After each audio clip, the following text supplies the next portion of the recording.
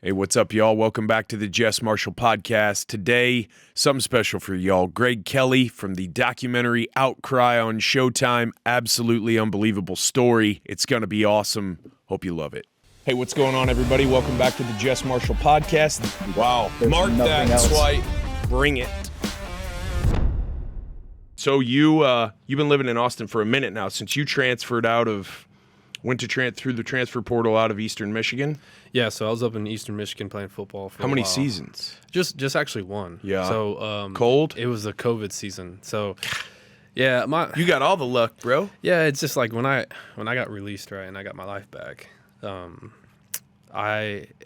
Football came, right, and I got to start college again and just start living this normal life again.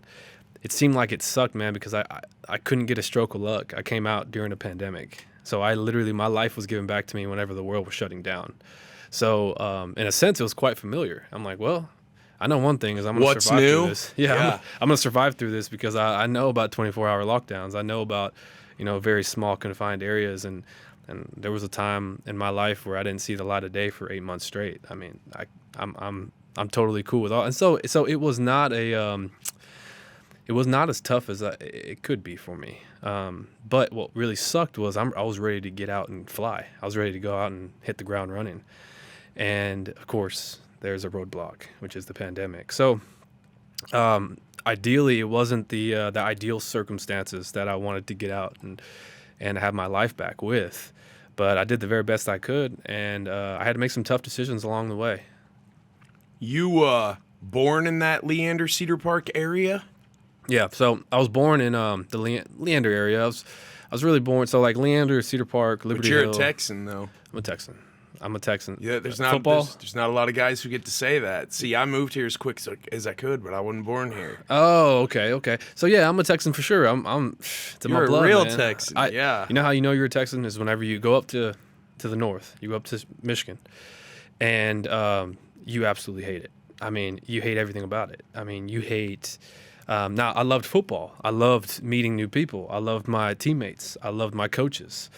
But you're not doing that all day, every day, right? But don't the Great Lakes make up for it? Man, I was nowhere near the Great Lakes. I was in a place called the Armpit of Michigan, which is the Detroit area, right? If you look at Michigan, it looks like a mitten. It looks like a glove. And so there's the thumb part, right?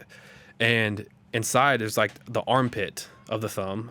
That's where Ypsilanti, Michigan is. That's where Eastern Michigan University is. And so there's parts of Michigan that are very beautiful. The north part with the Great Lakes and all that, it could be powder white snow, beautiful, big trees, a lot of things to do. But in the armpit of Michigan, it's sloshy, it's brown, it's muddy. The weather is not, it's very inconsistent. The ice can melt and then be sloshy, and then it could be powder snow and then it turns into slosh. And it's just, it just wasn't for me, man. You know, it's weird. So I grew up up in the state of Washington, far north Washington. Yeah. So when I first moved here to play ball, I was like, my God, I can't do this summer stuff down here. I was about the same as you were feeling going up there is how I was feeling when I got, plus then I got smoked with the allergies down here. I'm just like, what's going on? But then I looked around and I saw all these Texas women and I was like, all right, okay, I can tough this thing out. Yeah. I can tough this thing out. Now, summer's my favorite time of the year. As soon as it starts to be 100 degrees, I'm out in some field pulling weights across it or doing weird backpedal stuff. No shirt on. I love it. It's great. How much weight did you lose? I've lost a good amount, but I really haven't actually lost that much. I had a really bad knee. Oh, okay. It was bad. Because when I was looking at your socials, right, I was like, this dude was a lot heavier. I'm looking hot now, right? I'm like, this dude's slimmer now. I mean, it's a redistributed. I could not do anything at all. I couldn't do squats, lunges. I could barely walk. And then I found knees over toes guy through the Rogan podcast. Yeah. Bro, he's got good content. Life changer. Yeah. No, I was gonna have to get a knee replacement and all this stuff. So yeah, now I'm back on it. When I was a personal trainer, I'm majoring in kinesiology and at UT, and I'm minoring in entrepreneurship business, right? And so I was when I was going through all my certifications for being a personal trainer, and before the whole exoneration, and we'll get into all that in my own story of my case, but before I was actually set free and go start a new life, I was actually making ends meet by being a personal trainer at a gym that my buddy owned, and he ran. He gave me a shot on. I was like, hey, yeah, come on, and I'll put you on as a personal trainer. And in the local area, people knew who I was already. They supported me. And a lot of people wanted to get trained by me, right? And so it was a good way of making ends meet for me. But at the same time, I was just infatuated with fitness. I was infatuated with getting after it and grinding, and I still am. I love fitness. I took up, God forbid, jogging. I hated jogging for the longest time. I was a sprinter, but the more I did it, I got better at it, and the more you get in more shape, the less painful it is. And so, but I was looking up during my cert stuff, the knees over toe guys, and then I have Osgood-Schlatter disease. I've always had really bad knees, and I've fractured my patella and all that stuff, right? And the knees over toe guy, a lot of people don't understand is that, like, when you're extremely heavy, a lot of people just want to go start jogging. I'm like, man, you're going to bust up your knees. We got these things called VMOs, right? The bottom part of your quads that protect the patella tendon and also the knees and stuff like that. And one thing that a lot of people stop doing is mobilizing their knees. They don't squat anymore. They don't do things that challenge your legs to get in different angles and develop those small little tiny muscles that protect your knees. They just want to get their quads big. They want to get their hamstrings big. They want to squat heavyweight. And the next thing you know, they got knee problems. It's 100% true. And if you grew up as an athlete, you got to get your cardio. That's just part of, like, if you have no cardio, you could be as strong as hell. I mean, look at bodybuilders. Like, they're not getting on any field, tracking anybody down, sacking any quarterbacks, or, catching any passes for touchdowns. For me, it was so frustrating. I would just go to the gym and I would just lift as heavy as I could, trying to burn the calories and just get strong and, like, get my fitness buzz on that way too. I was like really depressed about it, and pissed. And he was just like, try this, then try this, then try this. The thing that got me all the way was the backpedaling. So, and this is a hell of a metaphor for life. Yeah. 1 step backwards for your body does the same thing that 10 steps forwards does. Yeah. That's crazy, right? And we all think like, oh, setback, dang, got to fight through it. When really, as you're about to talk about, the setbacks in life are the things that catapult us forward. Yeah. And so I'm like his biggest evangelist. Yeah. Like, my dad's like, yeah, knee, man, all I can do is bike. I'm like, what you got to do is go find a parking lot and just start walking backwards. Then I got a vest off Amazon, 80 pounds, load that thing down. I was backpedaling so hard, I lost all the toenails, all these front toenails on both of my feet. I was just grinding it out so hard. They all fell off. Wow. Yeah. I like getting after it. Yeah. Plus, when you start building a little momentum when you've lost, and then you start getting it back, it's like, when you were little and you would get new sneakers and you would wake up and I'd like look across and I'd be like, my new sneakers. Yeah. Getting fitness back and mobility back is a lot like that. Yeah.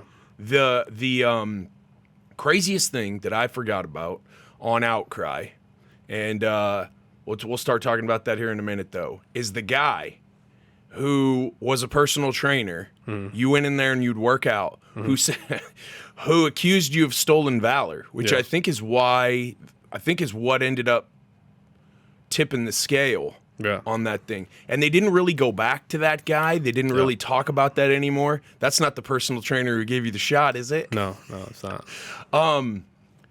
What the fuck? Yeah, so the whole, like I said in Outcry, this guy, I went to Anytime Fitness. I went to a gym right next to my brother's house. And at the time, I was going through the accusation. I was going through the JJAEP, right, which is a juvie hall, right? And for the longest time, I tried to wrap my head around why this guy would say something like this. I mean, I've never, ever considered myself a soldier. I've never, ever told people I was a soldier.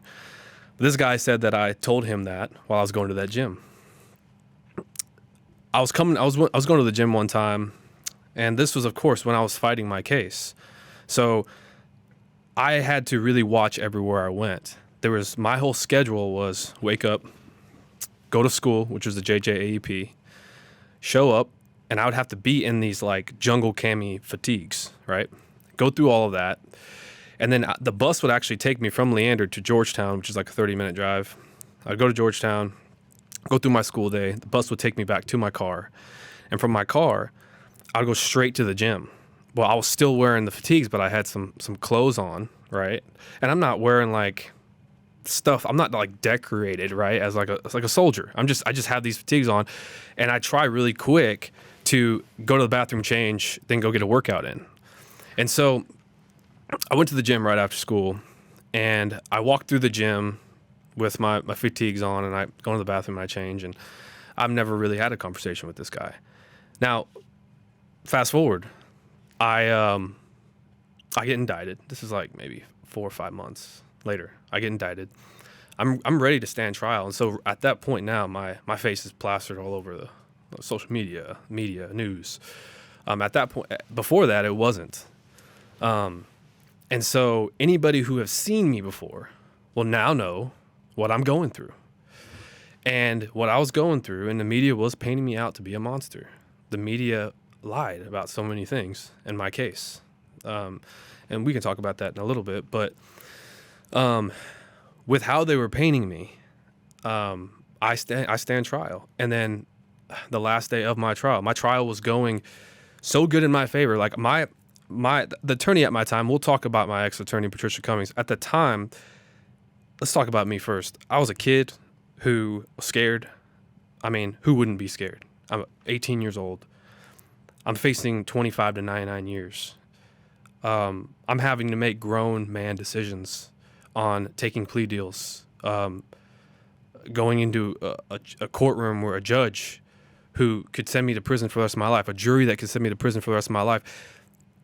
I was so scared, and at that moment, my attorney's whole intention was to have me walk away as not guilty, right? I wanted her to completely prove that I didn't do this. I didn't want a single shred of doubt that I did it.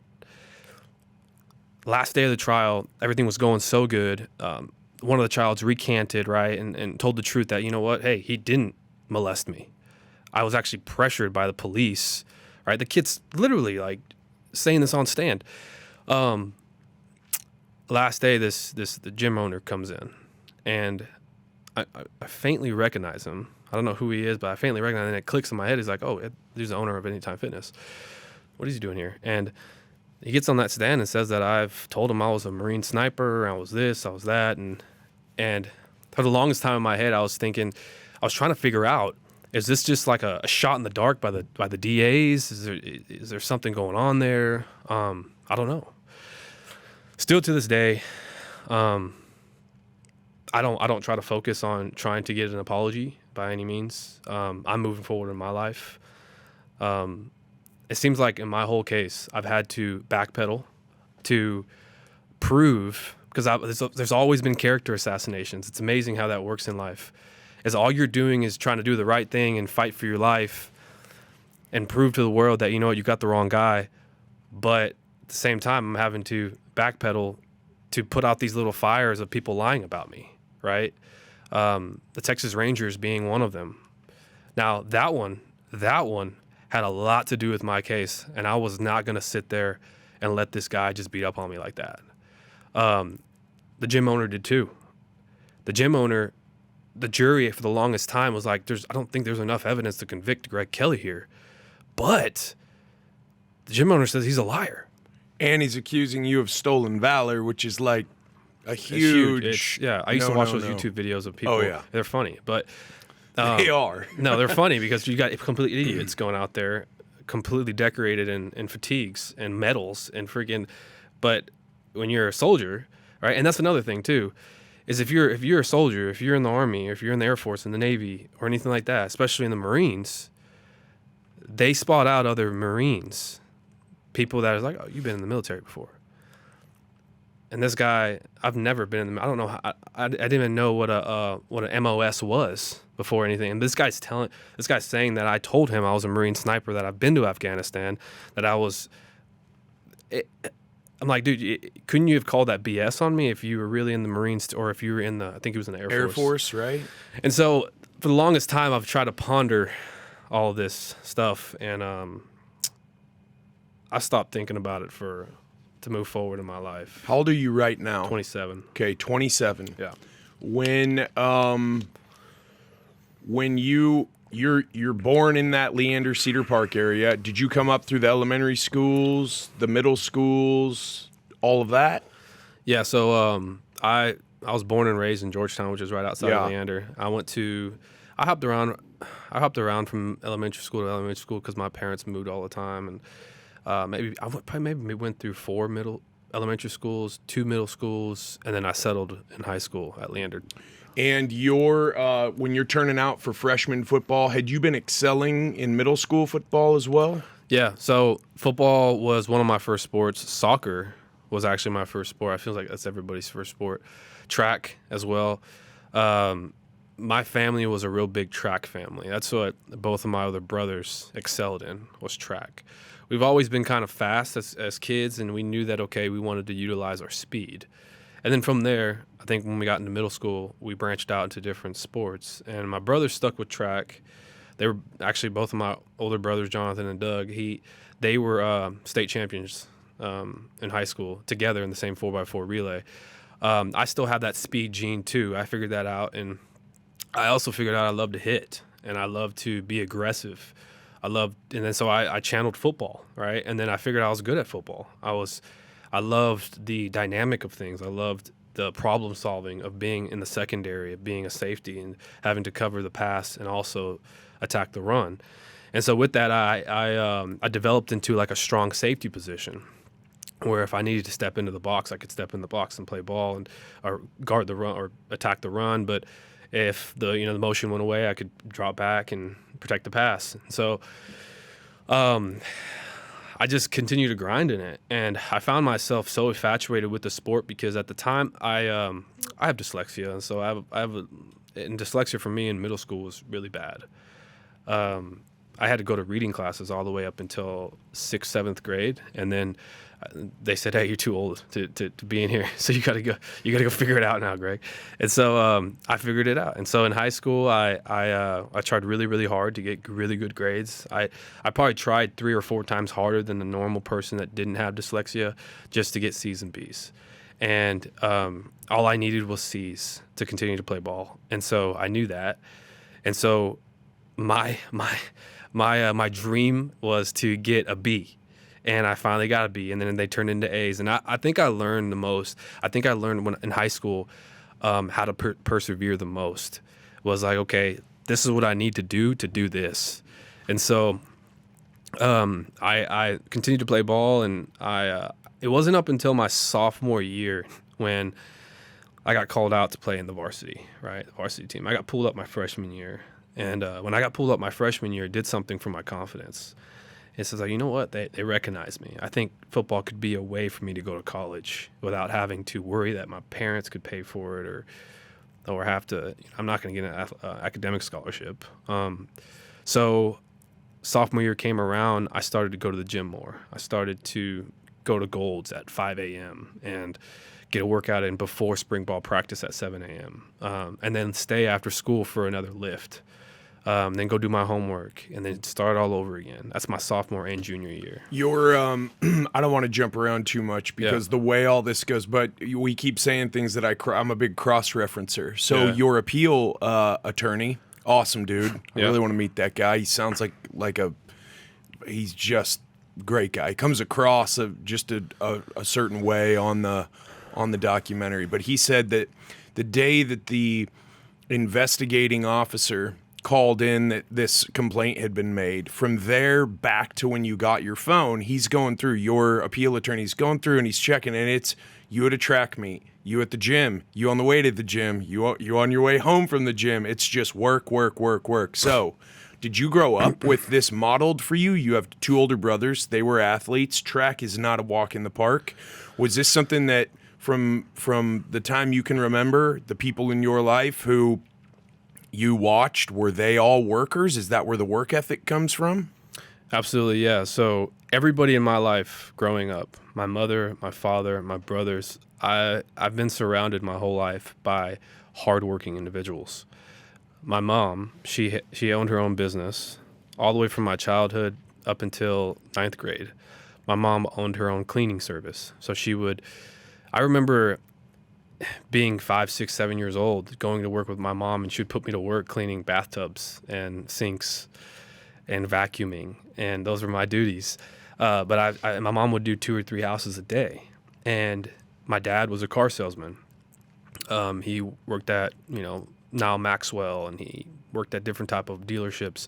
And my dad was a salesman. I mean, my dad was competitive. I think I get my competitive nature from my dad, because he would come home with brand new TVs, and he would come home with really cool freaking cars that he get to drive around with for a month because he met this quota on sales. And so I thought my dad owned him. I thought my dad was secretly rich. I was like, "What are you coming home with a Corvette and stuff?" And but no, he was extremely hardworking. My brothers were the same way. My brother Doug, he's probably the most disciplined person I know. When this guy puts his mind to something, he's completely obsessed with it until it's done, and then it's on to the next thing. He's a roofer as well. He owns Kelley R&R, and they service Houston area, and he is just, the amount of success he has gained from starting from nothing. He was broke 8 years ago, absolutely nothing, and where he's at now is unbelievable. He had to give up professional track, right? And he was an athlete all through high school. My brother Jonathan was an athlete all through high school, and my brother Jonathan's the same way. I think what me and my brothers all share together is we're not afraid of hard work. It's fair to say that I grew up with extreme hard work ethics, and I think it's kind of overflowed into my life now, being an entrepreneur. How old were you when you figured out, or you were diagnosed with the dyslexia? Probably 1st grade. You know who Richard Branson is? Virgin Mobile, Virgin Mm-hmm. Airlines. You should check out his documentary on HBO sometime.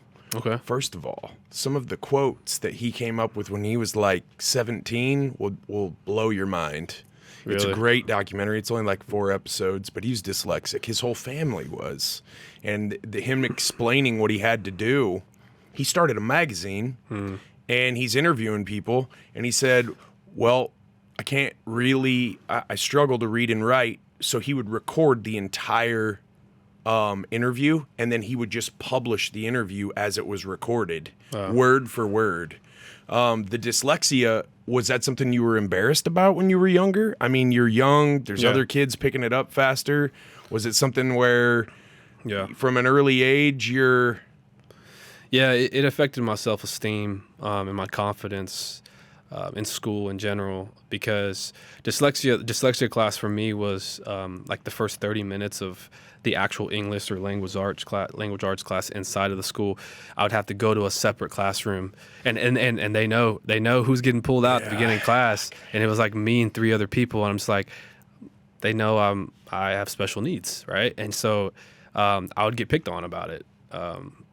People would make fun of me, telling me I couldn't read, and then, oh man, I hated being called out to have to, read during like reading time, or share, or they would do something called popcorn reading in small groups, where you read a certain paragraph and you say popcorn, blah blah blah. You could pick up reading. I hated reading because I read slow, and I confused words. I confused words all the time with other words, and so it affected me. And so I think football and sports was an avenue and a channel for me to pick up back on my self-esteem. I'm really good at sports. That's what I was thinking in my head at the time. It was also a way to kind of eliminate rage that I've built up about being picked on. But yeah, it was tough for me, and I struggled. And it wasn't just the dyslexia too. It just, all in all, it developed a very slower learner for myself. Did you have a tough time picking up plays when you're younger and they're saying, "Hey, you're gonna cover, we're gonna zone, or we're gonna man, or whatever"? Was that difficult? Yep, I still remember recognizing patterns. Yep.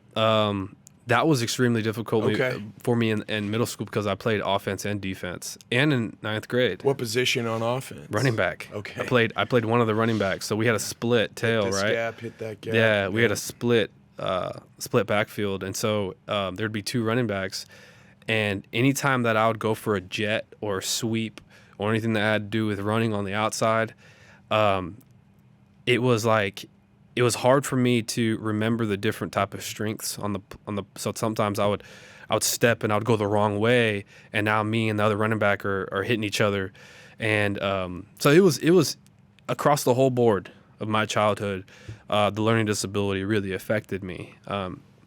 But it started your journey into this mental fortitude, like this. Okay, here we go with another day, and I'm gonna make the best of it, type thing. Even from a young age. Yeah. So like I'm gonna be embarrassed today, but I know how it feels, and I'm gonna make it. I'm gonna be all right. Yeah, I think it developed this. You know what? This is my life. This is the cards I was given. Now I get to make a decision. I get to make a choice of how I play them. Do I lay down and die and accept that I'm dumb, right? And I've told myself that many times. That I must be dumb. I must not. Maybe school's not for me. And it was tough on me to say that to myself because that's what I was experiencing, and I didn't think any other, and I didn't have really mentors and role models to tell me like, hey, no, this is actually a common thing. And I remember one time I was watching, I don't know where it was, but I was introduced to very successful people that have struggled with dyslexia. I mean, you've got a lot of great entrepreneurs, you got great athletes, you've got great historical figures like Albert Einstein who struggle with dyslexia. Wasn't Winston Churchill? Doesn't he have something like that too? Yep. Winston Churchill. You got Kevin O'Leary, Shark, right? Really? Yeah, he's dyslexic. Huh. You've got, Branson. Yeah. You got Michael Jordan, who was dyslexic. No kidding. And so you got athletes, you got businessmen. Who said that? Who showed that to you? Man, I really can't remember, but I remember being exposed to that information, and it really shifted my mind. It's like, that's cool. Okay, these guys found a way out of this learning disability. They've maybe channeled areas that they knew they were really strong in, and they say, you know what? Yeah, I have a hard time learning, but there's other ways. I remember I've always been a really good creative. I've always loved building things. I loved putting things together. I owned Legos when I was a kid, and I would always play with those. And if you love Legos, then you're probably going to have to do with something with woodworking or crafting or assembling something together in the future. And look what I do now. And so I knew that I had strengths, but I think it's a perspective thing. It's a mentality. It's like, okay, do I allow all my time to go into the struggles I'm going through, or do I say, you know what, that's just who I am, those are the things I deal with, I'm going to continue to push along and focus on my strengths. I think you used the word perseverance. Did you say perseverance? Yeah. Awesome word. I mean, life is so beautiful, but it is so hard. And a lot of what we see around us every day, a lot of what I see around me every day, what I try to push back against is this: it's too hard. It's just not for me. Yep. This is just my lot in life. I'm just whatever. It's to this. It's no, man, come on. I know because I've been there that on the other side of this tough time is probably going to be another tough time. But I know I'm going to be, I will have made it through this one. Yeah. And when you get called up to varsity and your confidence starts shooting north because you start seeing your hard work pay off, was it like pouring jet fuel on that fire? Like you started seeing results? Was it like just more and more and better and faster? And was it just almost exponential, the improvement you started seeing? And then you double that with the confidence boost, and it's like, whoa, what do we have here type of thing? Yeah, so when I got pulled up to varsity, it was the beginning of my sophomore year. Freshman year's over, freshman ball's over. And when you get done with freshman ball, right, there's 3 categories of football in high school. There's a freshman team, there's a JV team, and the varsity team. Usually when you're done with the freshman... This is Texas football, y'all. This is Texas football. Texas. We've got a lot of categories. That's where it's at. We got a lot of kids playing football.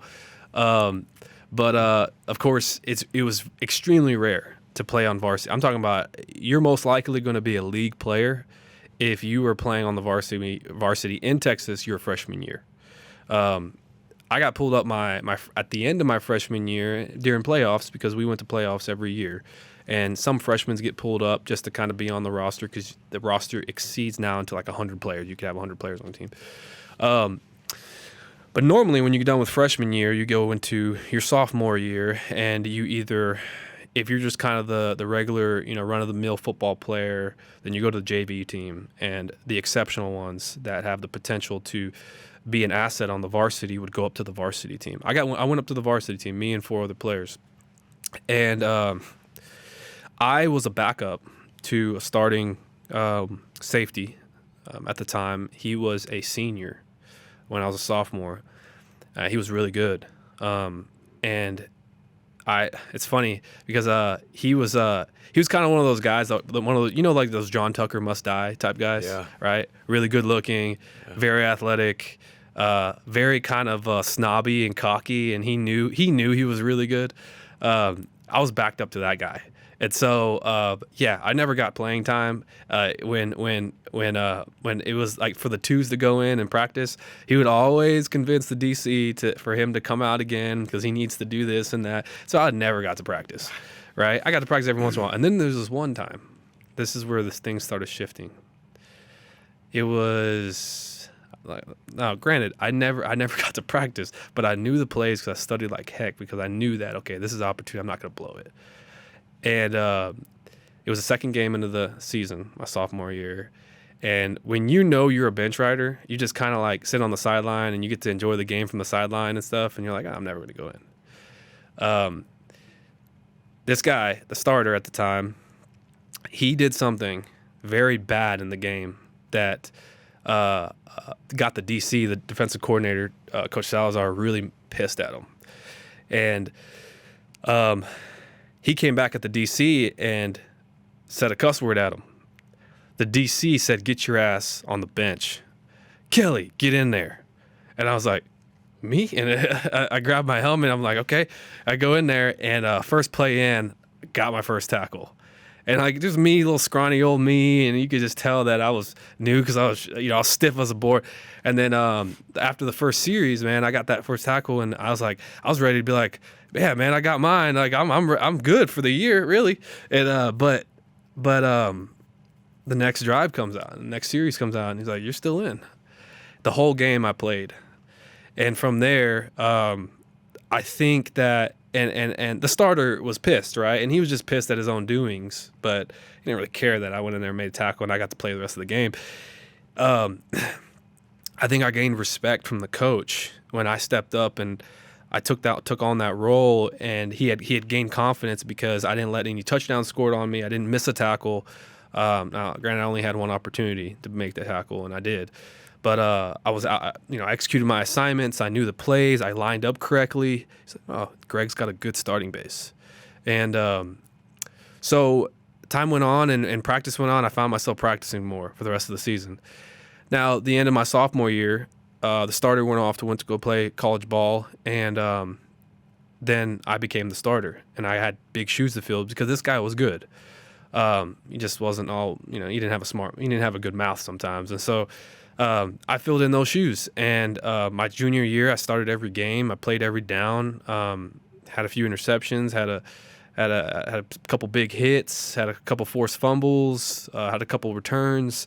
I was out there having fun. I was playing ball. I loved it, man. I think junior year is my best year of my whole childhood because all this, Greg, you're saying to myself that you're dumb because you can't read good and you're making barely passing grades and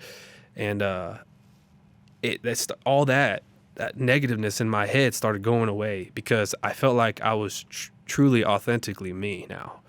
And that was the identity that I was catering was Greg Kelley, the football player who's going to get out. I'm going to go to college now. And little do you know, man, junior year was my last year ever play ball. You were you turning heads the junior year, and that's when you got the offer from UTSA? Is the junior year? So I had 4 Division I full ride offers offered to me in my junior year. A couple of them were UTSA, Rice, Texas State, right? Rice, the Harvard of the South. Now, let me tell you that story about Rice. I remember I got called out. How huge is that stadium, first of all? That stadium was unbelievable. It's crazy how big that stadium is. JFK talked in that stadium. I mean, that stadium... Yeah. He gave the Man on the Moon speech in that stadium. Is that a fact? It's a fact. So the rugby field is right across the parking lot from that. And Rice called us. We're headed down there. This is like my junior year in college, driving all the way down on a Friday. We all had to work. Rugby, there's no scholarships there. We're all driving down. It's raining. Usually... You hear the afternoon before, game's canceled, rain, they won't let us play on the field. Okay, we'll reschedule. Nothing. 8 o'clock comes, 9 o'clock comes, 10 o'clock. We're about to pull into Houston. Ring, ring, yo, game's off. We drove all the way down there. We said, oh, is that okay? So I had a big old work truck. We went out there. Statute of limitations way past on this now. Yeah. We went out there.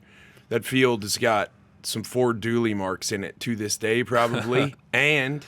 that scoreboard is now in our old coach's living room because we took that thing out the ground, put it in the bed of my truck, and drove it back to Denton, Texas. Wow. And said, thank y'all. Appreciate the non-compensated road trip with no game. Rice is Rice. That's a crazy story. That's awesome. No, Rice is unbelievable. When I got that information, man, so the story behind Rice University and me getting offered by them, I was in class.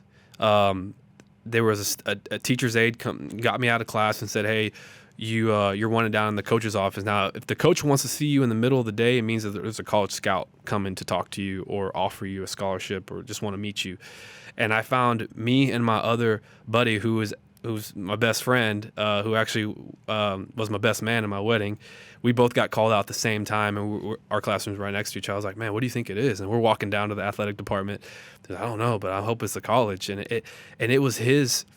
He hadn't got offered before yet, and I hadn't got offered. And Rice University was my first athletic offer scholarship, because whenever I went down there, I was like, I looked at the logo on the recruiter's chest, and it had a big, cursive R on it, and like, right, that's Rice University. I was like, oh, they're here for Martin. Who's here for me, right? And Martin is extremely smart, honor roll, like academic, all state, and he's like, well, we're here for both of you guys.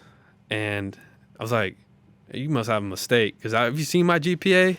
And I mean, man, I don't think I've gotten an A yet. And he's like, well, there's exceptions for athletes, Greg, and we want to make sure that if you go to Rice, we're going to make sure you have the best tutors and that you're going to be taken care of. And I was like, I don't even have a tutor right now, so that sounds really good. And he says, well, if I go to Rice, that means are you offering me? He's like, I'm offering both of you guys full ride scholarships. That degree is worth like about $250,000. Sure it is. Yeah. Rice, Martin, my best friend Martin, he committed right then and there, because at that time he wanted to go into pre-med, and Rice was known for making doctors, sure. Surgical doctors, and at that time Martin wanted to do that. And but no, what it did for me there was it also was like, man, Rice University, an academic just honor campus right there.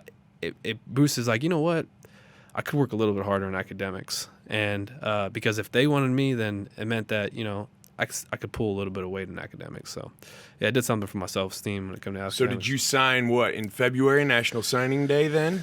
No, so I never got to sign because the whole situation with being, falsely accused. What year, my month junior of the year did that happen? So fast forward from Rice, within 2 months, I had 3 more athletic scholarships. Right. So usually it happens, like, if you're like a 3 or 4 star athlete, you usually start getting like offers your sophomore, junior year, and then the lower stars, like, you'll get an offer in your senior year.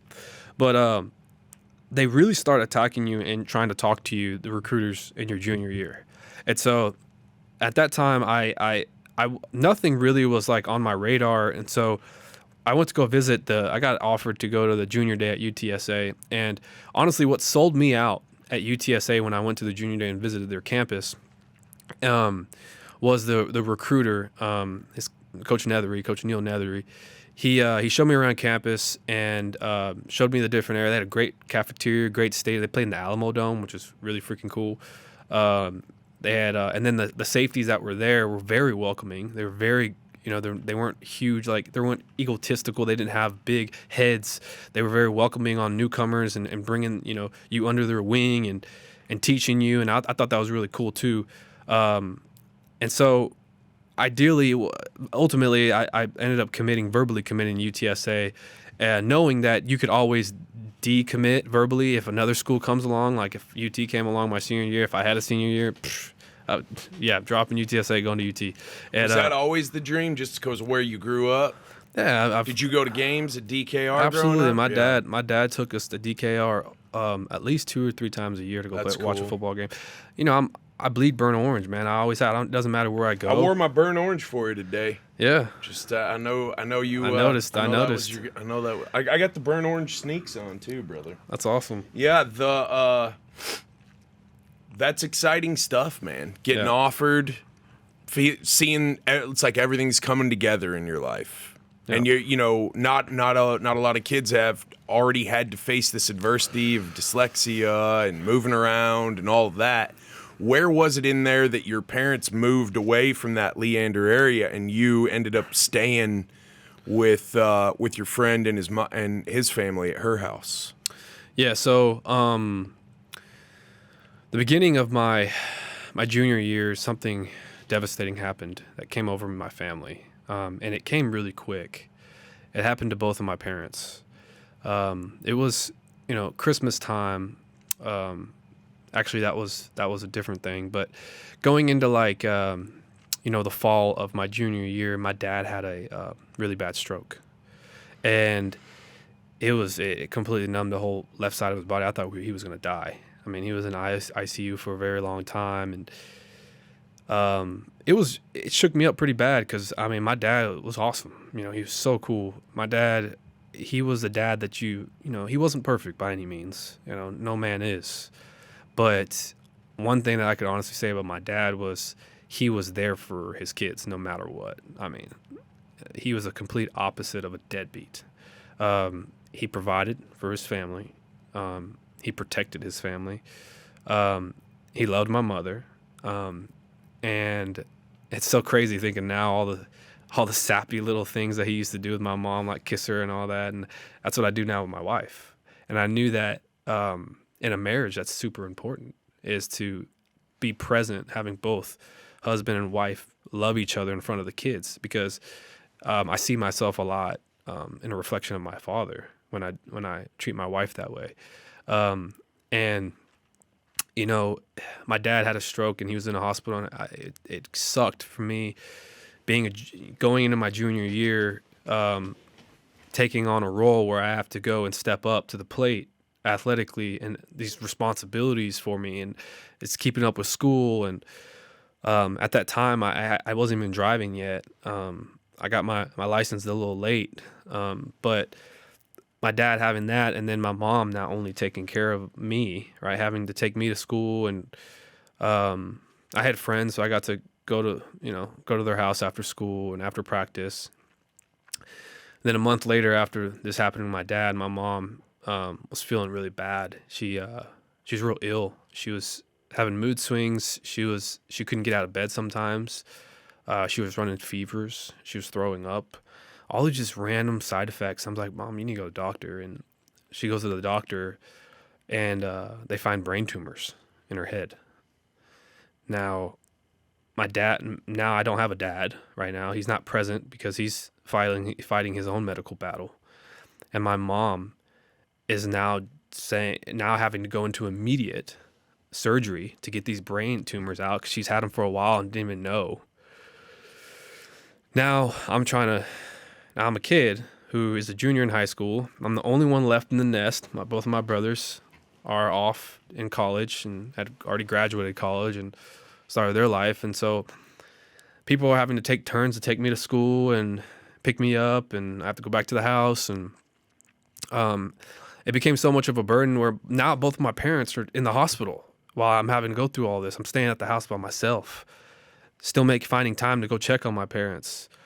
So it was like, what are we going to do with Greg now? And now at that time in my junior year, I had a best friend. His name was Jonathan. We played football together. He was on the football team.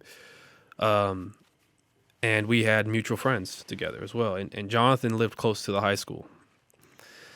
And his mother was extremely welcoming on opening up her doors to any of the athletes that want to come over after school or wait for their parents to pick them up or whatever. And I would go. I would go and hang out there until somebody could pick me up and take me home. And time went along, and to help my situation, Shama, Jonathan's mother, offered me to stay there until my parents got better, that they could take care of me and they could come back home. And I came to my mom about it, and she agreed, and she said, that's very kind, and thank you for the offer. And Greg, what do you want to do? And I said, well, Mom, they're real close to the school. I have to watch film all the time, and I have to, I took on a job. I started working at the movie theater so I could make some money for myself and not have to worry on asking my parents for any money, because we didn't have any anymore now. I mean, everything was going to medical bills. And so now my life consisted of waking up, working out, still went to the gym, go to practice, go to school, go straight to work, get home at like 10 p.m., do whatever homework I could, get back up at 6 a.m., do it all over again. As a kid, I'm running on 5-6 hours of sleep. Now, I started living there, and now that house was a half in-home daycare, half regular house, right? And so like the downstairs was converted out to be an in-home daycare, and everybody all the rooms were upstairs in the house. And I knew this going in. There was maybe about 6-7 kids, 8 kids at a time in that daycare. But I was never actually there because I was so dang busy that I was only there to really lay my head down and sleep. Like you were talking about my appeal attorney. One of the biggest things in my case was, and I think this was awesome, and I thank God for technology because technology was one of the biggest reasons why I got exonerated.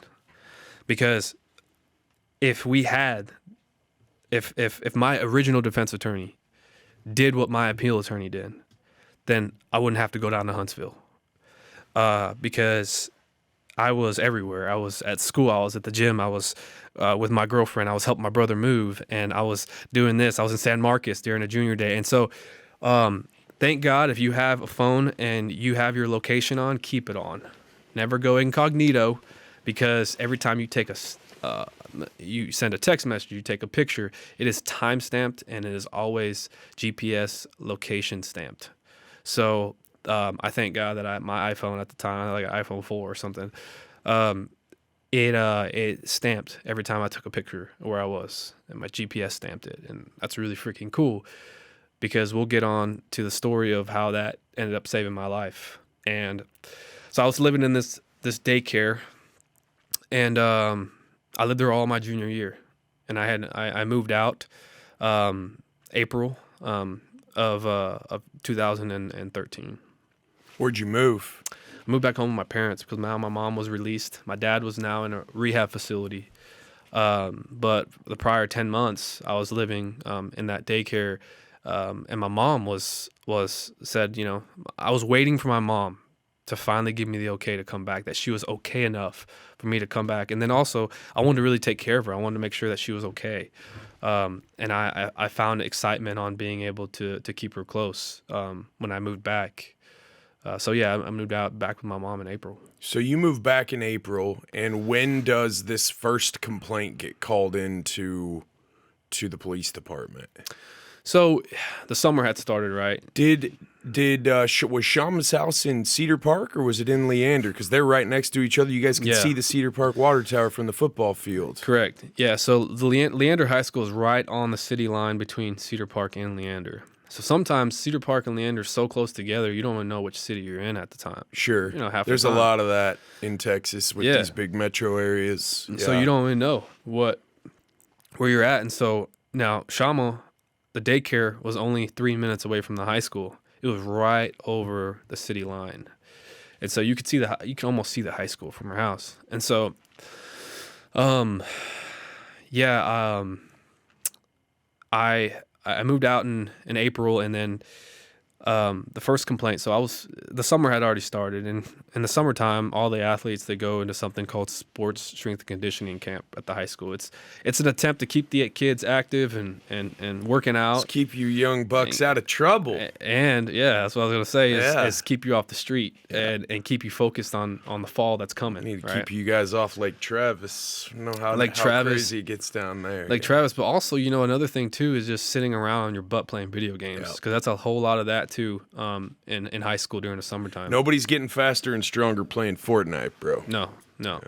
And so so I was going through that, and I was put in a leadership position during that, and man, it was June came around, and we just got done with a lift, and I look at my phone, and my phone's in my bag. I look at my phone, and I get a bunch of missed calls. I got a voicemail from my brother, Marlon, and listen to the voicemail, and he sounds very frantic. I could hear it in his voice, the emotion in his voice. And I call him back. I said, "What's going on?" He tells me that my name is getting thrown into a mix about an accusation that's happening at the daycare. I asked him, "What do you mean? Like, what are you talking about?" And he says, "Well," he tells me that a father came to the daycare and said that me, Greg, stuck my penis in a kid's mouth. Now, that blew me back. I'm like, at first I thought he was kidding, and then I was like, I don't think my brother would kid about this. And he then said, "I'm going to go over to the daycare. I'm going to try to figure out what's going on, why these accusations are happening." And then he flat out asked me, "Greg, did you do anything that you need to tell me?" How did he know? They called the house? So Shama called him. Shama called him and said, a child's father is here saying that Greg sexually assaulted him. And did the father go to the daycare to complain before they called the police department? Father went to the daycare before the police department, actually weeks before the police department, which was kind of weird, and still to this day. Because, and there's a lot of questions. I'm sorry, and I don't have kids yet, and I will. And if one of them says that. Exactly. I actually probably won't call the police first. Yeah, I know. I'd probably come visit you at your lift, but we'd figure it out. That's very odd. It was very odd because now you start thinking, because I put my brother even said that too on the phone. He says he's at the house threatening to go to the cops, and at this time I'm there's a big question mark in my head, like why I'm on like self-defense mode, like why is my name getting put into it? I'm gonna go there, I'm gonna clear it up, right? And my brother's like, no, don't do that, because this guy's pissed. I said, okay, what do I do? Because this is messed up. And he says, just go home. I'm going to go there. I'm going to try to see what's going on. Maybe they made a mistake. I'm going to get down to the bottom of it. So I go back home and just try to imagine. This is totally out of your control. All you want to do is take the problem face on, because you are being accused. I don't know if you've ever been falsely accused of anything, but and especially something of that magnitude. I mean, it doesn't even compare. Yeah, something of that magnitude. It's like if somebody is talking bad about you or accused you of an offense, and you know you didn't do it, and you're like, dude, you're crazy. Like I would never do that. And you know this. You know the truth, right? And you're wondering why is somebody bringing forth something so just horrific and putting your name in the mix of it. Now, multiply all that by 500, and this is how I'm feeling driving back home, wondering what's the next step here. And then now I'm like, dude, I was a big true crime guy, right? Like I loved watching Netflix true crime things, and I loved watching falsely accused things, because I loved seeing people going through adversity and getting their life back on track and persevering through it all. But I'm thinking in my head, I know what those guys went through, because I just saw their journey, right? Some of them clear it up right away, and some of them actually go to prison being falsely accused, and that is an absolute nightmare, right? So I'm thinking in my head, I'm like, man, we need to figure this out really quick. And so I go home, and I'm like crying, man. I'm wondering why somebody, because this is very serious. And my brother goes and he calls me like an hour later, and he says, yeah, so he's talking to Shama, and he says he's gonna go to the police and let the police handle it. I'm like, well, what do we need to do? Because can the police officer come and talk to me? Because they need to do the investigation to try to figure out who this is. Now, I told him, I said, Marlon, do we need to get an attorney or something? And he says, yeah, Shama is referring you to an attorney she knows named Patricia Cummings. I said, okay, what's the next step? He's like, well, we need to see what the father does and get down to the bottom of it. If this kid is making it up, because he's saying that his boy is stating to him that you did this to him. I said, okay. And so he says, just go about, your regular day, go to school, go to football, just do that, right? And I was like, okay. And so I'm going to football. I'm trying to, this is in the back of my mind, like I'm still being falsely accused. I want to get down to the bottom of this. And there comes a day, man, where I get out of about two and a half weeks later. I get out of football, and just imagine trying to go through this for about 2.5 weeks with no answers. Just how are you focusing on? I'm not focusing. How's your sleep? It's not present. I mean, there's none. I'm having to literally count sheep to go to sleep. Before this, had you ever encountered anxiety in your life or panic attacks or anything like that? Never. Did any of that start on you? Early on. I can't imagine that it didn't. Early on, man. Early on, I didn't feel like myself. I felt this much worry before. I was not. The only worry that I've felt was for my family, for my mom and my dad. I potentially might lose them sooner rather than later because of what they're going through. So that's what I was worrying about. Now, when you're 17, 18 years old, you shouldn't worry like that. You should be a kid. You should just look forward to going to play football in college and go and meet new people. And I had a girlfriend at the time, and Gabriel, and she and the biggest thing is that the people that I love, I couldn't be transparent and tell them what I'm going through. Gabriel knew what my parents were going through, but I couldn't tell her that I'm being accused of this and that I want to get down to the bottom of this so I can move on and have that dark cloud lifted off of me. Could she tell something was a little different about you, like you were off? I don't know if she could or not. She said she couldn't because I tried my very best not to bring her in because I was advised not to at the time because I had already seen Patricia. Patricia's just telling you don't talk to anybody, don't say anything. Don't talk to anything because there's nothing official. There's no official accusation yet. Did your parents know, though? My mom didn't know yet. So your brother and you, yeah. Did your other brother? No, nobody knew but me and my brother. Oh, my God.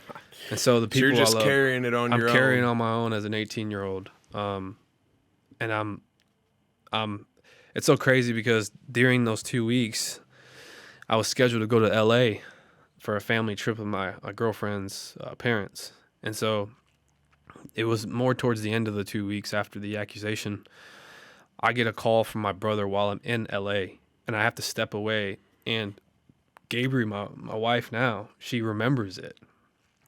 And I remember we were at dinner, and I said, excuse me, I have to talk to my mom. And I'm really talking to my brother. And I was gone for about 15 minutes. And while I was gone and stepped out of the restaurant, my brother told me that they went to the police, and the police are going to pursue this. And I remember I just go silent on the phone, and I just start crying. And I said, man, I really, really hope that they do the right thing and just come down. I hope this comes down to this being a complete mistake. And I start crying, and that's why I was gone for so long. Is my wife, she came out looking for me, and she saw me crying outside, and she's like, "What's wrong? What's wrong? What's wrong?" And I had told her that my mom's just not feeling good. I don't feel good right now. And so I go back into the restaurant, and I push my food away. I can't even eat. I mean, my heart's down into my stomach, and Long story short, trip ends. I go back home. I have to go back to summer strength conditioning. And Did you think about not coming back? absolutely not. The Mexican border's right there, though. Man, the only thing on my mind was I didn't do this. I was coming back home, and they're going to figure it out. You're going to figure it out. Yeah. They're going to figure it out. They're going to get down to the bottom of it. Investigator's going to come in. I have complete faith, had complete faith in our justice system. They're going to figure it out. They're going to do the right thing. I go back home, man, and it just took 3 days. 3 days. I'm in summer strength conditioning. My mom came and picked me up, and there's a thing, man. Every Tuesday we go out and we go get Chinese food, right after summer strength conditioning. We sit down and eat, and I'm still not hungry because I'm still going through all this. I know the police involved now, and I'm just talking to my mom, and we're walking out to the car now, and I'm refreshing my Twitter feed. And when I refresh it, let me backtrack. When I got back, 3 days later, so much has happened, I lose track of my head. 3 days later, I went to go see my attorney. And we end up sitting down and talking, and she says that the police want to put out a warrant for your arrest. Just took 3 days. Just 3. And I said, what do you mean a warrant for my arrest? I didn't even know what that meant. Had anyone asked you, had you to this point talked Never. to anyone from the police department? Never talked to a single police officer. Never talked to a single detective. Never got interviewed. Never. No statement?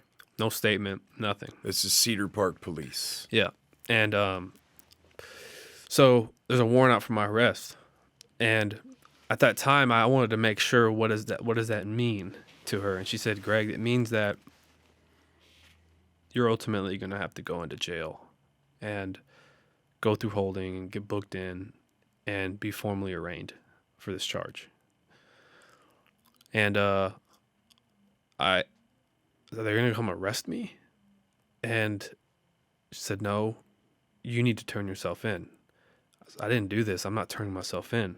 She said, Greg, it doesn't work that way.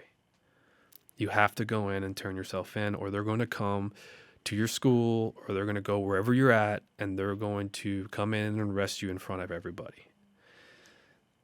And I said, okay. And still no one knows but you and your brother. Well, no, now my mom knows, because I now have to imagine this. Imagine you going to your mother and telling her, for the past 4 weeks, I've been going through this, Mom. And just the heartbreak within her, telling her that 4 weeks, Mom, I've been going through this, and I've been hoping that they would get this right, that all this would clear up, and ultimately show that I didn't do it. But they are telling me I need to go turn myself in. And she said, my mom was like, what? She was completely, man, just blown away, not knowing what's going on. And I said, Mom, I'm going to have to go to the Williamson County Jail tomorrow. But Patricia's saying that it won't take long. She's going to probably get a bond out where we have to pay a little bit and get me out. And my mom's trying to figure out the option. She's like, no, that's not what you're going to do. And I was like, Mom, they're going to come and arrest me if I don't. And we're going to continue fighting. That's the only thing we could do.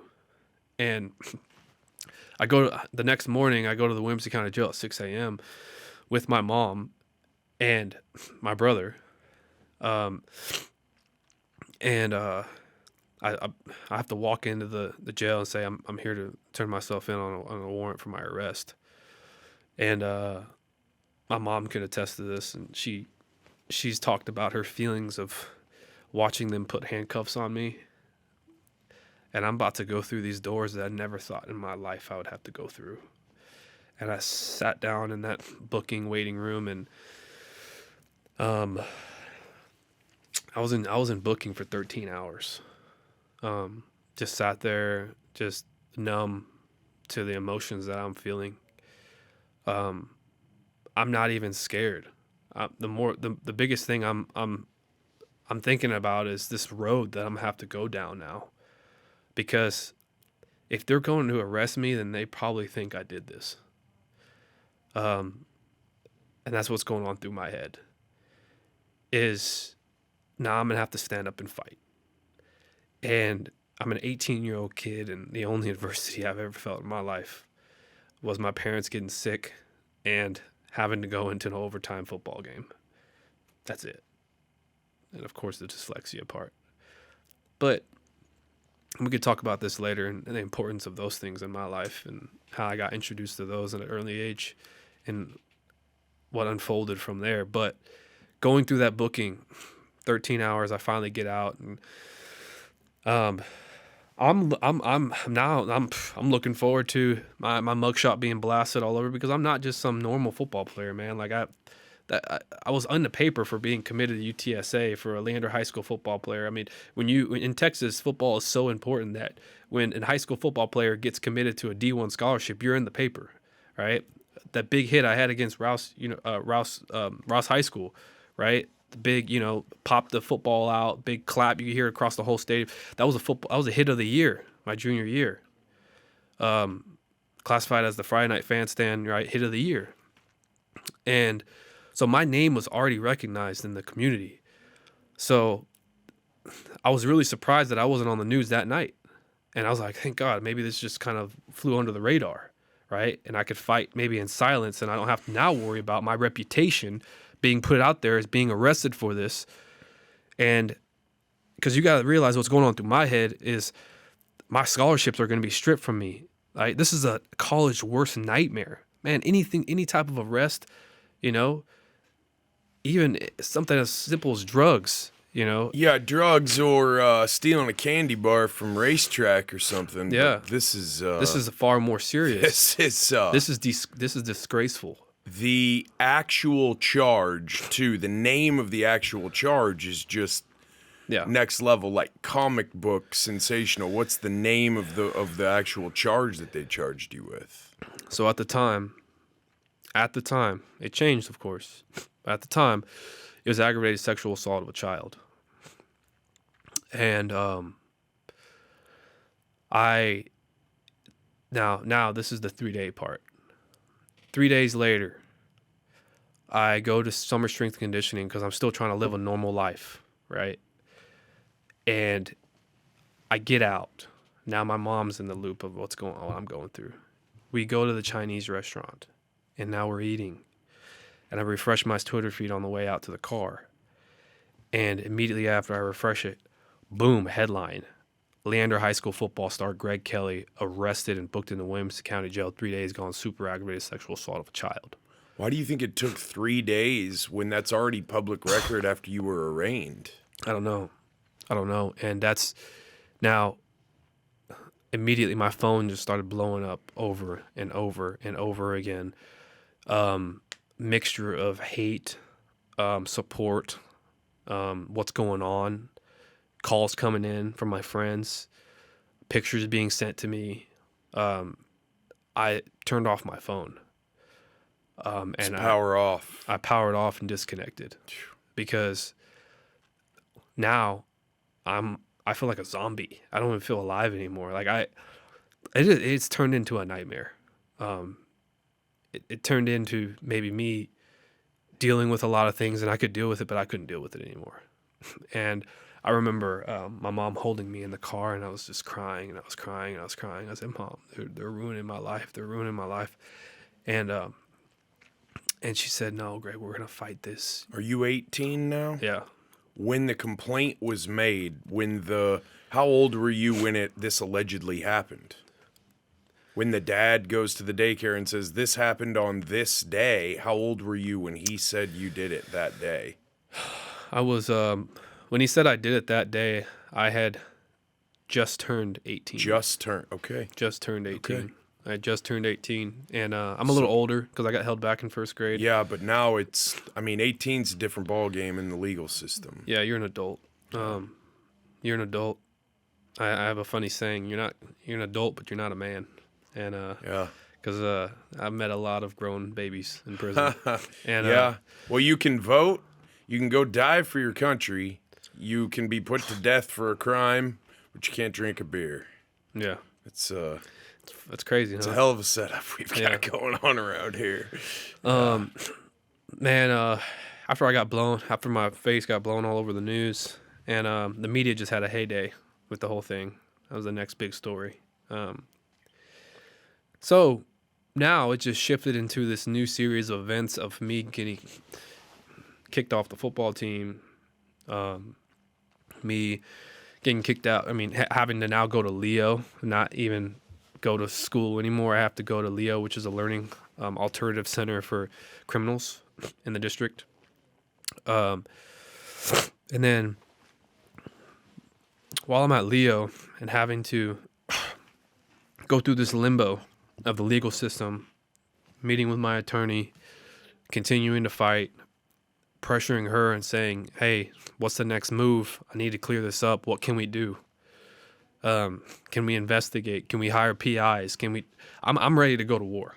Like at that time, I'm having to wake up every day and get after it. And it's hard to wake up, man, going through that. Did you feel like you had a true advocate in that attorney that Shama referred you to? Did you feel like there was a proactive attitude about figuring out a strategy, about what's going on? Not only I didn't do this, but did this happen? Because if it happened, who did it? Was any of that her idea?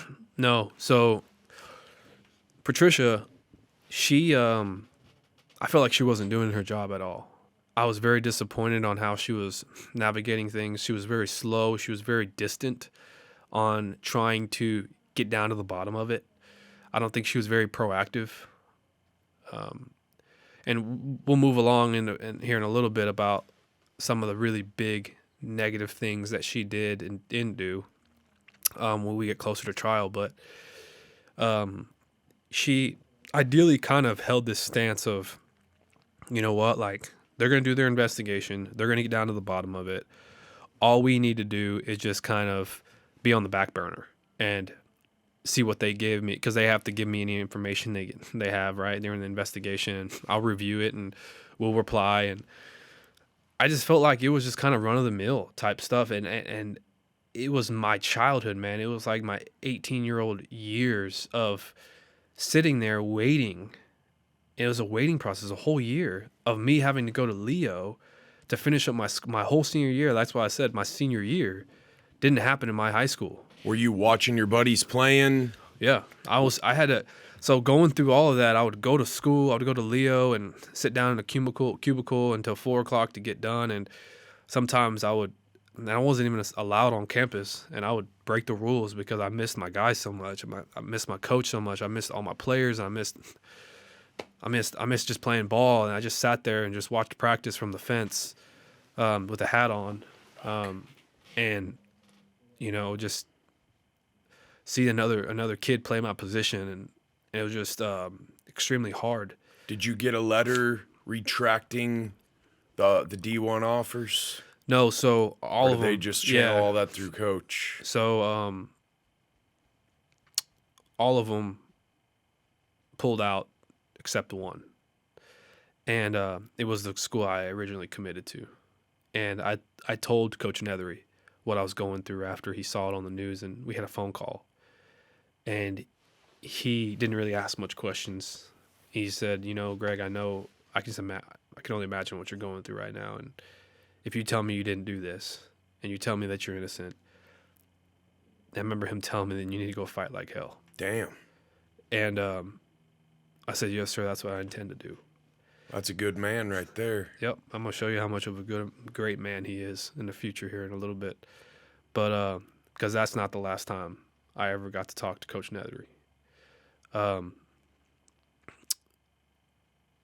we got off that phone call, and he said, I'm gonna go ahead and we'll wait, and if this can get dropped, and there's no restrictions, there's no investigation anymore, case closed, then you're welcome to continue to come on as a scholarship player at UTSA. I said, thank you, Coach. We're gonna go fight like hell, and I'm gonna prove that this is one big misunderstanding. It's a mistake. And so that gave me hope to know that, you know what, this fight is worth fighting. Everything's gonna go back to normal after I get done with this, and so now I was in Leo for about a month, and then something else happens. I was in class, and this is just a shot out of the blue. I'm sitting in my cubicle, and I get called down to the principal's office. And while I'm in the principal's office, there's a Cedar Park police officer there. And I'm wondering what's he doing here. And the principal tells me, he's like, hey, Greg, so this officer's here to arrest you. Arrest me for what?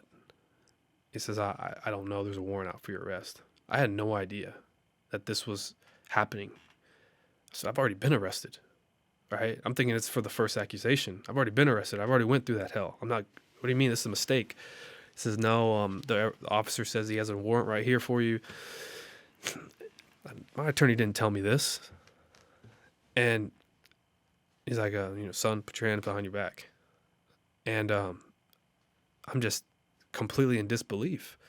I put my hands behind my back. They handcuffed me and they put me in a squad car. And oh man, I remember just the toughness of those plastic seats, and the handcuffs were hurting my wrists, and I was crying. And I told the police officer in the squad car, I was like, man, this is a mistake. This is a mistake. I don't know why is this happening to me? And he's like, son, I'm sorry. I was just told to come and arrest you.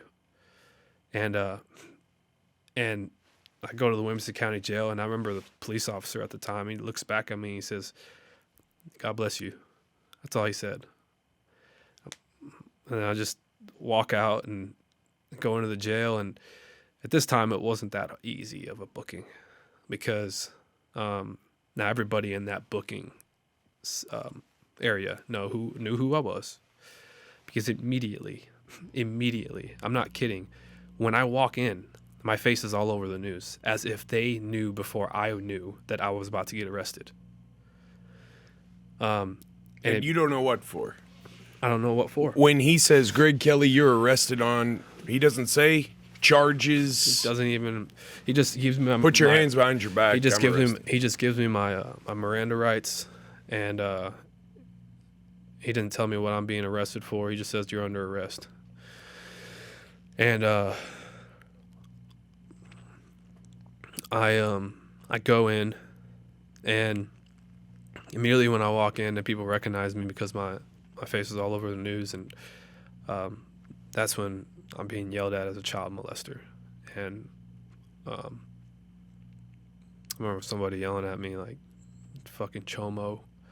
Another dude saying, you can burn in hell, and all those names.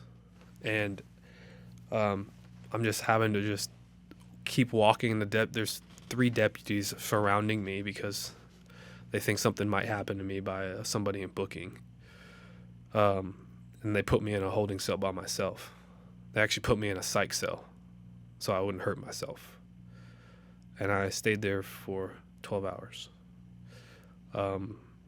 And of course the names still continue to happen because they knew that who was in that cell, in that padded room. And 12 hours later, I get released out of jail. I go back home. I'm broken. Now I still surprise myself to this day that I didn't take my own life. When you're in that padded cell, were you thinking about some of that? Of course. I mean, I was like, man, I feel like I don't even want to be alive anymore. I don't want to go through this. Were you thinking about actual ways? No, or were you I wasn't. Thinking I wasn't pondering to a point where I was trying to find ways to kill myself. But it's more like if I don't wake up in the morning, it's not going to hurt my feelings. If I don't, I was more in the mindset of if I don't wake up in the morning, I'd be in a way better place than I'm in now. Were there then mornings where you woke up where you were like, "Fuck"? Absolutely, that was the next. Like a lot of them in a row. Next 6 years of my life was every morning waking up, not wanting to wake up, hoping that I could still just be asleep and away from this feeling of having to continue to step into a nightmare and just last through the day in hopes. I mean, I was looking forward to sleeping every night. That's like the highlight of your day. Yeah, I could escape and dream and not be in a nightmare. While you're in there, do you find out why you just got arrested? Yeah, so again? I get arraigned in, and they told me I'm getting arrested now for indecency of a child.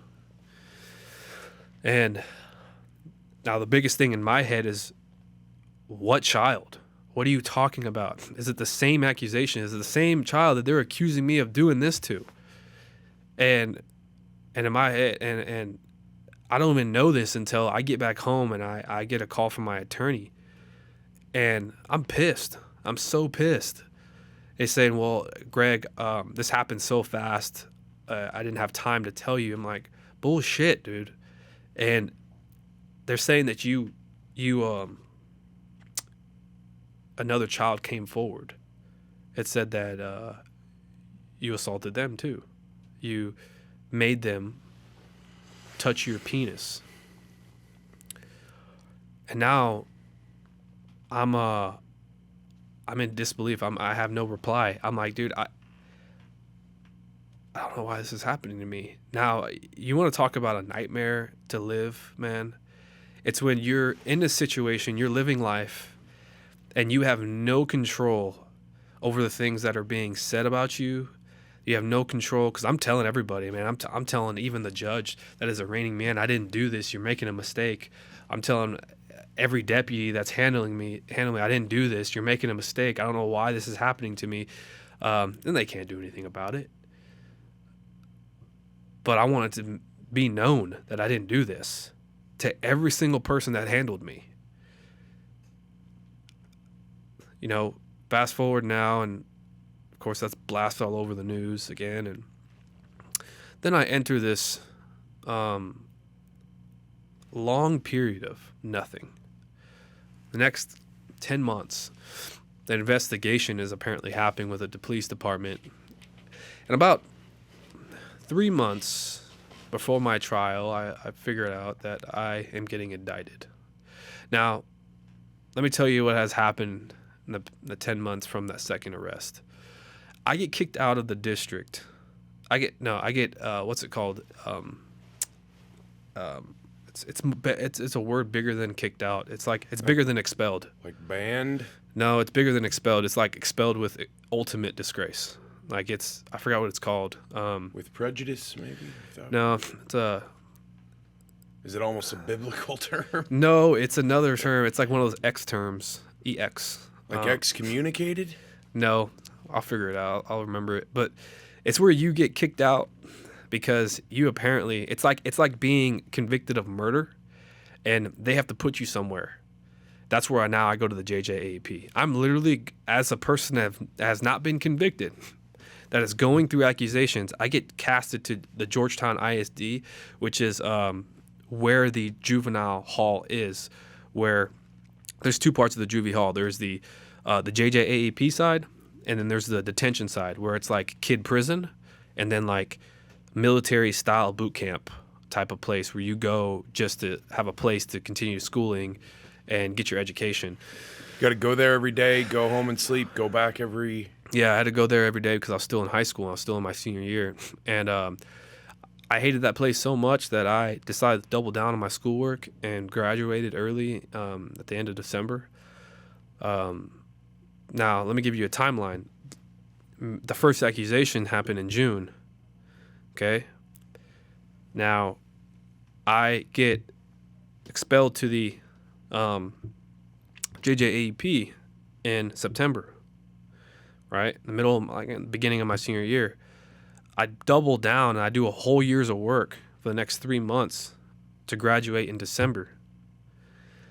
And I then, from January of 2014 to July, I had been working for my brother, my uncle, in his lawn care service, because I've already graduated high school. And I was still working out. I was living with my brother at the time. My mom, I went to go visit my mom every once in a while. I lived with my brother in Austin because I had to get out of Leander. I couldn't live in Leander anymore.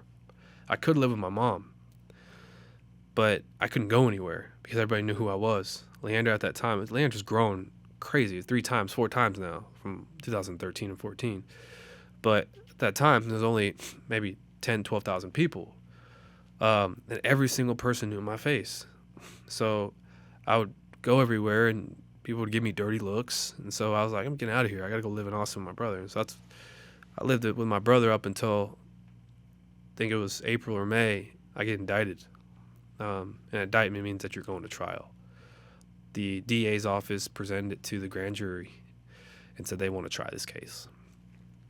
And I remember having a meeting with Patricia, and I said, hey, I'm going to trial.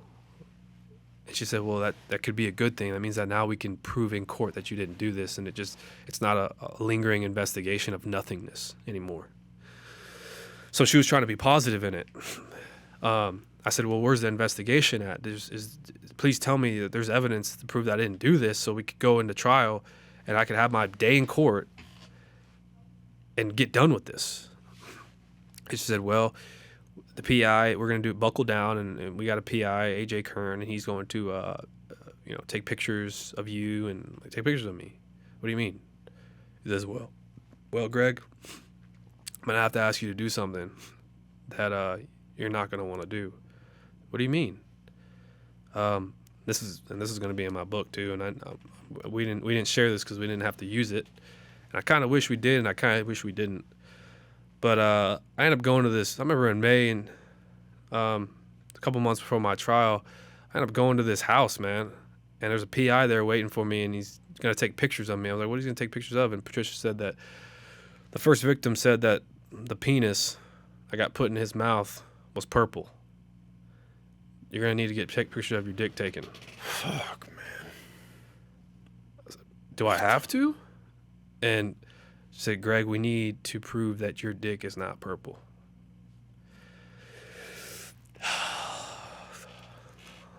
Okay. I'm fighting for my life. Okay. Go to the house. I get naked and get my pictures taken. And we never use them in court. And it's in the outcry. It's in the statement from the child that this penis was purple. And that could be taken as a child's imagination of colors, or it could be a dark person's penis. Now, darker complexion penis, right? Because purple, dark brown, kind of almost in the same blend, right? Right. I mean, I don't want to get over the top here, but is he making you look at something online so that it isn't just your walking around junk? It's your ready to roll. Really? He made me go look at magazines, and because it needed to be erect, and it was it's pretty degrading. Bro. It was what the fuck, man? Yeah, I was still 18 years old. Are you at any point in here having times where it's like you're outside of your body and you're like looking down on the whole thing, just like having out of body experiences ever? Yeah. Like that day, I can't even imagine that. It was there's many times where I've had to step away from myself and I've had to psych myself out to continue going. And I remember having to look at myself and tell myself, this is just temporary. This is just temporary. There was a lot of self-talk. I practiced that whenever I was struggling through my learning disabilities as a kid. That was one of the things that dyslexia class has taught me, was that I can do it. It's achievable. I can read it. Out loud, you'll Yeah. say to yourself, like, Yeah. you got this, man. Yeah, Like, let's go. You can read it, and I would tell myself before I have to go do things like that I'm fighting for my life. I'm fighting for my life. I'm fighting for my life. I'm fighting for my freedom. I'm fighting for the truth. I'm fighting, and I have to go do these things, man. And I went to the house and took these pictures, and I remember leaving just like, man, all right. And I'm a person, man, that believes in a higher power, and I believe in God, and I believe, between good and evil, and I believe that it truly exists in this world. But what was happening to me was completely evil, and I going back to my car and driving back home after that, I'm praying that this can be it. This is the last thing that I have to do. And I remember getting a call from Patricia saying, thank you for doing that. I know that was tough for you. And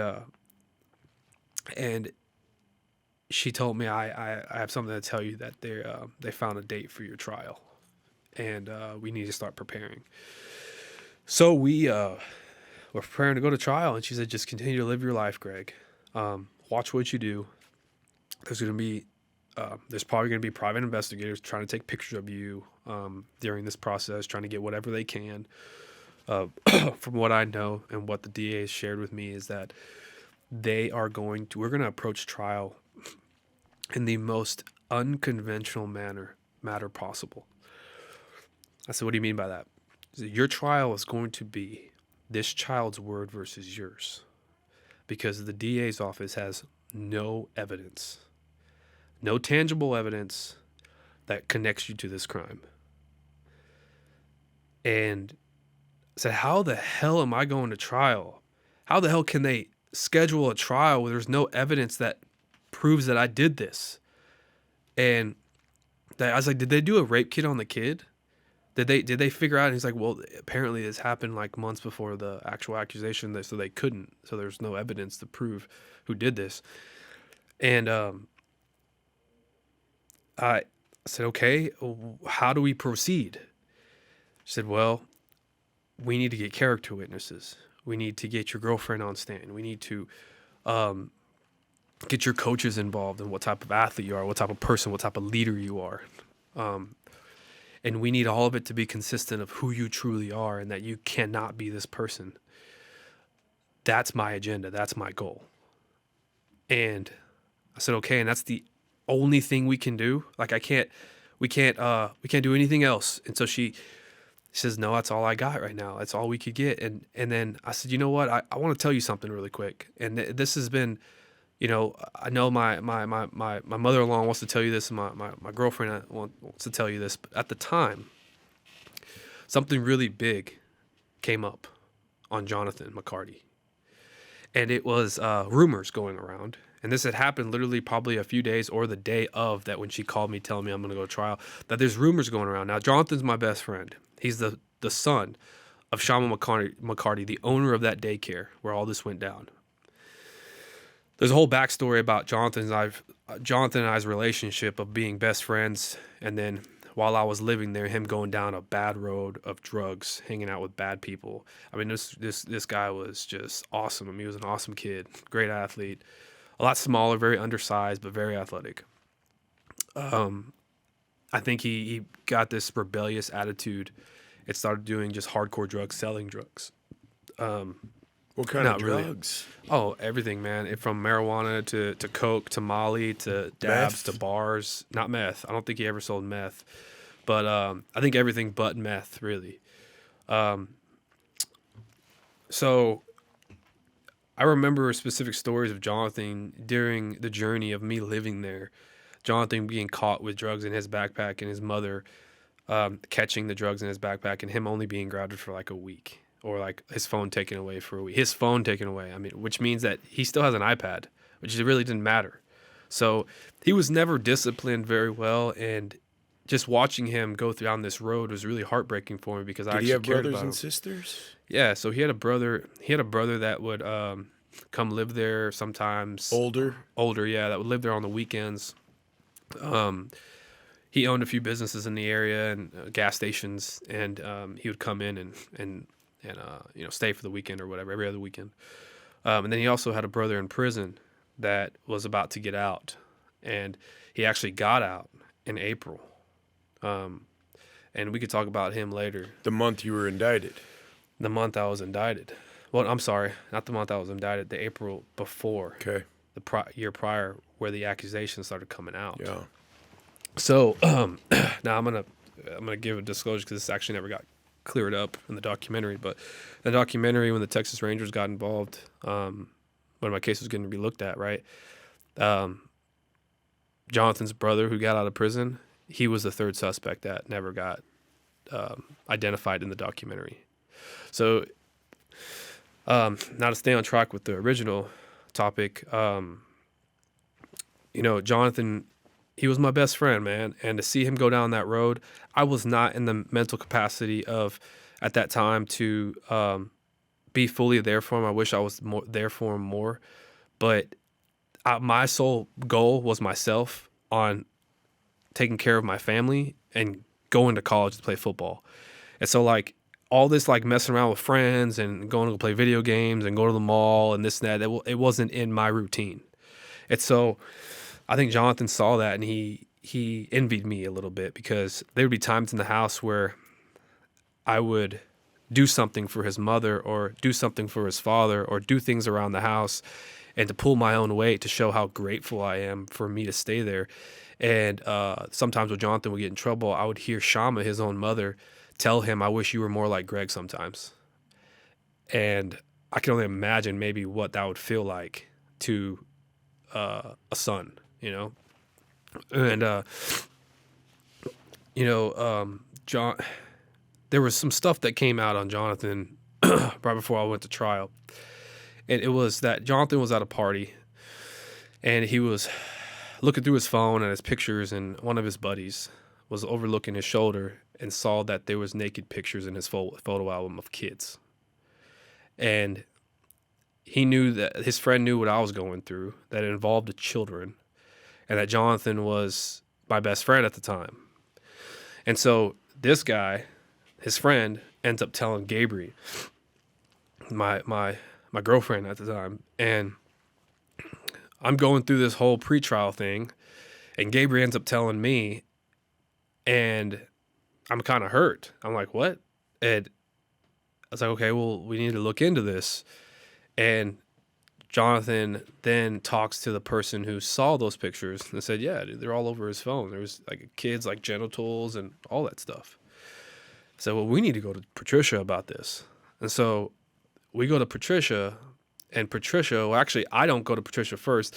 My Tracy Anderson, my girlfriend's mother, jumps the gun and actually goes to her office herself and demands Patricia to listen to what she has to say, because this could be a pivotal moment in my case. If we're really trying to get down to the truth, this could be a pivotal moment in my case. And Patricia sits down, listens to Tracy about Jonathan having the pictures on his phone. Patricia puts her hand up in the air like this and puts it in front of Tracy's face and says, my job is to defend Greg, not investigate Jonathan McCarty. And Tracy ends up telling Patricia, don't you think this would defend Greg when Greg is being falsely accused of doing something to a kid, and then Jonathan, Greg's best friend, who was living in the same house, almost sometimes lived in the same room, lived in the same areas, darker complected skin, has pictures of naked children on his phone, never got investigated by the police, never got questioned by the police. And then the second child, when I get arrested for the second child, in the interview states that it wasn't Greg, it was Jonathan. The weird thing when you watch the documentary, I know it was they got to produce that down, right? It's got to be certain length. It's four episodes, and I do want to find out how that ended up that they found the story. I mean, it's obviously an insane story. What I don't understand is what put it in this first kid's mind to just use your name so blatantly in his outcry. And an outcry, for those of you who don't know, it's when a victim of sexual assault says, this is what happened to me. Yeah. Which, by the way, there are a lot of people who get assaulted who never tell anyone because they're so ashamed or afraid. Yeah. And this little fellow is 4 years old. Yeah. Like, you're watching the clips and he's saying your name. Yeah. Well, how do you why did he use your name? So the original outcry, he was using the name Greg. He wasn't describing like me as Greg Kelley. Jonathan, his and father. You guys look very. If you were sitting at a table next to each other and you couldn't see the height difference, you do look similar. Correct. Especially if you have the same haircut and you're about the same age. You've got a different build, but you have similarities in your facial features for sure. Yeah. But yeah, he said your name. Yeah. And I think he says it like 3 times in the first one with kind of the heavy set child psychologist or psychiatrist who's talking to him. At what point did you see that clip? Did you not see that clip? But did your attorney show it to you? I didn't see that clip until trial. Until trial, you haven't seen that clip, and you get to see it with everyone else in the courtroom. Yeah, I never saw that clip. Now, the first child said that what happened was from what I remember in the court documents, and what's so crazy is I got to learn the backstory of how the accusations came about, of how the kid was exposed, or what originally triggered the kid to come out and accuse me, which was the kid was using the bathroom, right? And he was peeing at home in the toilet, and while he was peeing, he said, "I wish my pee-pee was as big as Greg's," right? And then his mother ends up telling him, "How do you know how big Greg's pee-pee is?" He says, "Well, he put it in my mouth." That's what the kid said. Now, when I got accused, or when the father went to the daycare to confront Shama about the accusations, he had said that there's a guy named Greg here that did this to my child. My child was saying that Greg did this. Now, fast forward to the outcry, to the Child Advocacy Center videos, and also numerous different type of child psychiatrist visits and child care visits. The child care expert was taking notes of when this stuff was happening. You know, what the area was, where was it at, what was the surroundings, right? And he says, well, it happened in the room with the trophies. It happened in the room with the couch. It happened with the Dallas Cowboys stuff and stuff like that, right? And that's all Jonathan's room, right? I've never ever set foot, maybe only to play video games, in Jonathan's room. And the kid was stating Greg, and then he also said boss, right? And the only people that were referred to as boss in the daycare was the people that were an authority figure in that daycare, which was Shama, Ralph, and Jonathan, because Jonathan would sometimes look after the kids. I never looked after a kid, right? Other than one time where me and my girlfriend Gabriel, we babysat this kid who was never involved in the case at all. But that was the only time when they asked me, were you ever alone with the children? I said, well, I was with my girlfriend there, and we babysat this kid while he was waiting for his mom to get picked up. And Yeah, still to this day with the first child, even though the second one recanted, it stated that nothing ever happened to him. Greg didn't, make me, touch his pee-pee or anything like that. And then what was really interesting is that, and what really didn't trigger, I was surprised it didn't trigger the detective, was when in the second video, the second kid stated that, no, it wasn't Greg, it was Jonathan. And with that just glimpse of evidence that could really change something, I could say, okay, maybe I need to look into Jonathan. Well, he never actually did that. He just completely dismissed Jonathan's name from being put into this, in spite of us looking alike and all that, right? Us being best friends, Jonathan being envious, taking my football number while I was gone from the football team. He wanted the number too. He tried getting my girlfriend. He tried creating a love triangle, saying, hey, he literally said, I'm here for you whenever you want. I know Greg's going through all of this. Tried literally like low key trying to hit on her and telling his friends that he liked her, so it would get back to her. I think she said things of that nature. So that really started opening my eyes. Maybe that Jonathan could have done this.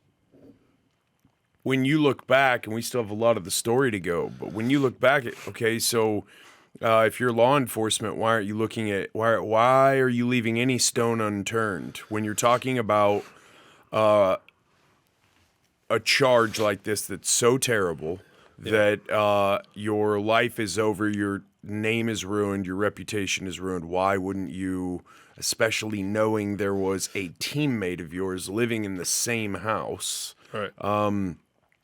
Do you have opinions? I have opinions as to why. I've got years on you. I've seen a little more life, although I haven't seen it through the eyes you've had to see it through.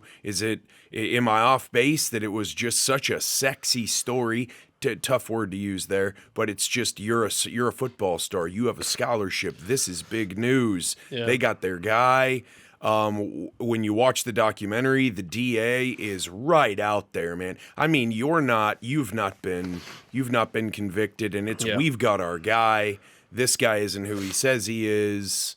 Why do you think? Is it just purely boil down to laziness? Which, by the way, you will see as an entrepreneur, a lot of problems come back to just plain laziness. We got our guy, moving on. Got to get this off my desk. Or do you think there was more to it?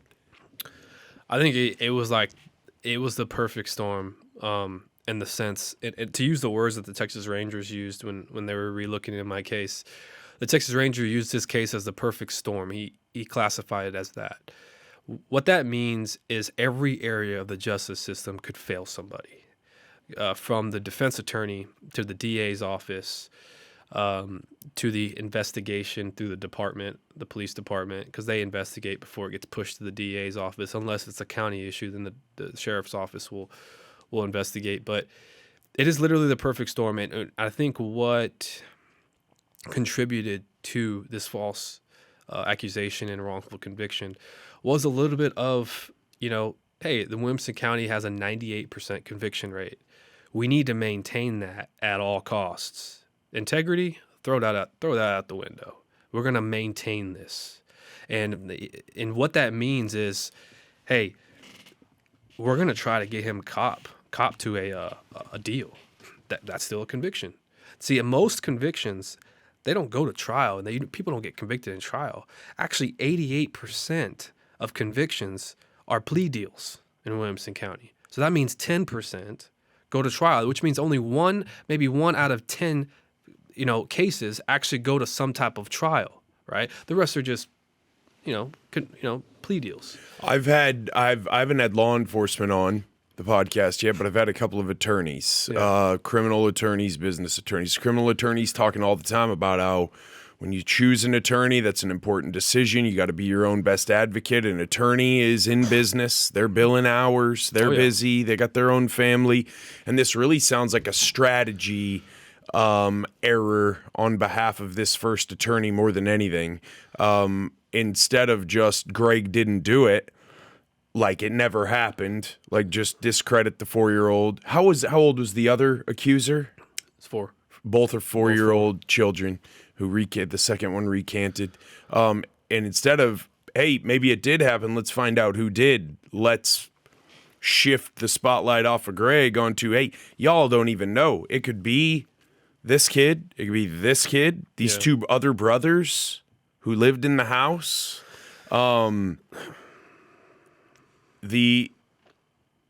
It doesn't sound like you took a passive approach to your attorney asking her, hey, should we go on the offensive? Should we be doing something here? Should we be spearheading our own investigation of this? Should we get in front of the media and say, in this age of social media, hey, hold it, innocent until proven guilty. And there's some other things at play here that y'all should be aware of, because it's very obvious that the DA was playing to their constituency, which we'll talk about that head gal here in a second, and the video her husband made, and just her other involvements in other cases and withholding evidence and all of that, which just blows your mind. We live in this civilized society where everyone is supposed to have their day in court, and yet this type of thing can happen. Yeah. And where we know about you, because Showtime took on your story, and rightly so, there are so many people who are behind bars and should not be. In fact, 5 or 6 cases are mentioned in your documentary, some that your attorney helped. There's projects out there, the Innocence Project. There's things Kim Kardashian's doing right now to help people too. Guys, gals behind bars who aren't supposed to be. How important, if you could go back in time right now with what you know, how important was that decision of that attorney hire right at the beginning? And if you could do it again, would you have gone, I know you were 17, 18 years old, but would you have gone and talked to a few and tried to get some perspective? Because she's a referral. This is a lady who took you into your home. Your parents were both almost indigent. You're really on the back foot here, right? You were reeling in life, just trying to get some momentum forward. Then this happens, and you're like, what the heck? If you could go back, would that be it? You can't. No. But was that decision and her approach seem like, I'm not in any way taking any of the emphasis off of what law enforcement did and all their failings, but it seems like was she overworked? Was she unskilled? Was she just like, this is the easiest path? What do you think happened there? I get asked that question a lot. If I could go back and do, another question I get asked is, what would I tell myself, my 18-year-old self, being 27 now? What would I tell myself? Is there anything I would do differently?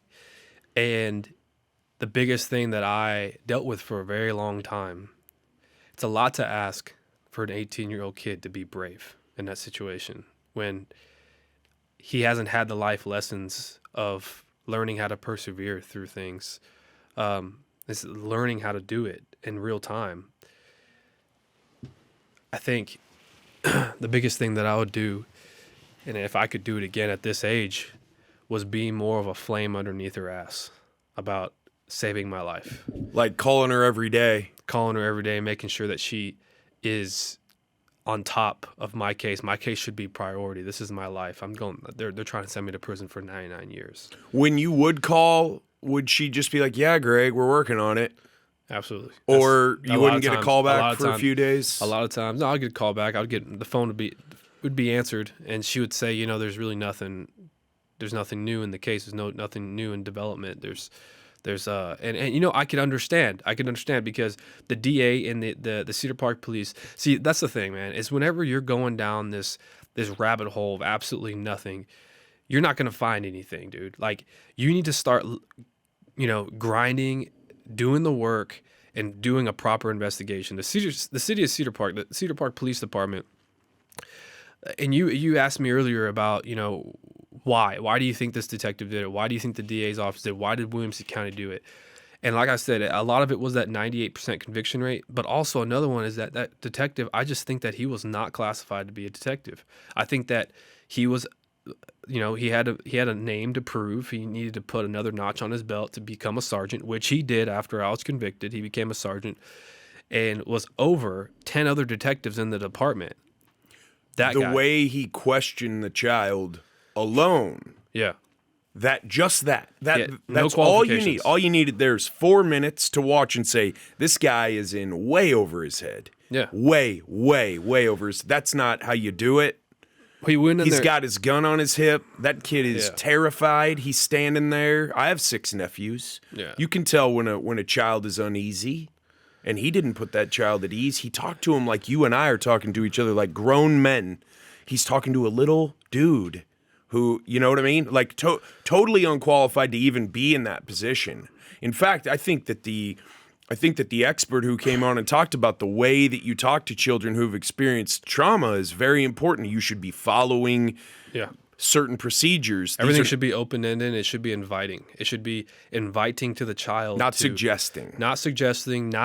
Greg's name should have never been put in a situation. It should come out as Greg. Then you build off of that. You said this happened and that this person did this to you. Is that true? Well, the kid said, and he's leading him down a path. The kid said that nothing happened. He said, well, that's not what you told your mother. And then he says, and then finally, it's just like any child psychology is when a kid is saying no multiple times and it's not getting them out of the situation.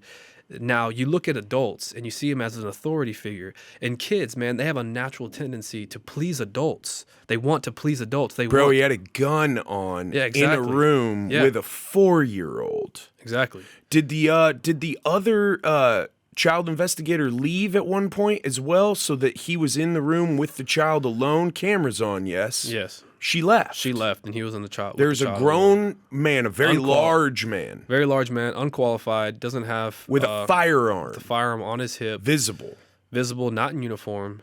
In his detective uniform, in a black polo T-shirt. Sitting back in a very nonchalant... It's just... Bro, so it's hard to watch. The kid finally said yes, because no was not getting him out of that situation. And the officer left and went to go file a warrant. When actually, a lot of people don't know this. If you'll miss it if you don't catch it on Outcry. But he actually, after that investigation, he went to a judge and asked if this was enough to get another warrant for this guy that he is investigating on a child sex abuse case. And the judge advised him not to file a warrant based on this. And he went and called the DA's office and said, let's go for it. We're going to get a warrant for him. Yeah. Yeah. So I think the guy was a mixture of everything. I think he was legitimately an idiot. I think that he also was way in over his head. I think he also was working with the DA's office, who had a 98% conviction rate. Also working to convict a guy who had everything going for him, that was working his ass off to go play football in college and go make something for himself, and not go investigate after they've had multiple occasions where this other name popped up in this investigation, not to investigate him because he might just be some low life that won't get him on the news, that won't get him to a promotional place where he can become a sergeant, and it's a nobody case if this guy is being investigated. But instead, we're gonna trash this guy and prove. I mean, man, dude, I was compared to Ted Bundy during the jury trial. Yes, you were. Ted Bundy didn't look like he did what he did. Well, they led with, don't let looks surprise you. Don't let it confuse you. Ted Bundy was an attractive guy, and he even looked at me. He said, "Greg Kelley's got the looks." From first eye, but you know what? He's a child molester. Yeah, he's not who he says he is. So leading up to trial, is your attorney preparing you? Are you doing pre-trial prep with her? Is she preparing to put you on the stand? Are you talking about a strategy about that? And does she have help, or is she? Yeah, she has co-counsel. A little team. An up-and-coming attorney, a young attorney helping her. But the only prep work that I remember was preparing for the people that were going to go on the stand, that were going to vouch for my character. Because it seemed like the whole trial was, let me paint you who Greg is. Let me paint you who they're doing this to, And the DA was doing the same thing, but with a different narrative. And now it's just like we're going to war on, Greg's just a normal kid who lives a normal life, and he's being falsely accused. And then this other guy was like, no, Greg is living this second life of sexual assaulting kids. And just imagine sitting in that at a table being pointed at by a DA saying, like, this guy is a child molester. He deserves to be behind bars, telling the jury that I'm like, dude, you know how bad I want to go over there and just completely knock that dude out? Like, nobody talks to me like that, you know? And I can't, though. I can't, because I'm sitting there and I've got all these police officers there. And man, that trial was just, and being 18 years old, man, I couldn't eat. I couldn't sleep. I slept I think maybe slept 2 hours in a whole week, because I was sitting at this place, man, where I was looking, every time I was in that trial, I was looking at that door that led to the holding cells. And I looked at that door and I was like, man, there's something on the other side of that door where I could never maybe know what that is, or I'm about to figure out what that is. And that absolutely terrified me. I had nightmares that whole week of that door. And 7 days that trial lasted. And before that trial, I want to talk about this too. I want to talk about how disgraceful this is. And this is when I knew what they were doing to me. Was before trial, it's run of the mill. They do this every time. They sit you down in a room. The DA goes to your counsel, your defense attorney, and says, hey, to eliminate this whole us going to trial. Glad you're bringing this up. We want to offer Greg a plea deal. He just has to go and say he did it. Say he's guilty. Stand in front of the whole freaking world and say I did something I didn't do for 5 years probation and lifetime sex registration. At that time, actually, the first offer was 10 years probation, lifetime sex registration, $25,000 in fines, and 180 days in jail. Sitting in a room at a table just like this with my mom. And it was just me and my mom and Patricia. And Patricia told me that. I looked at my mom. My mom's breaking down crying. And I look at her. And I was like, Patricia, how long do I have to make this decision? She says, well, take a few minutes. You can take maybe get in about an hour so we can get back and I could tell the DA if you took it or not. I was like, well, I want to ask you something. If I take this, then I have to go and tell everybody I did this. She says, yes, you would have to stand in front of a judge and plead guilty. And I told her, I said, I'm not going to do that. I can't do that. It's not in me to do that. I can't do that. And she said, Greg, it's that or like we go to trial. And right now that my accusation has got supercharged in it, which means whenever it gets upgraded to a super aggravated sexual assault of a child, they like put the cherry on top, man. The DA's office put the cherry on top. Like, hey, we have now labeled you as the worst person in the whole world. Because of the second charge? Because of the age of the children. Super aggravated sexual assault of a child is a mandatory minimum 25 years day for day in prison to up to 99 years day for day in prison. Now let's talk about prison life as a super aggravated sexual assault of a child. Normal charges like murder, drugs, vehicular manslaughter, even domestic abuse. You have life expectancy of years in prison. Super aggravated sexual assault of a child, you don't last days in certain prisons. You're the scum of the earth, and you need to either be put in PC. People put themselves in PC, protective custody, get put in PC after they've gotten assaulted, stabbed, beat up, or they get killed, right? And I'm looking at my mom, and I'm seeing that in her.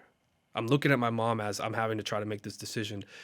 And my mom tells me, I said, Mom, what do you think I should do? And all my mom tells me is, Mijo, my mom's Hispanic, so she calls me Mijo. She says, Mijo, they could kill you in there. And when my mom told me that, I thought about taking it. And that never crossed my mind because I've been so focused on fighting for my life that if this could go wrong, I won't even probably see another day after the conviction. I would get stabbed. I would get killed. Somebody would try to sexually assault me. And every day would be living hell for me. I would have to watch over my shoulder every day. And I ended up calling Gabriel and my girlfriend at the time, and Gabriel, God bless her heart, she slapped me back into reality. What'd she say? She said, Greg. She seems very sweet. Were there some F-bombs on the phone call? Don't mistake her sweetness for love it. Yeah, don't mistake her sweetness for weakness. Don't fuck with Texas girls, man. Gabriel has this side of her, man, that she is an animal when it comes to anything she loves threatened. And she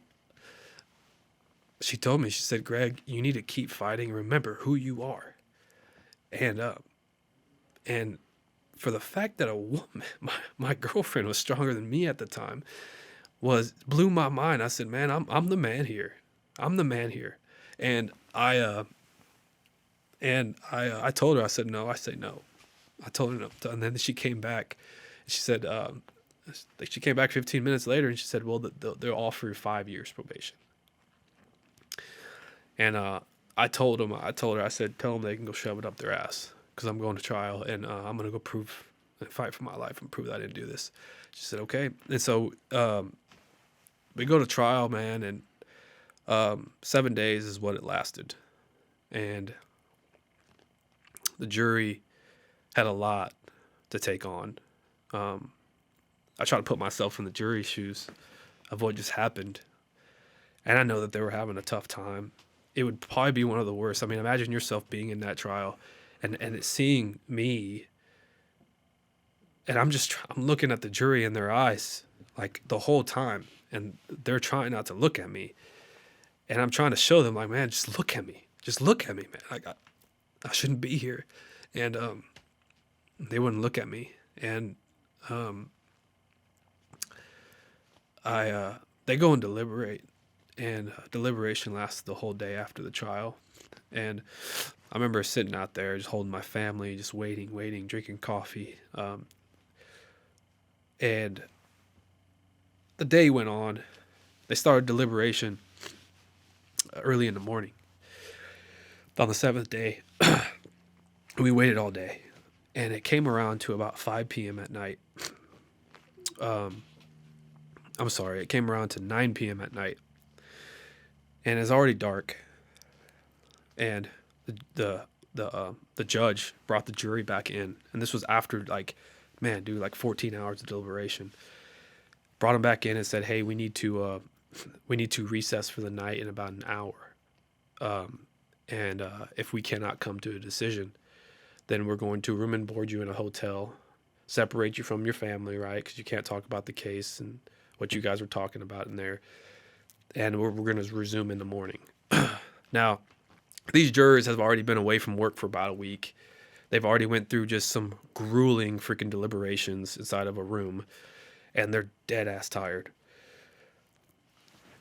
An hour later, I remember I was helping my defense attorney pack up her stuff and put it in her car, and we're outside and we're talking about the case, and a bailiff runs out and says, hey, they came to a verdict.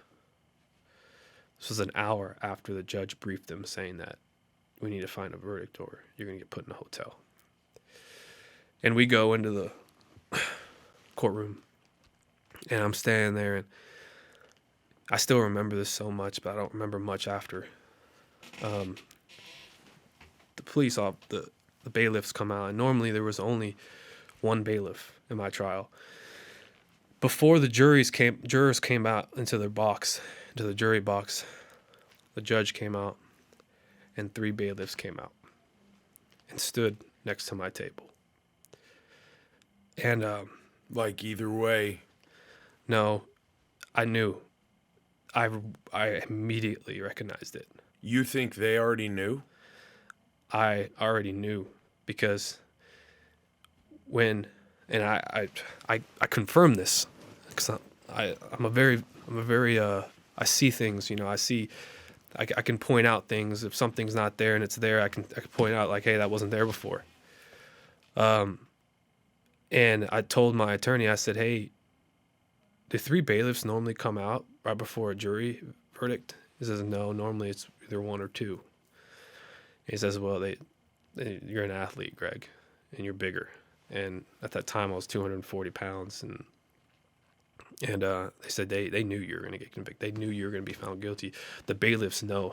They tell the bailiffs and say, hey, watch out if he lashes out. Back up for 1 second. We already talked about this.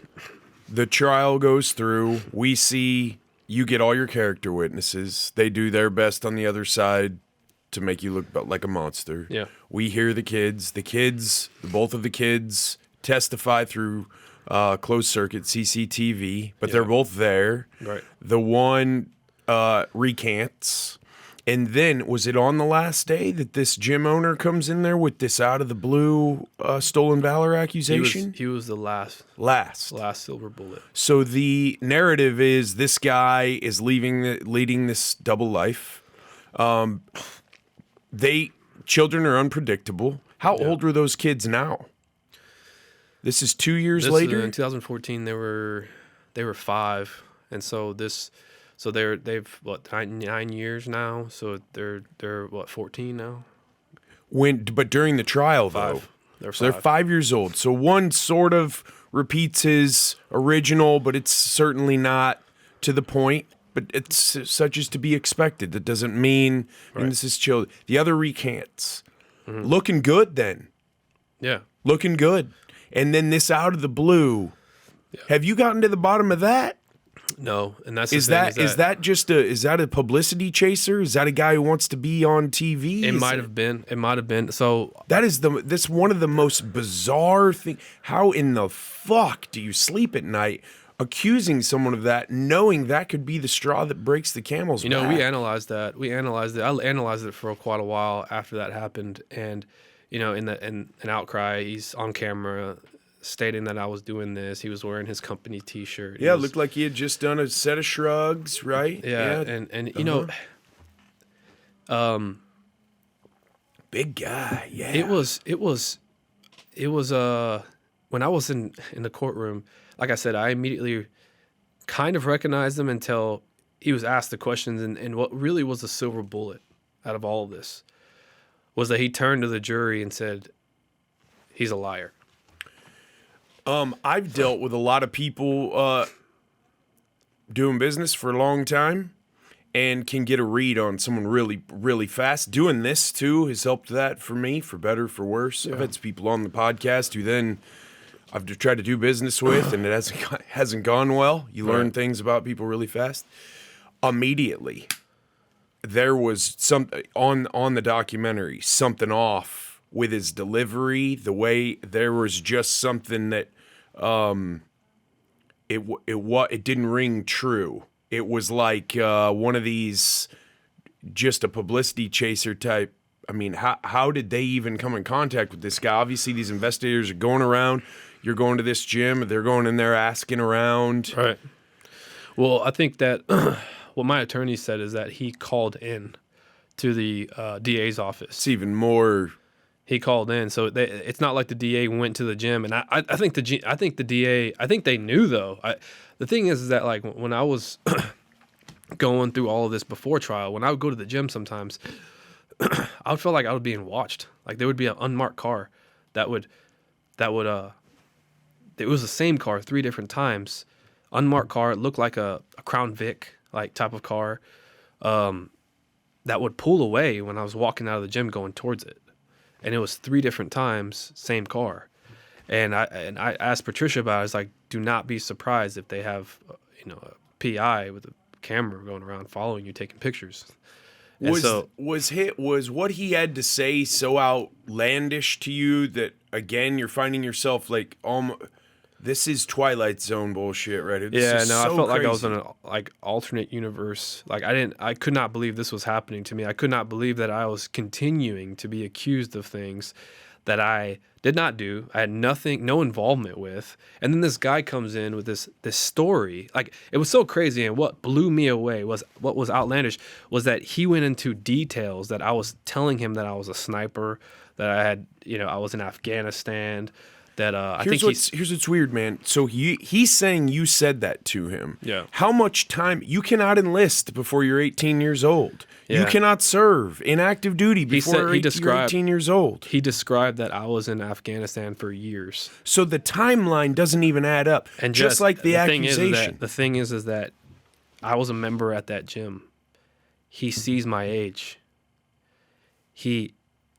All that, like, he sees that I'm 18 years old. Like, and you're saying that I told you that I was in Afghanistan for years, that I was a sniper for years. You don't become a sniper when you're 18 years old. Look, you're a good high school football player, okay? Yeah. But a 17, 18-year-old high school football player in extended Austin, Texas, does not look the same, act the same, walk the same as a kid who has had to serve for years, has killed people, has been through basic training. It's obviously fabricated. Was there any follow-up with this guy? So we, my attorney and the PIs, they tried to look him up and they couldn't find anything on him. They couldn't find where his whereabouts. They went to the gym that he owned, that Anytime Fitness. It was off of it's in North Austin, and it's not there anymore. Yeah, out of business. Yeah, it's not there anymore. I don't think you own Anytime Fitnesses either. I think you pay a little fee. It's a franchise situation. Yeah. Well, there's this thing called sodium hydrochloride. It's truth serum. It works really well. It's very odd. I had Sean on last week. Yeah. These people who level accusations that aren't true, that ruin other people's lives. There needs to be there needs to be something done there. Mm. It's not right. Obviously, I'm not telling you anything you haven't thought about. It's just very right. It's bullshit. Yeah, and that's and it's like that's the last thing the jury heard when it went in. So when they're in the 11th hour getting told you get one more hour, or you got to bring your toothbrush up to the Holiday Inn, and you might get a Whataburger tonight. Like these are your two options. First of all, I'm in that jury room. If I don't believe you did it, I don't give a flying fuck what the other 11 people say. I'm not saying I got to go be with my wife so bad I'm ruining this kid's life. That's number one. If you're a juror, you better take that very seriously. Yeah. Like that, you're supposed to be tried by a jury of your peers. If we're so closed off from society that a good night's rest on our own pillow is worth another man's life, I think we got some things to look at here. So that's one. And my goodness, if you're going to do that to them, there's this thing called the golden rule. There's karma out there. You might find yourself on the underside of advantage on the back foot at some point with someone else sitting in the jury box deciding what happens to you. That should cross everyone's mind. Yeah. I would prefer that people think of life as everyone deserves a shot. I'm going to give him the benefit of the doubt. We need to know this happened, not think it did, not be to the point of exhaustion. But that's just, it's a very this entire thing is this collage of snapshots of an catastrophic failure of the justice system. Yeah. That in this country we stand by and we say, this is why we're the best country. And then you look at our incarceration rates, which are far and wide the greatest incarceration rates per capita on the planet. And I'm telling you, man, there's something wrong. And these prisons are privately funded, and there's people in hedge funds who make money off of guys who have to rest their heads behind bars, and it's wrong. It's not right. It's so wrong. I was so mad when I watched that docu. I watched all 4 in one night. I started watching. I'm like, what is this? Most people do. I was so mad, man. And I had just gotten this TV, and I'm a very patient, chill guy because I can get going when it's time to get going. And I just about threw a framing hammer through my TV. I was so pissed off. Yeah. It's so unbelievable. You lived it. The 3 bailiffs come in. They're standing by your table. You know the wind is changing and it's not blowing in your favor. Yeah. What's your blood pressure doing? What are you thinking in your mind? Oh man, I'm shaking. I'm at this point where I feel like I think I know what's about to happen. I am about to enter hell. That's what I'm thinking. I'm like, my whole world's about to crash down. You know, I look back now, and I'm going to talk about the verdict, but I look back now, and I look back on everything that's happened with all the jurors coming out, saying that they wish they could take back their verdict. And I look at all the things I've learned in my life. It really was the perfect storm. The thing about a storm, and you're a roofer, right? And you're in construction, you know about storms. Where you really don't know the magnitude of one until you don't know the magnitude of one while you're in it. When you're in a storm, you could either lay down and die or continue to survive. But if you choose to survive, that's the only thing you're thinking about. You're not thinking about what's going to happen after the storm or what you're going to do tomorrow. You're just trying to survive that day. But also, storms, they can bring destruction. They can bring chaos and they can bring tragedy, but also they can bring blessings because sometimes storms have rain. And in my life, man, the series of events that happened after the verdict, because the verdict came down as guilty. And I remember, the last thing I remember, and there's video footage that can attest to what my memory has forgotten, the black hole I went into emotionally. But when I saw the footage of that verdict coming down and my body falling into the chair and my head hitting the table, my head hitting and bumping the table over and over and over again, and under my breath and me speaking loudly that I didn't do it, I didn't do it, I didn't do it. And then hearing a juror say that when he saw that, he wished he could take it all back. There was 3 jurors that said instantly they regretted their decision when they saw how I reacted to my life ending. And I remember I just sat there and I didn't want to go. I didn't want them to take me out of the chair. I didn't want to pick up my head, because if I knew that if I picked up my head, then I would have to continue the journey of what's next, which was that door. And I got these handcuffs put on me, and I remember the clicking of the handcuffs. And then I look, and I remember, I don't remember this at all, but the news got a glimpse, an angle of me giving the most ugliest look ever to the DA, who is just sitting there.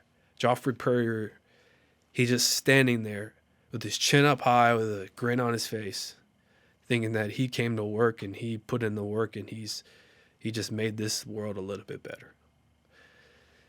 And I go through those doors and go to the holding cell, and I get put in a room, and my attorney, we go into the courtroom next door, and snot coming down my face. I'm crying. I'm standing there with my family. They come into the courtroom, and they're just holding me. They're hugging me. Everything's quiet, and the only thing that we could hear with one another is our cries and our sobs. And we had no words to speak anymore. But I think the only thing we cared about was just holding each other one last time, because I remember telling my mom I loved her, and if I don't see her tomorrow, then we at least fought for this. And I remember my mom just crying so hard, and Patricia came into the courtroom next, and she saw me in my mom's arms and my brothers just huddling around us, and Patricia went to a wall and literally started banging her head against the wall. And she just kept saying she's sorry, she's sorry, she's sorry, she's so sorry. And I mean, I told her at that time that she did what she could do. And I think differently now after the appeal process of uncovering the truth about her intentions and her neglecting to and refusing to answer the tough questions that my appeal attorney had towards her, and how she tiptoed around everything. But the very next day was my sentencing hearing. I spent the night in a medical cell. They put me in a medical cell. They put me in a turtle suit. They call it a turtle suit. It's a padded suit for suicidal people, and I wasn't suicidal. I was just numb to all the pain. And the very next day, I went to my sentencing hearing. I got put in a room with my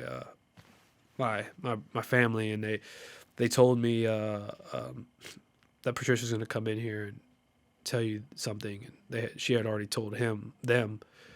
But Patricia came in and said that the DAs talked to the judge, and the judge and the DAs came to an agreement that if you agree that you accept the minimum of 25 years day for day, then, if you waive your right to appeal this trial, then you could be sentenced to 25 years day for day, which is the minimum. And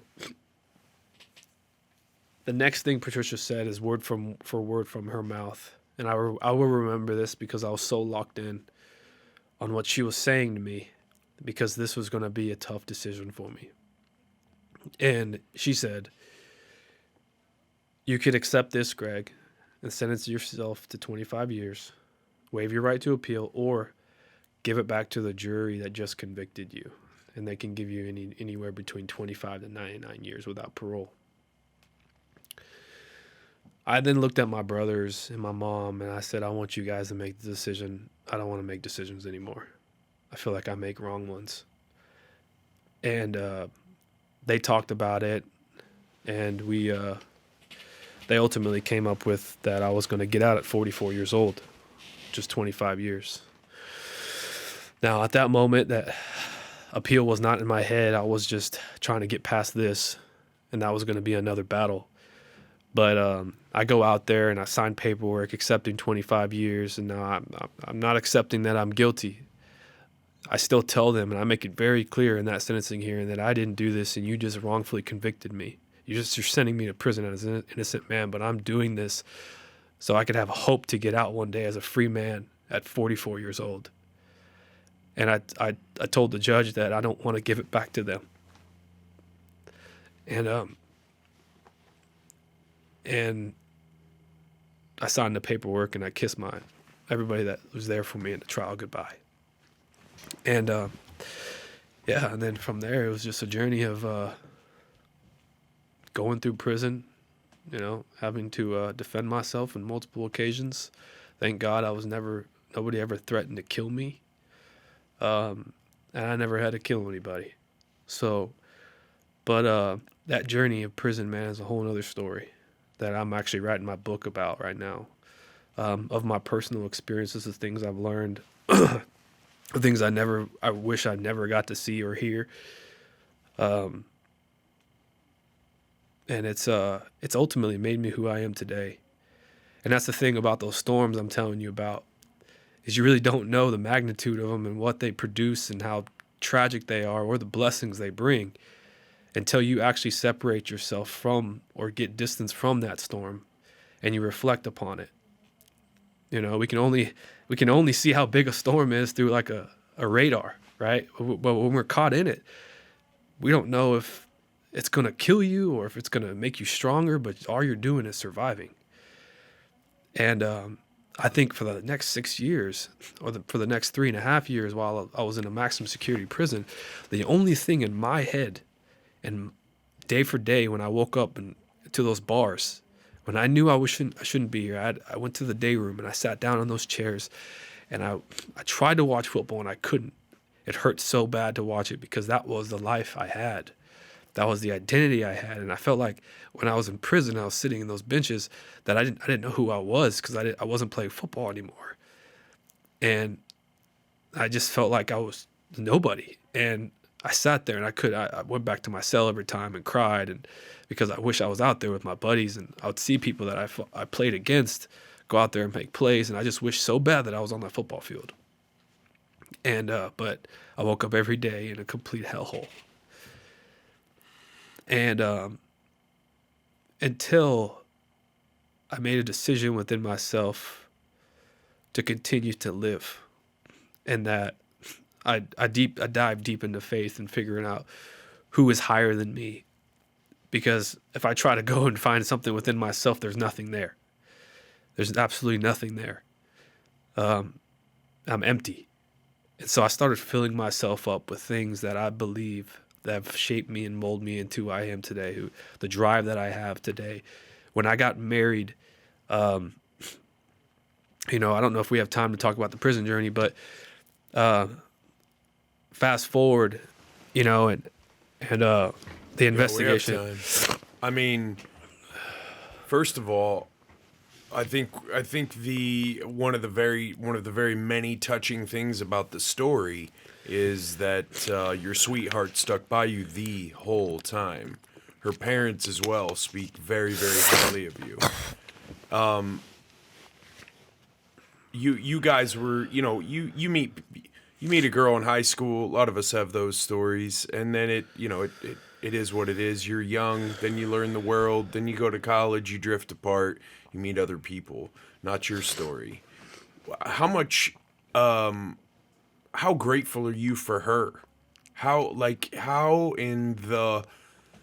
I'm sure you've thought about this when you've really thought dark thoughts, but how would you have made it through this without your brothers and your parents and her parents? I don't think I have. I don't think I would have. I try to put myself in these shoes where if I had family and friends absent from me during this journey, would I have hope to come home, or would I have been lost within that place of a penitentiary? Because the thing about a penitentiary, man, is, oh man, it's a world inside of a world. They could teach you about patience. It's a lot of hurry up and wait. There's a lot of absolutely nothing going on. But it also is a place full of hate and racism and just so much evil stuff happening around you. I mean, you're witnessing people get murdered.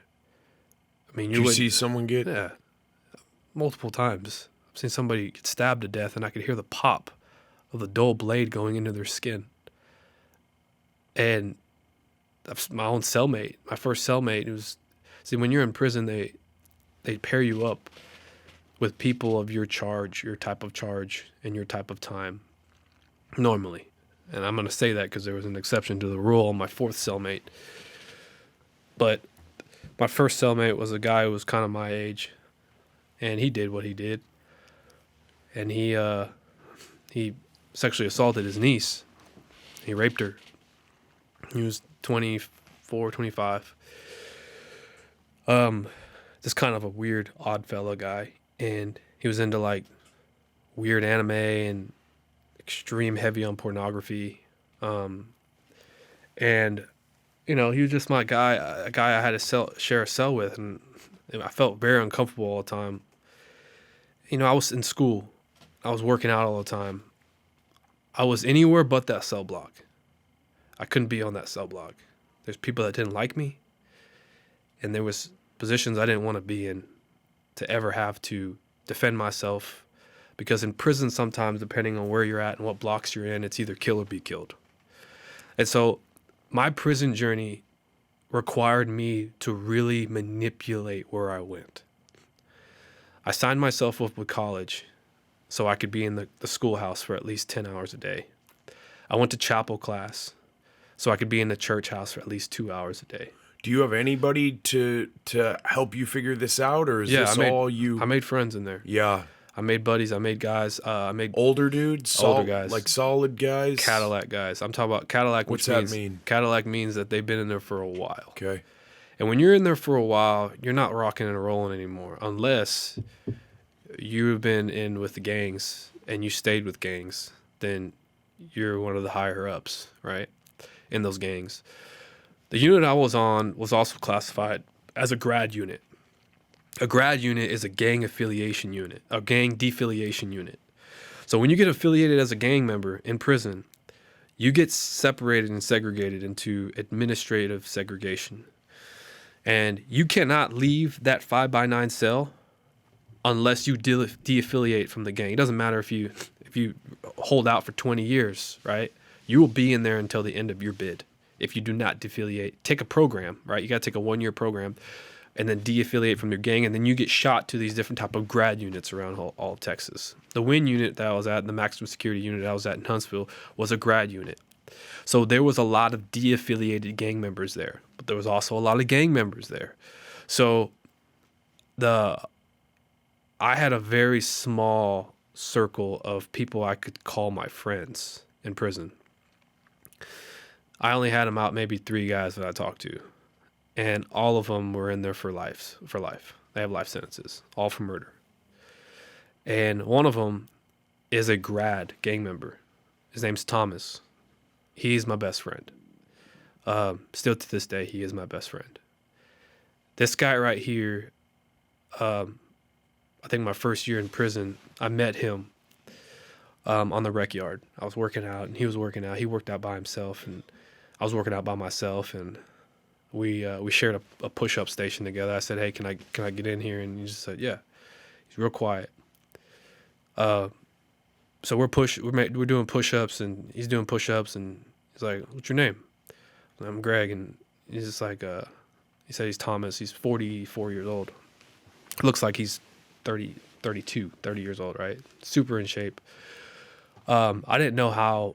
I just looked at his arms, and I looked at his neck, and I looked at his tattoos on his face. He has 2 lightning bolts, which is AC or AB, depending on which is Aryan family, right?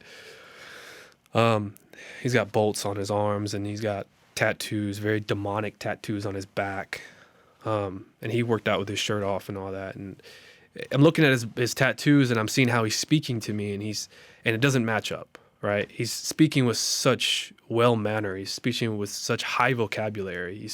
He's speaking, looking at you in the eye, and when he shook your hand, he shook it hard, right? He shook it, with intention.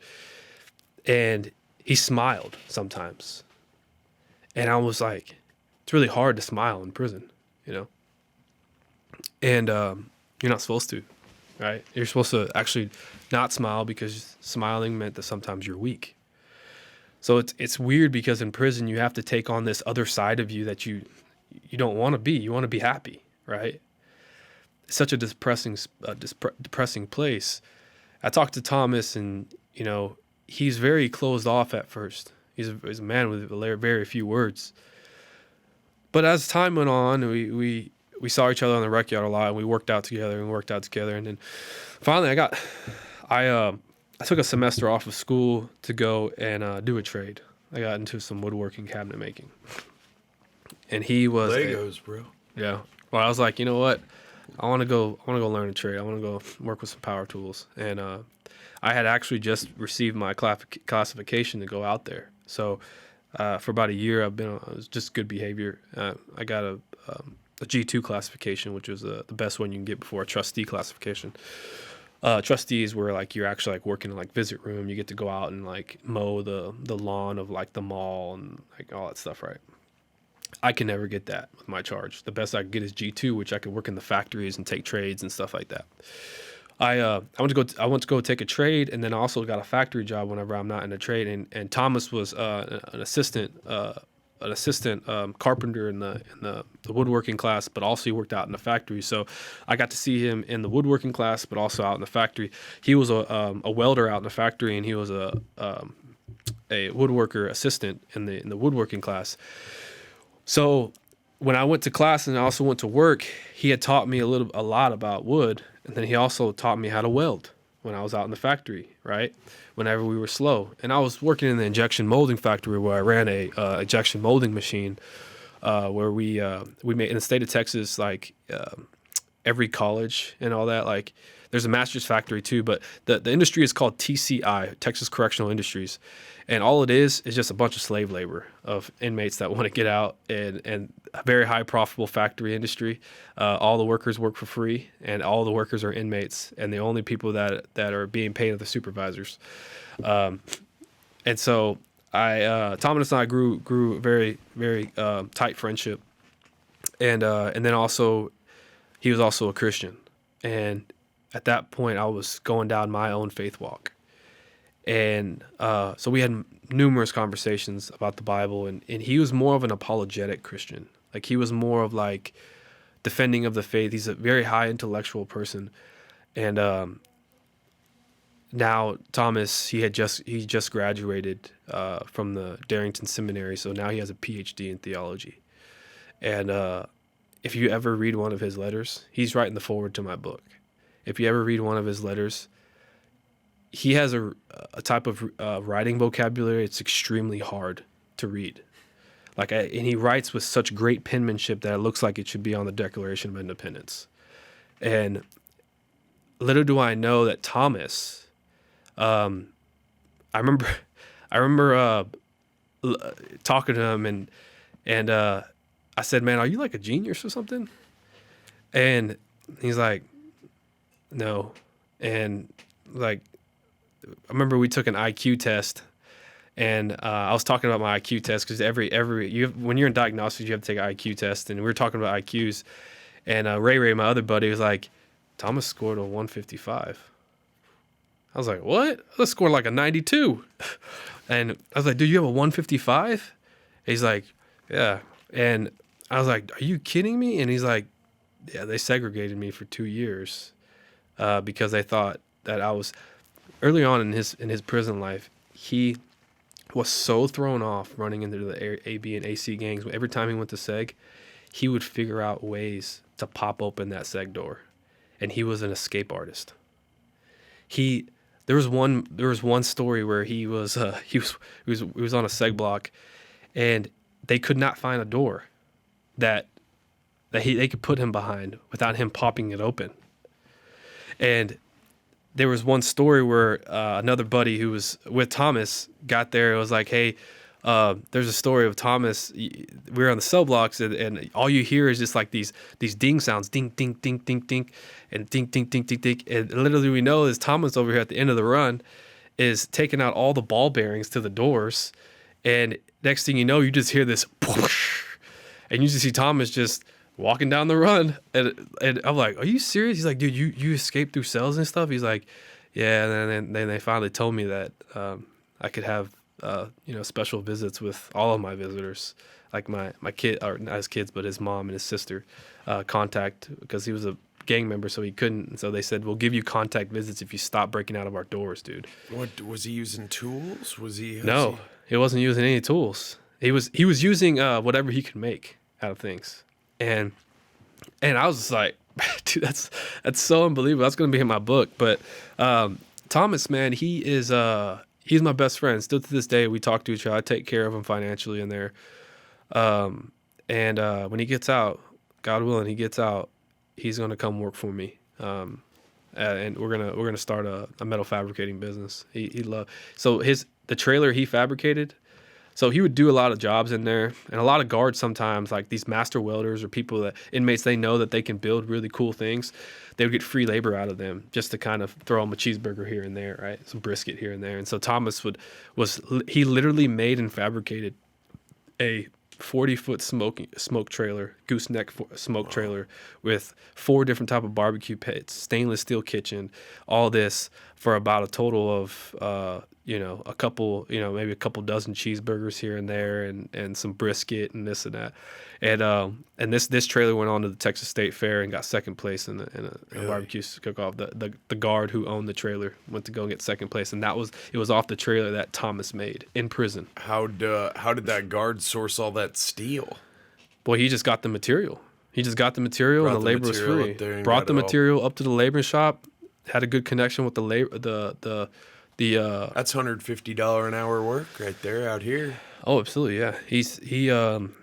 Thomas has this act of just building things into complete masterpieces. Some of the things he's made. So he's I sold probably over 100 different type of tooled leather laptop cases that he's made in the craft shop on Etsy. And I've sold every single one of them in about 2 years. And all the money, I was selling for like 150 bucks each. All that money I sent back into his account. And he's probably made over thousands of dollars worth of laptop cases that I put back into his account. That's very cool of you to do. Did you learn from him how powerful the mind is? Yeah. Is that part of your journey here? Obviously, the faith thing and all of that is it's there. It's for sure. There's a different depth to life when you connect with a higher power or with a source of power, especially when all of your power has been stripped away because you are now a captive animal. Right. But they can't take your mind. No. So when you're in there, is this epiphany almost that you're having about, I hate my life so much I can't watch football. I see my friends. You meet a couple of these guys, and are they teaching you how to free your mind? Or is it that you're watching them free their own mind? I think what really encouraged me was the faith aspect had a lot to do with it. You know, whenever my first day in prison, my first day in jail, I got put into a medical cell, right? But after I got sentenced. After I got sentenced in Williamson County, that was a big freaking deal, right? They thought I was suicidal. They sat me down in a cell, and the jailers of Williamson County Jail threw 4 items at me in my little medical cell. And they threw a toothbrush, some toothpaste, a bar of soap, and a Bible. Threw them like through the bars at you? No, threw them onto the bed at me, right? And you know, I said, what is this? And they told me, you know, this is your bare necessities. And I looked at it, I'm like looking at all of this, and I look at the Bible, I'm like, I just hear in my head that they said this is a bare necessity.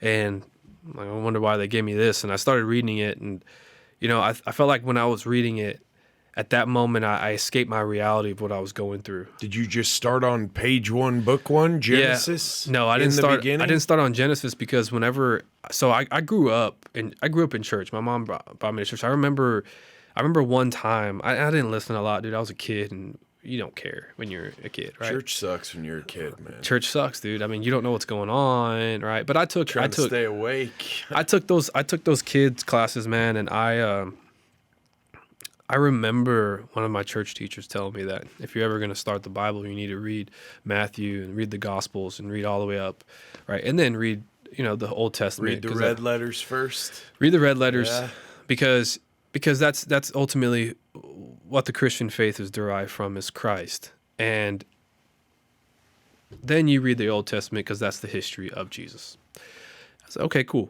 So I started in Matthew. And when I started in Matthew, of course, the Gospels is the account of Jesus' life and what he's done in his ministry. And so I was reading all the way through that, and I loved how every book kind of gave a different type of account depending on who wrote it. Which of those Gospels is your favorite? I liked Luke because it was more of an intellect. He was a doctor. Yeah, it's the most detailed. Detailed. It's the most referenced. It's written by somebody who has the ability to really, really, really get the information. I feel like Mark was in a rush. Yeah, Mark's short. Everything was just Cliff Notes versions. Yeah, it's just Cliff Notes versions. Yeah. And so I liked Luke. And then, of course, getting into the epistles, I liked Paul was real hardcore. I liked his story. You know, the crazy thing about Paul, actually, one of the things I'm sending you away with, those peptides. Oh, really? That guest who's on, a fascinating guy. It's a very interesting guy, Lauriston Crockett, told these stories about Paul, which you can read in some of the other accounts that aren't in the Bible. The guy was hardcore, man. First of all, he was a very ugly, like just physically ugly, imposing guy. But he was violent about his faith, man. Yeah. He was, I mean, you saw what it took. His conversion wasn't gentle. No. He was a call you on the carpet. This is the way it is. Yeah. I'm going to bring this point to you with a fist, not a hug type of guy. Right. You know, and it's Very interesting guy, Paul. The thing about Paul is that, see, Paul grew up as Saul, right? And he grew up as a persecutor of Christians. He killed Christians. He killed them for their faith. I mean, he stoned them. He's done a lot of things to them. And he was one of those guys that was hardcore and would call you out to the street and kill you in the street for being a Christian, for professing Jesus. Now, Paul was also very smart. He wasn't dumb. He knew the scriptures, right? Because he was a Jew. He studied the Torah, right? And the Torah is the first 4 books of the Bible. So it's not like Paul needed this type of see, a lot of Christians, for me at least, it was a tough journey for me to become a Christian. Dude, I was dealing with anger towards God. I would imagine. You got to understand, I've sat in a cell saying words I'm completely ashamed of to God. You know, there's a story in the Old Testament about Jacob, though. Yeah. And he took God out into very deep water and wrestled with him. Yeah. And he walked different for the rest of his life, but he prevailed. The word says he prevailed. Yeah. Don't beat yourself up for that, man. I've said things too. This is a journey, this thing. Life, man. You should never beat yourself up for saying those things. No, that means you were having a conversation with them. See, a lot of people just turn their back. Yeah. And they either say it's not real or it's not for me. Maybe it's not for you right now, or you don't think it is, or you didn't then. But you were having a conversation. See, there's something in you that people need to hear. There's a fighter in there, or you wouldn't be here today if there wasn't. Right. So don't discount yourself for that. That's just me telling you from my experience. Yeah. You know, if you want to take him by the collar and say, no, this is what are you doing here? He might put your hip out of joint. You might walk different for the rest of your life, but you're going to do damage yourself. Yeah. That was put in you for a reason. Yeah. You know, you're not supposed to just be some passive wallflower. If you have the balls to say, no, and I'm going to say this, and I don't appreciate this, he hears. Yeah. And it's not like he judges you back. He sees. You know, there's the book of Job. Yeah. Sean and I talked about this. Sean's on a faith path, too. God made a bet with the devil, man. You read that book of Job. Compare that to your story. Yeah. Tough shit, man. That's tough stuff. Yeah. A bet to see if he would lose his faith. Like, I'm sure you're not proud of the things that you said, but you should almost take some pride in them. Because there's a lot of people walking around in these churches that are Tony Robbins with a cross on your back. Yeah. Talking about how you can be this, that haven't had to get down where the rubber meets the road, man. And you've been there. You probably still have dark nights where you have memories of hearing a dull blade pop skin. I mean, I can't imagine some of the things you must still deal with. Yeah, and it took a lot of work. Took a lot of work to really work through those. And you know, in the book of Revelation, you know, it talks about how when we're lukewarm, and you want to talk about like Tony Robbins and you see a lot of these Christians, man, and I don't really think you can understand your Creator and who you are and how you're created and how we're supposed to have a relationship with something higher than us until you actually get shit handed to you in life, and you don't look anywhere else but up for answers, and it could be in a dialogue of anger or being desperate. In the Bible, it says that, you know what? He doesn't want us lukewarm. He would rather have us hot or cold. And I thought that was the most interesting in the world during the beginning of my first faith journey, is because he says if we're lukewarm, if we're that person that says, yeah, I'm a Christian, but at the same time, man, like, you know what? I don't need God because life's too good right now. Or I got it. Or you know what? Life sucks so much that I don't want God anymore. I don't want to talk about him. I'm stepping away. He said he would rather have us hot or just cold, because at least being hot or cold, he has our attention and we're engaging in a dialogue with him. And when I sat there and I was so angry, I at least acknowledged that there was a God, and I invited him into my life. And the moment I did that, my perspective, and I talk a lot about perspective, I talk a lot about how you see your situation, and how you see your situation will determine what the outcome's going to be. And how I saw my situation was I made a promise to myself and I made a promise to God. I made a few of those already, and I keep those on the forefront of my mind every day when I wake up as a free man. But in prison, when I made a promise to God that I would not leave this place, 'cause I will one day. I will. God forbid I get killed, and God willing that I leave this place, that I will leave this place a better man than I walked in. Because I am tired of witnessing all of these grown-ass babies in these cell blocks playing dominoes and wasting their time. I went to school, did woodworking. I've learned a lot about welding. I went to church. I learned a lot about Jesus. And the thing about Paul that we were talking about is what I love so much, and I can resonate with Paul, is I learned a lot of the Bible. More so than probably a lot of people do, because maybe they have so many distractions in life, or maybe they just don't want it bad enough. But everything was taken away from me. My cell phone, my identity as a football player, my girlfriend, I was only communicating with her, and we have our own love journey of falling in love without the presence of being sexual with one another, and finding deep love within each other by challenging to get to know each other better with the physical absent. That is something I'm grateful for, and I chose to have the perspective to continue to seek that. But Paul, he was so educated. He knew the Bible. He knew the Word. In the Old Testament, it says that to write all the Scripture on the tablets of your heart. He knew the Bible in his head, but the only thing that God needed to do was work on his heart. And so in the Bible, it even talks about how the transformation with Paul was almost instant. It didn't take much. A lot of people took a lot of things. It took a long time because, one, I wasn't educated in the Word, but Paul was. The only thing that needed to happen was for his heart to be convicted of what he was doing. And so on the road to Damascus, that's where God really revealed himself to him. And that's that's something that I get to carry on with. And the second promise I made before I was released, right? I spent 3.5 years in prison until the day that my case got relooked at and got reopened by the Texas Rangers. New DA came into Williamson County.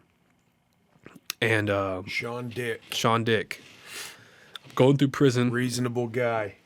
I'm going through prison, and there is some news came down. I'm real big on timing, man. Like I love when I don't understand something at the moment, but I knew that I'm gonna figure it out one time. I know that it's gonna come in perfect timing. You know what? I don't understand the circumstances I'm going through right now, but I know that there's something good gonna come from this.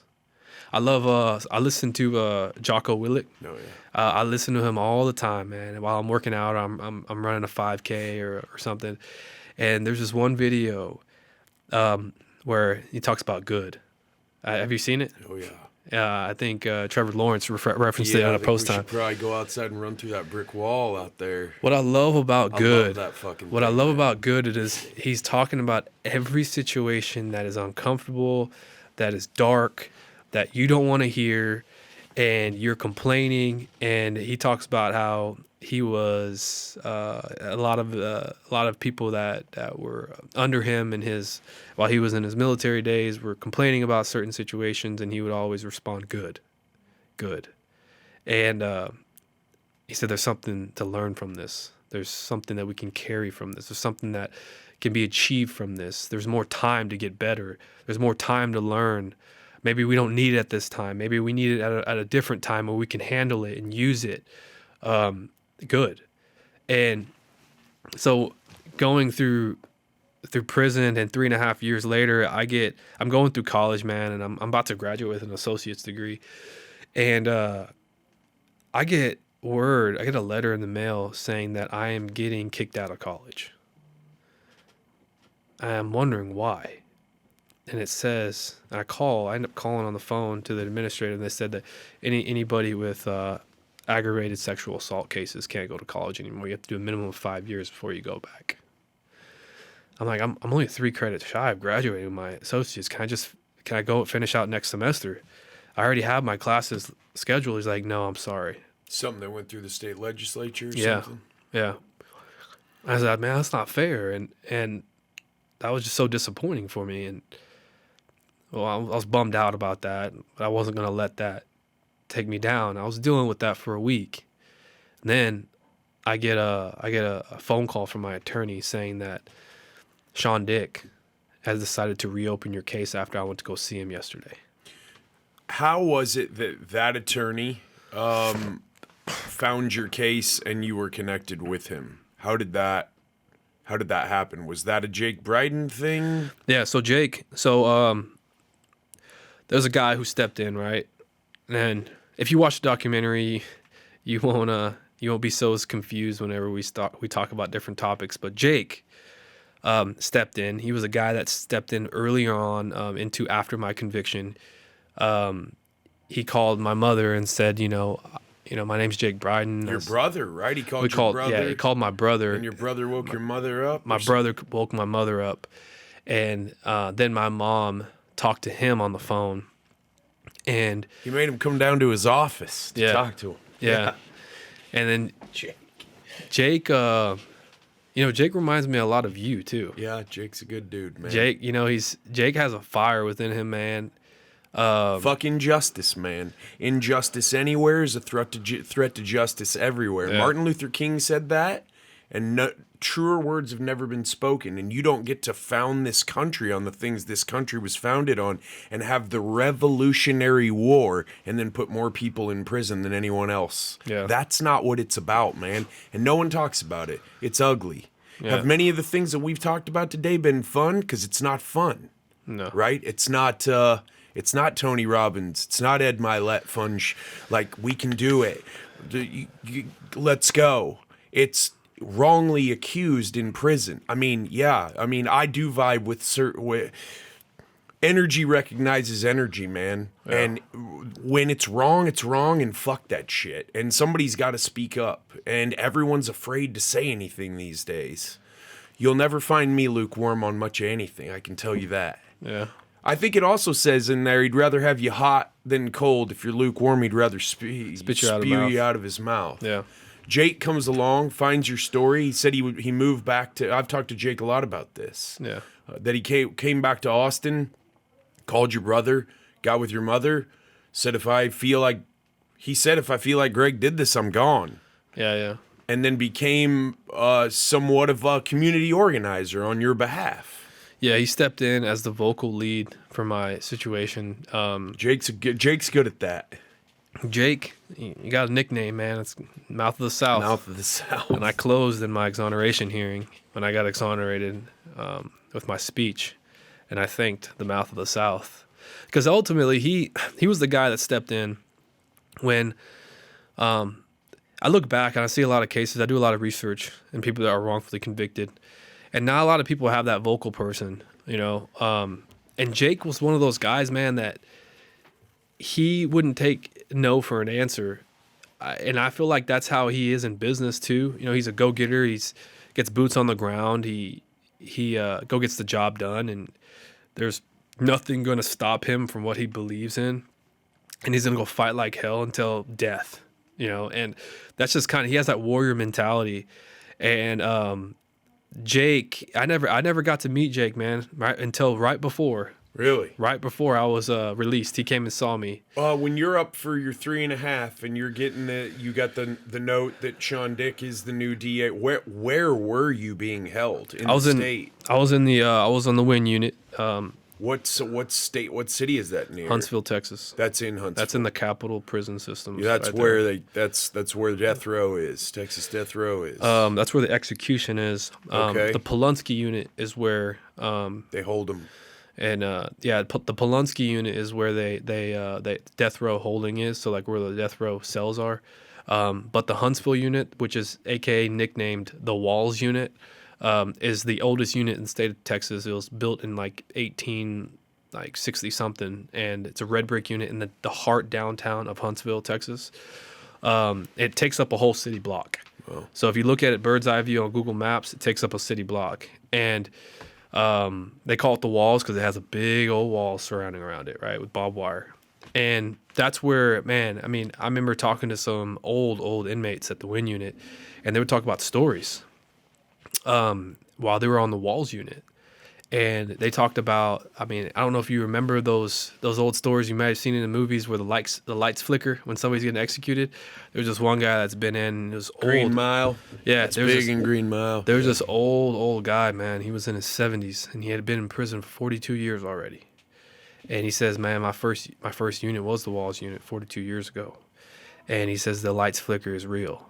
He says when the lights flicker, it goes from a whole room, maybe the cafeteria talking, to complete silence. Everybody's praying for that guy.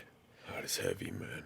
And he says when somebody dies, it's just quiet for the rest of the day, because you're just witnessing somebody at that time. There was an electric chair. You just witnessed the pain and agony that person might have been going through. And I thought that those were always interesting because I'm kind of a history buff, right? And so, but I was on the WIN unit, which was the second oldest unit in the state of Texas. It was founded in 1903, and it originally shared the land with the walls unit until it became its own thing. And the unit I was on, it had everything. It was self-sufficient. It had the fields. It had where you can, field workers would go out and harvest crops, and they would also have the factories where you can go do factory work. It'd have educational things. So the unit was very big. It was a 5,000-man unit. But I got the call from my attorney stating that my case was getting reopened by the DA of Williamson County, Sean Dick, and that he's requesting a bench warrant back. He called up the Texas Rangers to reinvestigate, and we're going to get you a bench warrant to come back to Williamson County. But at first, the Texas Rangers are going to come see you. So I said, okay. So the Texas Ranger came, Ranger Cody Mitchell came and interviewed me. He just talked to me about the case. It's kind of run of the mill of what I've been interviewed before, right? And he asked me something about pajama pants. And I think this is very significant. And at that time, I had not been asked about pajama pants. And I've been waiting for somebody to ask me about them. And he had told me who owned pajama pants, SpongeBob pajama pants. And I said, well, Jonathan owns SpongeBob pajama pants. He said, have you ever worn them before? I said, there was one time where I did. It was the only thing that was left in the drawer, and all my stuff was in the wash, and they were in my drawer, and so I put them on waiting for my clothes to get dried. And, well, he said, the victim said that the assailant was wearing pajama pants. And I said, I know. And he says, do you ever see Jonathan with pajama pants? I said, yeah, he owned them. He wore them all the time. Sometimes I would maybe see him go to school with pajama pants. He says, okay. And now fast forward, of course, I went back to the cell, and I was just like, man, I wish I never freaking put those pajama pants on. And I go back to the cell, and I'm just waiting, and I try not to think about it too much and just continue to live life. And at that point, man, time has gotten a little bit easier for me. Prison was never hard. It was never easy for me. But I became a very well-likable guy in there, where the people that first doubted me started believing in me the more that I conducted myself, and was just there for people, gave people respect, and played basketball a lot. I think a lot of people liked me because I was more athletic, and I was picked as one of the only white guys to play basketball. When you say showed respect, what's that look like? Just so you've been in here longer. So I'm not a know-it-all. I'm not a dick, or is it? No, I just kind of carried myself with treating people how I wanted to be treated, right? And I've always been a guy who respected authority. I respected the guards. I didn't ever lash out. I didn't start fights. I've had to finish them a few times, but none of those fights ever got recorded because it was real quick. We went down to the lieutenant's office. He saw what I was in there for. He saw the person who did this, who tried doing this to me, and it was over. He said, go back to your cell, Kelly, and took the other guy to ag. And so there was multiple occasions in that situation. But I think as time went on, the longer you are in prison, it had a factor in it. You know, you're not the new person on the block anymore. There's new fish coming into the unit, and all the focus of hazing, and there's something in prison called a hard check.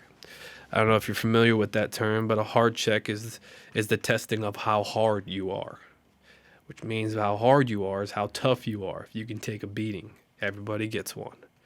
There's a specific area that's a blind spot in units for those things, and guards, they turn their back. They know what's going down. In this unit, there's something called the red door by the court, by the rec yard. So people of your color will come to you and see how hard you are if you're going to fight. Because in their mind, they think that if something pops off, you're going to get with the whites, or you're going to get with the Hispanics, or you're going to get with the blacks. And it's all about color. It's very twisted and it's distorted. I got hard checked. And I'm going to say one thing. You never win a fight in prison. Ever. If you win a fight, another one's coming to you with more people. It's as simple as that. You beat up one person, there's going to be 3 people on you next. If you're bigger and you're stronger and you have more muscles, they're going to come prepared with guys that are your size. It's as simple as that. Now, as you prove yourself that you're not a bitch, you can now walk around prison as, you know what, he holds his own, leave him alone, right? So I had a little bit of that going for me. And I also was very smart on where I went. I didn't go to stupid areas where I knew that drugs were happening, where, people were being pimped out, like dudes were literally being pimped out. And I never put myself in a situation to ever witness anything. Because the moment you witness something, you now become an accessory to that crime. And I never put myself in a position where if something was happening to somebody, I turned my back and walked in the opposite direction. Because the moment you see that, you now get in a position to be a eyewitness, and then you now get forced to become an informant in that situation by a lieutenant in the lieutenant's office. Because these guards, they are dirty. They are extremely dirty. They will tell you, you can tell us what you saw, or we can put you 2 weeks in solitary confinement, no visits. Solitary confinement is a 5x9 cell, 24 hours in for 2 weeks straight. Very limited food, or you find a piece of shit in your food. That's just how it is. And that's where I found myself is after just one of those, I became very smart on how I went about prison. The drug scene in there, was that something you ever even thought twice about? Like, man, a little hit of that might take the edge off? Because I think some guys go in, maybe they don't have a past with it, but they just can't deal with the depression and the... Yeah, I never got with the drugs, man. I never got with them. I had a lot of cellmates that did it. Like K2 was real big in prison. It's reasonably readily available? Easy. Very easy. All my cellmates had it. All my cellmates did it. I think it's more... Not everything. K2, you couldn't do marijuana. You smell it. K2, you couldn't smell. It smelled like burnt paper, right? And so all my cellmates, we have these little outlets in prison. Every cell has an outlet. And these inmates would pop sockets, right? They would pop the outlet and light up their little K2 stick. Take the 1 hit, 2 hits. Man, I've seen some of the craziest stuff off of K2. Yeah. Man, I had a cellmate thought he was water, and he tried running through the bars. And there was one night where I was reading, and he asked me if he could pop a socket. And it is just out of respect. Like, if somebody's in the cell, I was like, I don't care what you do, man. Like, do whatever you want. Right? I'm not going to say, hey, no, you can't do that while I'm in here. I just don't want any more trouble, right? So I was like, do what you want. And so he does it, right? Because I just know that if he does it, and and if he gets caught, I'm in the cell, but I'm reading the book, right? So he does it. He then does it, hit a couple hits. And honestly, from what I've heard, is that if you do, and what I've witnessed, is it just took 2 hits to think that he was water. He was legit water. And he tried running through the cell bars multiple times. After he went to go and got knocked out by the bars, he would get back up, wake up, and I'm just stunned. I'm looking at him.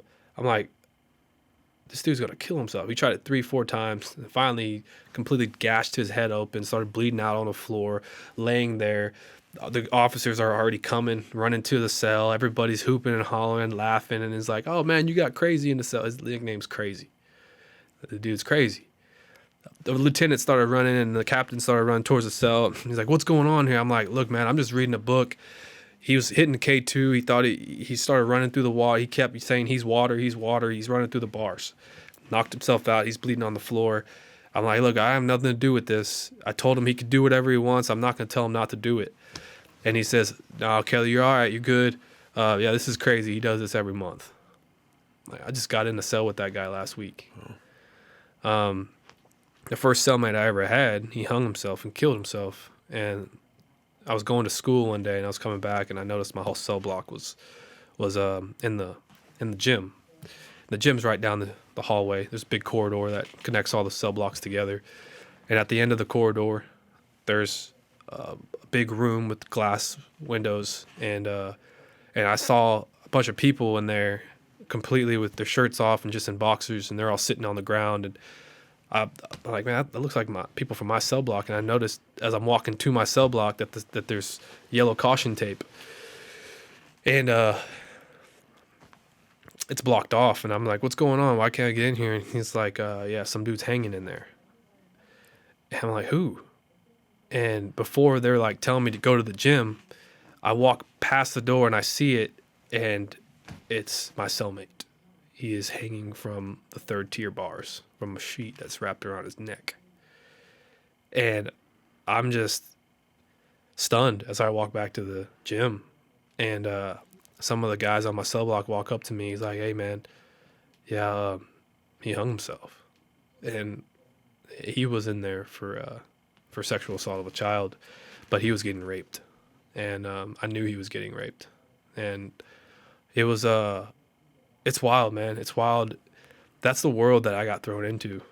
And if you would have asked me when I was 16 years old, 15 years old, where I would be when I'm 18, 19 years old, a time in a person's life where they're learning independence, they move out of their house, they get an apartment, they maybe get a roommate, they figure out maybe what they want to do in their career, they're going to school, they're going to college, they're making new friends, maybe someone playing football, figuring out what they're good at, what they hate.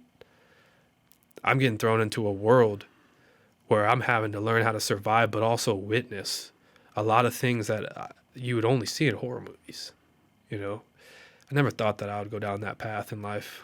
And it's funny, man. It's funny how things happen to you and you get thrown in situations. And I look back on my life now and the decisions I could have made, the K2, getting wrapped up with all the anger and hate, and not wanting to get out of the cell and not bettering myself and not trying to continue to make friends and not do time alone and not shut off my family. There was times where I couldn't write my family back because of how much it hurt, how much I missed them. And there was a time where I finally did. And I started writing more, and I started journaling, and it helped so much from what I was going through. And I still have those journals, and I use them right now, and I'm glad I wrote because I get to reflect on, and I don't remember half of the things I'm reading in those journals that had happened to me. You know, I'm like, oh, wow, that happened? I can't remember that. But, yeah, man, it's I get bench warranted back to Williamson County in May, and they set a date. Because the Texas Rangers have concluded their investigation for an innocence of evidentiary hearing, which is scheduled in August 2nd of 2017. So from 2014 to 2017, I was in prison. And I go to the hearing. It's a 3-day hearing. And the whole hearing is just bringing about questions of the investigation, the evidence of innocence, the investigation that we did on our end, my appeal attorney and the PIs I've hired, and they brought forth the evidence, because that's the thing about appealing my case, is that when I appealed my case, I could not use anything that was in trial because, again, I waived my right to appeal anything within that trial. Okay. So this all had to be new everything stuff. would have to be post-trial, new stuff. And boy, I'll tell you, there was a lot of it. Post-trial or it was known about pre-trial, but it was never brought up in trial. Yeah. So new findings. So if it's not on the court reporters, if it's not on her stenograph, she didn't put it on there, it's fair game for you. It's fair game. Other than that, but the first attorney did such a poor... She brought nothing. It's not a comprehensive approach. So there's a lot of details that probably you're sitting in jail going, we didn't even touch on that. Are you making notes this whole time? Or had you, before Sean Dick takes over, are you just like, I'm making the most of this prison experience? Or do you still have something in the back of your mind like, I didn't do it, it's got to come back, I got to get another chance at this? I never stopped fighting. So I went to the law library and I did whatever I could on learning the law. I never knew the law whenever I was 17 or 18 years old. And I didn't know how important it was to know the law. Because we live in this society where you could be a sitting duck if you're uneducated, but just in case if you need it, you got it. Yeah. And when I sat there and I learned about the law, I was educating myself, and every time I got to sit with my appeal attorney and talk about my case, I felt like I was a little more present. I knew what he was talking about, and I felt like I could comprehend it better. So it helped out in the long run on me continuing to do my fight, it's weird because when you're going through that and you have an appeal attorney and a team doing what they do, it's like a good business, right? Everybody has certain skill sets and you want to utilize those to be a collective whole, right? So my fight was to keep this healthy, and to see the next day and to allow my attorneys to do their thing and to trust them. I had a hard time trusting my attorneys. Now, I did fight for my life and brought a lot of good ideas because I looked at Keith as not just my attorney, but my teammate. But I let him take the wheel. Just like in any other good business or a family or a friendship or any type of relationship, right? Or a collective group of people like a team, like a football team, there's got to be a chief or very little chiefs. But there's got to be the head person. And then from there, you have followers, you have people that will understand, will obey, but still challenge. You got those people in the positions to challenge and keep the chief accountable. And so I kept Keith accountable in a sense that, hey, I kind of approached it a little bit different than a Patricia. I said, hey, man, I remember I would call him and write him, and he would tell me, he's like, look, Greg, I wish I could tell you something right now. But right now we're in a long waiting period, but I'm letting you know right now I'm fighting for you each and every day of your life right now. So, how was he getting paid this whole time? So I don't think Keith was getting paid enough. Yeah. I figured out, so Jake was helping a lot with the finances. Jake is a very resourceful guy. He's worked very hard, and it's amazing, man. The amount of wealth and success he's gotten every year, it blows my mind. And it's because of Jake is a prime example of being a dumbass for early on in life and learning and having to cross those lines too many times. Jake's been bankrupt multiple times in different businesses. And now Jake's, I don't want to tell you how many stuff he owns, but Jake is unbelievable, man, when it comes to, I seek him out all the time in business advice. But because he's one of those guys that like he's been there, he's done that, he's made a stupid position. He's a figure outer.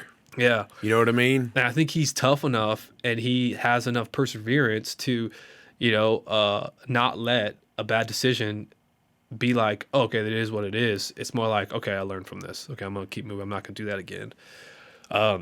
So Jake was one of those guys that just helped a lot out with the finances because we just didn't have it. My dad wasn't working. He was still in a rehab facility. He was actually in a nursing home at the time. And nobody really had the money. And so Jake was like, I'll take care of it. Don't worry. And so that was a complete load off my shoulders because now you want to talk about cases that are similar to mine, right? Parallel. Unfortunately, in this world, money is an incredible resource. It's a power, it's a freedom, it's a tool to use, because without money, I don't think that we would have be able to afford a person like Keith. And so when you want to talk about like a higher power and you want to talk about like divine intervention, Jake was literally God sent for me. There was a purpose in my life, in Jake's life, where he was introduced to my situation. I think he was put in front of that TV screen and saw his old teacher, David, on that TV screen stand up for me in a courtroom. And the day I got convicted on the news, and Jake called David and said, "Hey, what's going on?" Right? Or Jake called Mike LaPaglia. He called one. I forgot who it was. He called either Mike or going blank on his name. But then he called. Then they reached out to David, and then so it was just kind of a line effect there. And so Jake helped out a lot with the finances. And I think when it was all said and done, I looked at the number that Keith was paid, and I was like, "That's it? That's it? That's all we paid him?" And he says, "Yeah, Keith was doing a lot of things for free." Wow. And I said, "Why?" He said, "Man, he needed to fight for you. You know, he just needed to fight for you." Keith is the type of person that was put on this earth to do what he does. Yeah. He has no other purpose. Like, Keith is literally here to save people's lives. Yeah. And he's not wrapped up in the money. You talk about they have a job too. Keith, I think he finds the most fulfillment. Keith has like 11 or 12 exonerations on his belt. A lot of appeal attorneys, almost every appeal attorney at least try to have one. Where they make the money and they make a living is time cuts. They get a lot of time cuts done. If I can commute somebody's sentence from life to 20 years, we had a really good day. And Keith's sole purpose was exonerations. He said, "That is my standard." And so, yeah, he was severely underpaid, man. And he's going back. You're having this hearing. The Texas Rangers are talking about everything that they found when they did their investigation, and you're trying to put together a case for an appeal trial that includes everything that wasn't in the first trial, and then hoping for the best. Or when it's all laid out, are you going, "Oh yeah"? So August 2nd happens, and it's the first day of the hearing. All my family comes out. My loved ones comes out. It's big news going all over Austin. I remember my wife telling me it's spreading like wildfire. There's a lot of cameras coming out. Everybody's going to be there. Okay. We go in the first day. I remember going out, and I just see just an ocean of faces. And I sit there, and I look at Keith, and I remember looking at Keith, and I tell him, I said, "Let's go to war." I said, "Because I'm ready to go. I'm ready to come home." And Keith looks at me. He's like, "We're going to give him hell." And Keith has never told me anything. So Keith is the type of person, man, you got to respect people that know what they have. And they're smart enough to keep it quiet and not let it get corrupted or spoiled. Or, Keith's never showed his hand too early. I classified him as the silent assassin. Keith, he's a man of few words when you don't talk to him.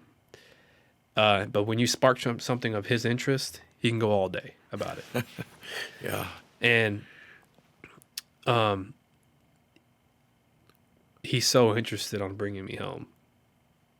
We sat there, and he's analyzing the whole situation, and he told me, he said, "Hey, you probably don't know this, but the DAs are about to grill this guy." And it's the Cedar Park detective is on stand next. I said, "What do you mean?" He said, "The DAs are completely disgusted on how this was put out." And then I said, "Keith, you got to show me everything you got, dude." And we end up, sitting down, and he shows me everything. Now it's time to show me, right? And he's told me a lot, but there's a lot of things he didn't tell me. And I'm glad he didn't, because he didn't want to take any risks. He didn't want me to talk about it in jail, and he's had that happen before, where like some good news happens, and I involuntarily talk about something I'm not supposed to talk about, and it gets spoiled, and do you think that he was somewhat wary of giving you false hope as well? Yeah, Keith's a realist. You know, he's a realist. He never told me that I was going to get exonerated. He never told me that. Keeping the expectations low. Yeah. When Keith told me that I was going to get exonerated, I was getting exonerated 5 minutes later. That's when he told me I was going to get exonerated. And I remember he never even told me that I was going to get released, because he didn't ever want to say false hope. He told me that everything he had, and one of the biggest ones that I didn't realize was the ineffective assistance claim on Patricia. He was going to drop the conflict of interest and raise this ineffective assistance. So she is now required by law to talk about the relationships she's had with Shama McCarty, because the relationship she had with Shama McCarty, she wasn't going to talk about, because he had this conflict of interest claim that he was going to bring forth on it.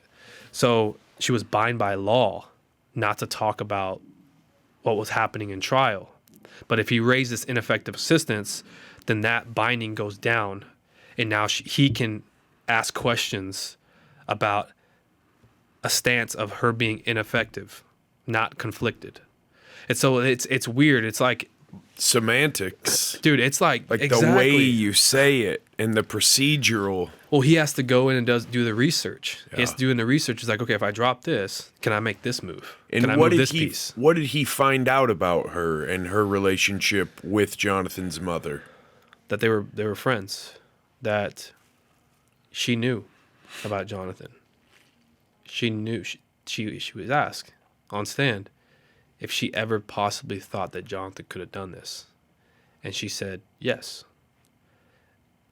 And with everything she said, and she was getting hot and bothered, she was getting pissed off on stand, so much so she went in the back and threw a fit. But after she came off stand, the detective came on, and holy cow. Yeah. Now, one of the biggest things that... I mean, this guy is just an I don't know type guy. I mean, that he plays it safe, saying, I don't recall, I don't know, I don't recall, I don't know, right? I mean, no matter what, dude, you're not escaping the situation. You say, I don't know, you're an idiot. Like, one, it shows that you're trying to eject from this conversation. Or two, at least, in the worst, you're not qualified for your job. Yeah, you could say that he hasn't read and applied Jocko's best book, Extreme Ownership, to the situation. I liked his TED Talk on that one. Yeah. And so he now this is where you knew the detective really messed up. It's pretty disgusting. I think that's a good word for it, because that's what everybody sounded like. They were disgusted in the courtroom when he replied with a question that was asked by the DA, not my own attorney, but the DA. He said, hey, what's your definition of justice? And he said, a successful prosecution. And I just hear everybody in the courtroom gasping, just like, and then he went to go get grilled on a little bit more by the DA, and then he brings the Texas Ranger up there who redid the case and reinvestigated. And they asked him what his definition of justice was. The Texas Ranger replied, finding and seeking the truth. And, you know, I replay the detective's answer over and over and get in my head, and there was multiple times where I've told this guy I was innocent. And when somebody's telling you they're innocent, and your whole mindset, your whole purpose, your whole intention is to seek out a successful prosecution, you are about to ruin somebody's life, because this guy could very well be innocent. Now it's your job to go and seek and do the investigation to see if his words are true or not. Guy never did that. He didn't care. So long story short, man, the thing lasted, the hearing lasted 3 days. And I was hoping that a resolve from that hearing would be enough evidence, right? Because the evidence of my cell phone records came up, right? Proving that I couldn't have done this because I wasn't even in the area. I was helping my brother move. Your brother move, stuck in a traffic jam. I was stuck in a traffic jam, but also the detective in the Cedar Park Police Department one-upped it and made it even harder to give it a window. And what Keith said, cool, I'll account for every day, every minute that you possibly said that Greg could have done this, and he was nowhere near that house. He was even moved out of it. Moved out, yeah. And then he came back and said, well, let me tell you who was living there and whose name was thrown to the curbside during investigation. And he was brought up not only by the child, not only by Jonathan's friend who witnessed pictures of little kids on his phone, not only by Tracy. Did that friend ever testify about seeing those photos? He did. He got deposed. He didn't testify, but he got deposed, and it's in written record. And he said everything he stated. And he thought it was really weird. And also phone calls were recorded of Jonathan being in jail. You know, one of them saying that, you know, hey man, you know, did you do this to a child, blah, blah? And he's like, no, I didn't do it, man. They got me fucked up and this and that. And he said, man, like, it looks like you did it. And he said, dude, you got pictures of little kids on your phone? And he said, no, man, that's my nephew. He's like, that's your nephew, right? And he's like, dude, that's disgusting. And he's like, oh, man, they got me fucked up, blah, blah. I'm like, and, you know, after all of that, I sat in my cell waiting to get a decision on what the judge was going to say, and she needed 2 more weeks to decide. And now, I had now been waiting for 3.5 years. Now, in my mindset, I'm like, this matters so much that I'm grateful that she's even considering taking time to really look at this. So I said, all right, cool. I mean, it's not like I have a choice. But I didn't let it bother me too much. So it was just another day. My routine at the Williamson County Jail was I woke up every day and I was in my own cell, a big cell. They put me in a big cell, like a 30-foot by 30-foot cell. Jeez. And it had a shower, a toilet, TV in it, and all that. Right, little TV, like a little 18-incher, little small guy, but there was like 4 bunk beds, and it's meant for 8 men, right? But I was there by myself, and I was allowed to go to rec whenever I wanted to, which was on the roof of the jail, and so I was able to go outside and be in a concrete box and look up and see the sky and stuff. And you really don't understand the appreciation of seeing the sun when you don't have it, you know? And so I would just let the sun beat down on my skin and just enjoy the heat because it's so cold in there. And I'll do my push-ups and my workouts and just kind of occupy my mind. I'd come back and read and read every Nicholas Sparks book you could ever think of. Because, you know, a lot of people don't realize, man, is how much you need love in your life. Prison, you have absent of love. When you have love, it's usually homosexual, right, stuff. And you can't love anything in there because nothing is kind of worth lovable, really. I mean, you got guys in there, man, you wouldn't even let within 100 yards of your family. That's how sick they are. And you got guys, you're wondering why they're still living, why they haven't been executed yet, but how disgusting they are. And when you lose love in your heart, right, and you don't tap into it as much, you become a very dark person, right? You have excuses on why you should hate life and how you should make excuses about how, you know, you're going through this and you're going through that and how, you know, have pity on me because I'm going through all this. I never really lost touch of it because I chose to read or engage in something that would remind me to love, to continue to love. So I read a lot of Nicholas Sparks, you know, and I'm glad I did because when I got out, my relationship with me and my now wife it never really lost a beat. You know, I got back out and we knew each other so well, man. We were finishing each other's sentences. I'm not kidding. When I was in there, we challenged each other every day to write, and we wrote each other almost every day. Every week we would do 20 questions. I know how childish that sounds, but you do that for 3 years, you learn somebody very well. There was times where we'd go out to eat, and I knew exactly what she wanted, and I said, I'll order for you. And so I'd order her little skinny margarita with some salt on it, and I'd order, you know, her half-pound burger with extra bacon, no cheese. And so I'd do all that, and she'd look at me and she said, man, you're amazing. You know, and it's, when you talk about blessings, I'm glad that I had the opportunity, because that's the thing that matters the most in my life, man, is my wife. I'll do anything for her before anything else. I would move all the way back from Michigan and give up football so I could be near her, because it just wasn't worth going through that dream without her. She became my dream. And so 2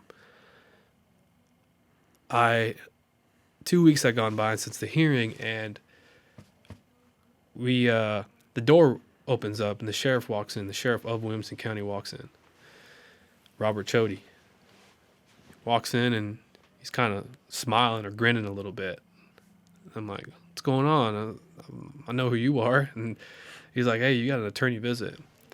I said, I know, but why are you telling me this?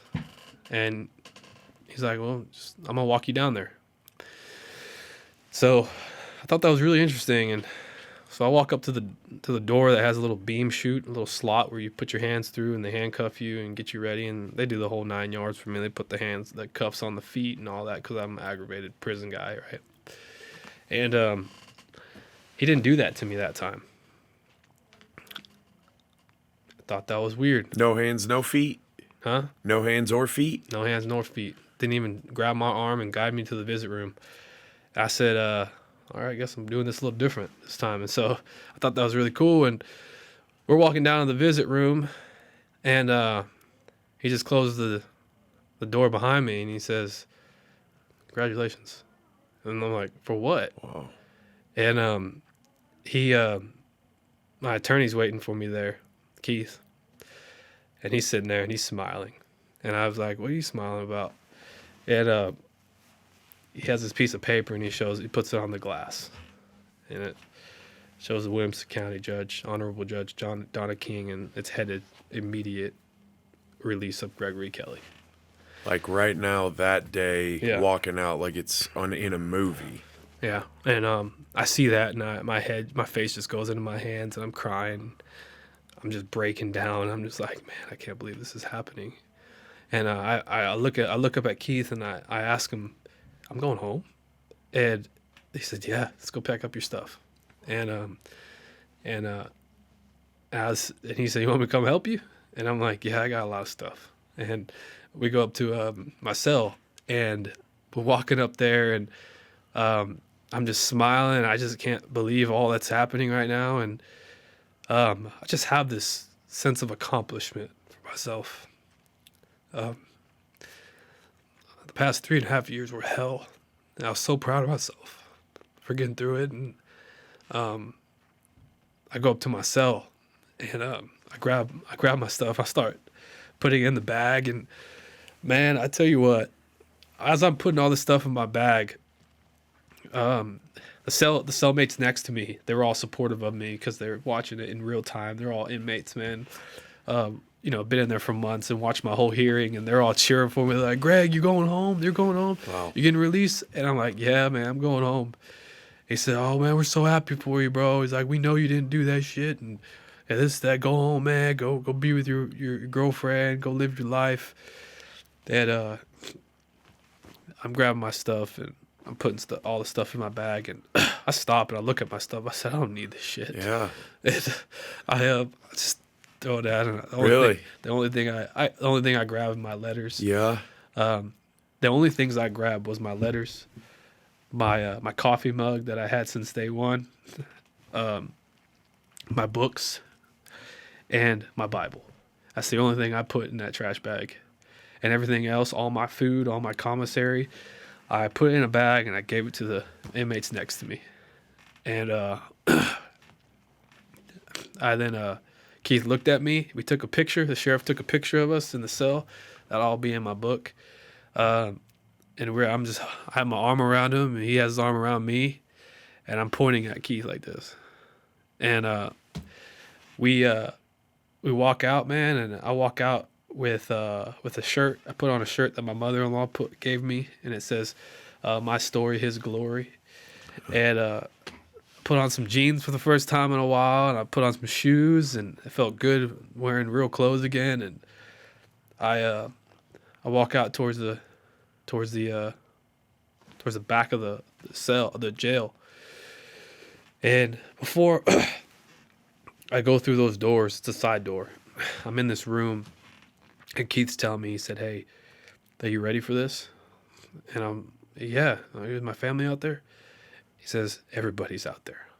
This is they figured out this information about 2 hours ago. It was public, and it got shot to every media in this area, and there's about 300 people outside right now. I was like, "Really?" He said, "Are you ready for all that? I mean, I can go around back, pull up a car, and get you out of here."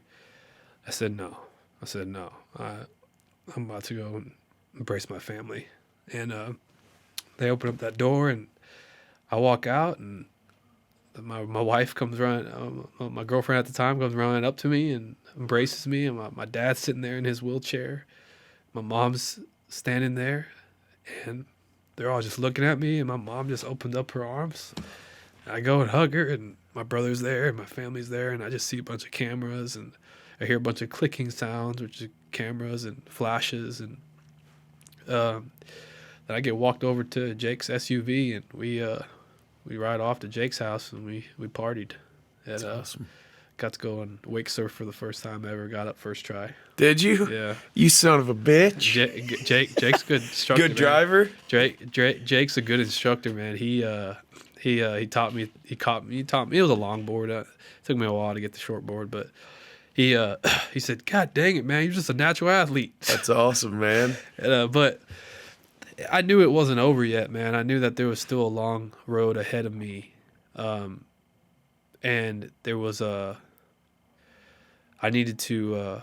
There was the next 2.5 years of my life. I needed to convince the CCA, the Court of Criminal Appeals here in Texas, the highest criminal court, appeal court in the Texas, to prove that I didn't do this. Because now I'm free, but I'm not free. I'm out and I could be with my family, but a dark cloud still hung over me. And every Tuesday night, 3 things could happen. I could get retried, I could get sent back to prison, or I can get exonerated. So you're just checking that website every Tuesday? I'm trying to live a normal life. I think the thing I focused on the most when I got out was kind of learning how to get back in the routine of things. I did not know after just 4 years how much technology advanced. Isn't that crazy, man? I didn't know about portrait mode. That wasn't a thing.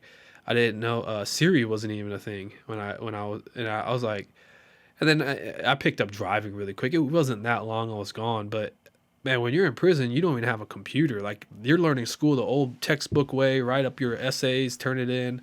Everything's paper. So just 4 years was weird for me when I got out. I picked up driving back really quick. I used my old license. But, man, it was I think the biggest thing for me when I got out, the thing I struggled with the most was I couldn't sleep. I couldn't sleep in a comfortable bed. I was so used to sleeping on a lumpy, like mulch-filled, it almost felt like it was mulch-filled mattress. And I couldn't sleep because I just felt too comfortable. All I knew was the trenches, and all I knew was discomfort. All I knew was being on the edge of life, not knowing if tomorrow was going to happen. And I just felt this peace over me, but it didn't feel right. Could you take a deep breath? I finally. Or did that even take a while? The more my outlet, my peaceful outlet the whole time is doing something that sucks. Like, I'm talking about going through an intense workout. I lived out in Jake's house for the first couple of months of me being free. Jake's house is beautiful. It's out in Marble Falls. He's got a lake house out there, and his backyard backs up to the lake. And the lake is about maybe 200 yards long. And every morning I would challenge myself with some type of circuit workout where I would start my day off doing something that really sucks and me accomplishing it. And every day I would, he had a barbell, he had a little metal building with a weight room in it. And so I would do my workout, and then I'd go out there and I'd do 3 sets of swimming back and forth across the lake with a life jacket on. So if I got tired, I'd just chill for a second in the middle of the lake. And then I'll just swim back and forth. And so that would put my mind at ease if I woke up with a nightmare or something, or if I woke up sad, or if I woke up just not feeling like in a funk.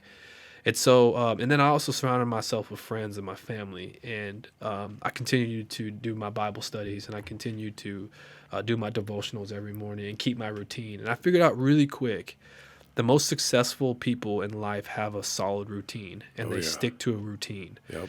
And I felt like what got me successful in prison, getting through that, is my routine, is not letting my mind wander or stay complacent or be complacent, really, on figuring out what to do next. I knew exactly what I was going to do at what minute of the day I was going to do it.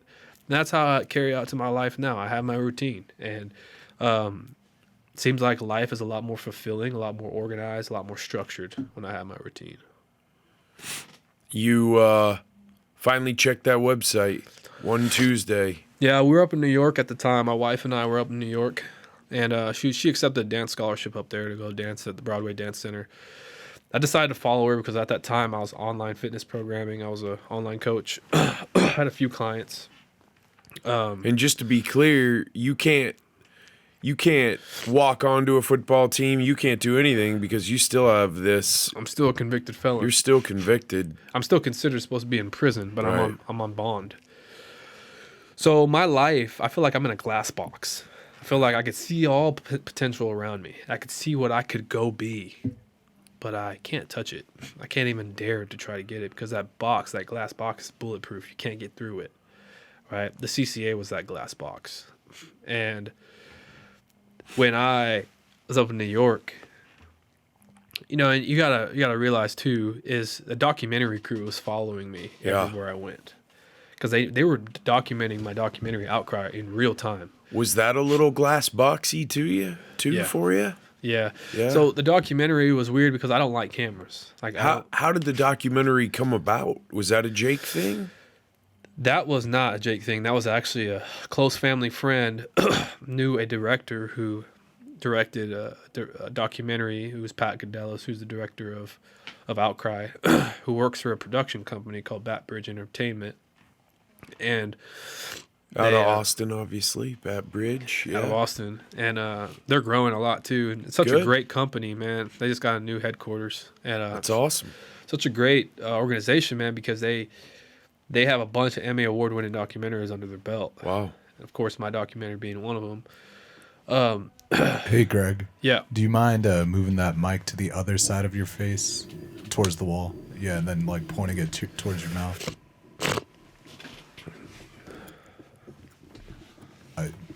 Just move it a little closer to you. Right there? Yeah. All right. Yeah, so Pat Cadellis reached out he didn't actually reach out. So Pat Cadellis, he was already working on a documentary at the time, and a close family friend reached out to him to tell him about my case. Yeah. And Pat sat down with her, and Pat's like, "No, I don't believe it. That's so Hollywood. That can't happen. That can't happen. That's not real life." He says, "I'm not kidding, Pat." Pat's right. I'm like, "Pat, I'm not kidding, Pat." He's like, "This is crazy. This is unbelievable." Like, okay, I'll talk to his attorney, but I need to hear it from him. Keith came back and told him what's up. And Pat was like, "Okay, I'm going to talk to his family." So Pat now just became into a journalist. Pat is a journalist before anything. He'll go out and do the investigation. And he went out and talked to my family, and after every conversation, he was just blown away even more. He just like, "Okay, now I need to go talk to Greg." And so he talks to me, and he makes the decision to go with it. He's like, I'm gonna make this story. And he explained to me how it's not lightly that he's making this. He's like, "Look, man, I'm gonna commit a lot of time into this. And we don't make these little YouTube documentaries. No, I mean, that's a well-produced, that's a very expensive venture.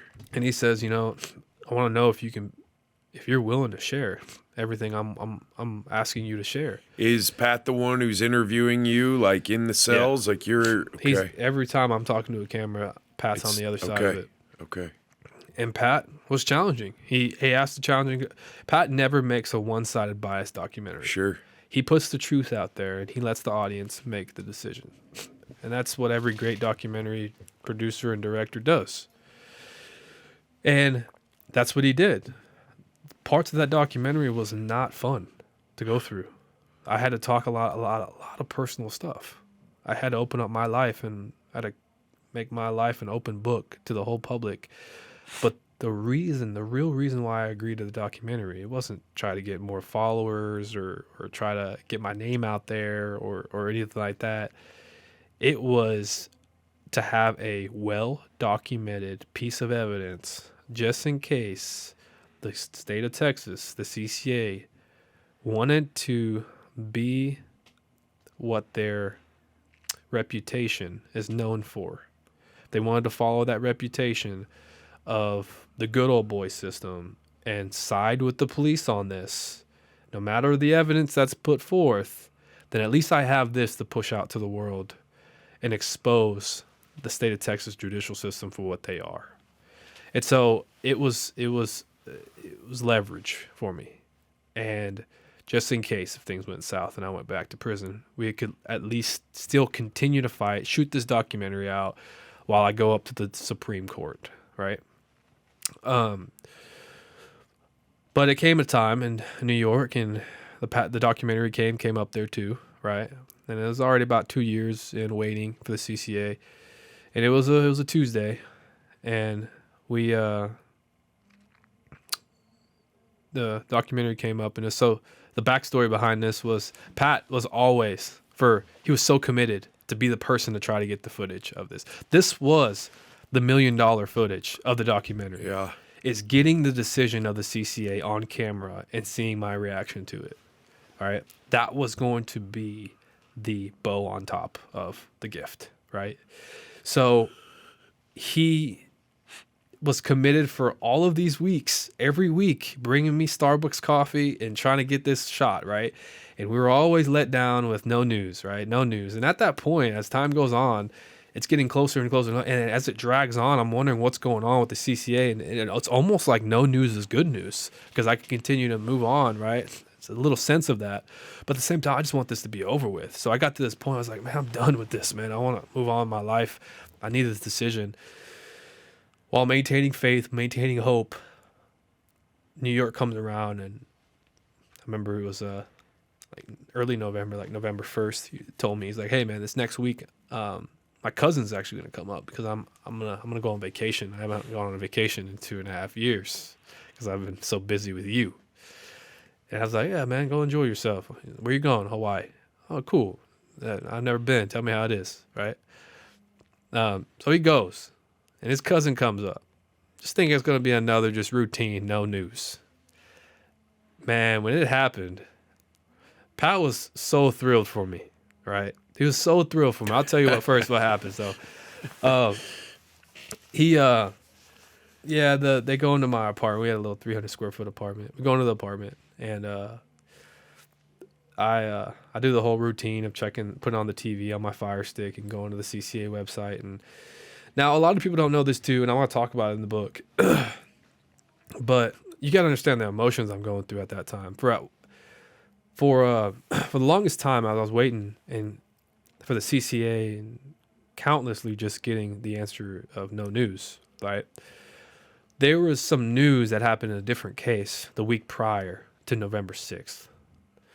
The week prior, what was on that website, the list that I check every day, was Rodney Reed's case. I don't know if you're familiar with the Rodney Reed Somewhat. case. But apparently, he killed a woman, right, who he was messing around with, and the woman was married to a police officer. It was a white woman, a white police officer, and this woman was having an affair with this white police officer with Rodney Reed, a heavyset black guy, right? And, she was found dead, and he was ultimately, tried and convicted for that murder. Well, there's now there's evidence, and you don't talk about the Kardashians, right? Kim Kardashian got behind him and is still fighting for him to this day.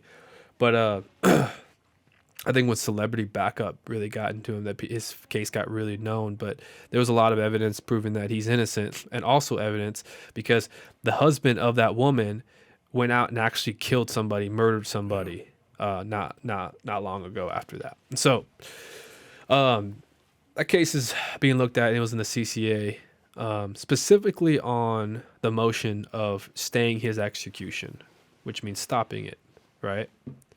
Because he's about that time to get executed. Well, the week prior to November 6th, where my decision came down, and I had no idea that my decision was coming out, but the week prior, I was like, oh, that's Rodney Reed's case, as I was looking through the list again. And I looked at it, and they denied his stay of execution, which means that they gave him the green light to go get executed. Now, of course, he appealed it again. The governor, Greg Abbott, actually stopped it, right? And gave it a little more time. But when I saw that, my nerves ramped up because I have been following the Rodney Reed case. And the only thing that's going on through my mind as I'm waiting for my decision that could come any week was, if they're giving the green light to this guy to go get executed, I don't think they're going to lose sleep on sending me back to prison, right? So that's entering my mind as, you could be looked at two ways. The CCA's taking a long time because they're trying to maybe beef up their decision on why they're sending me back to prison, or they're really having a tough time to try to make a decision here. And so it's fair to say that doubt started entering my mind, and I was getting nervous. And when that happened, I remember the day before, on November 5th, my wife and I, one night before we went to bed, we knew that the camera guy was coming, and Rodney Reed's case had just been judged on. I was just so on edge, man. I was anxious. I was a nervous wreck. And I remember my wife and I, we dropped to our knees and we prayed that night, November 5th. And I just asked God to have his way. And I trust him. I trust what's next. And no matter what, I'm going to continue to serve him the best I can as his child. And the next morning, the cameras come. And I sit down on bed, and I turn on the TV, and I'm having my cup of coffee, and I'm just trying to focus on my breathing because I'm getting nervous. And I put on that list, and Pat's cousin is filming it. First time I ever met him, first time I ever seen him, first time it wasn't even Pat. And Pat was awake. And it was like 5 a.m. in freaking no, it was 3 a.m. in Hawaii, and he was awake. And he was, I remember whenever I turned on that TV, I look at the list, and I look at the top of the list, and there's Greg Kelley on there. And I looked at the category it was under, and it says relief granted. That's the category it's under. When relief granted happens, it means that the CCA has agreed and granted relief on your motions, and I had 7. And I look, and I'm already starting to break down, and I'm crying, and I'm just like, I remember saying, "Thank God." And I look at it, and I look at it a little deeper, and at that time I'm already sending bird emojis. Like if you look at the documentary, my finger's doing that. It's because me and my wife have an inside little thing where if I get exonerated, she's gonna be in class. And she's gonna see this text message with a bunch of bird emojis. And to us, and in the Bible, the dove represents paradise and freedom, right? Salvation, right? And Noah's Ark, the dove represents like there's land, there's place to live, right? And so for us, it was freedom to be a bird. And so I'm pushing that sucker, and she gets it, and she runs. I'm talking about she throws her Yeti, she throws her bag. I think her freaking coffee mug's in a gutter on Fifth Avenue right now in New York still, and she's running back to the apartment, and she freaking like tries to bang the door open, and I'm opening it, and I'm already talking to the camera, and I'm talking to Keith on the phone, And I'm talking about she gets home in minutes. And she comes up, we embrace and we cry and we hug and after I get done talking to Pat and talking to my family, talking to Keith and talking to my family, I call Pat. And Pat's like, yeah, dude, I see the news. He's like, son of a bitch. He's like, when my freaking cousin goes up there. and he's like, he needs to have his cousin go buy him a lotto ticket. Yeah. You know? Shit. He's like, dude, man, I'm pacing back and forth right now, Greg. I'm so happy. He says, I'm so happy for you. And he's like, dude, man, how do you feel? And I'm like, man, I don't even know. Like, I remember talking to Keith that he said, man, Greg, it's over. It's over. Wow. And every more that he said that, I was just like, wow, it's over. I couldn't believe it. And I just felt like, man, that glass box just shattered for me. Yeah. And I can go be whatever I want to be. I got this new life. And at that moment, I realized everything I learned, everything I got to put in my toolbox of going through absolute hell. I've realized that some of the greatest lessons you learn is in the middle of freaking hell. And I reflect on every day whenever I come to a challenge in my business, in my marriage, in my life, something as so simple as being caught up in traffic and being patient and just allowing somebody to go. I've got to deal with a lot of extremely terrible people and have to be patient with them and not let them to get the best of me too. You know, my wife and I arguing about the simplest little stupid thing that we don't want to take responsibility for. Like, I didn't do the dishes the other day. And I said, man, I've just been too busy. And when the moment I said that, I said, wait, I'm sorry. I can't do them. And we're arguing back and forth. And I was like, this little thing we're doing, it could be a whole lot worse. This little altercation we're going through, this little form of discomfort, it could be a whole lot worse. And so we have this measuring stick of conflict in our life now, as well as I think the biggest thing I have, and I don't think there's anything in this world that would ever change my perception of this, but the appreciation of freedom that I have. I literally enjoy waking up every morning and seeing the sunrise right outside my shop. I get up at 5, 6 a.m. I go into work. I get to see the sunrise, and it's something that I hold near and dear in my heart because I got to see that on the rec yard a lot. And that sunrise signified to me that another day starts.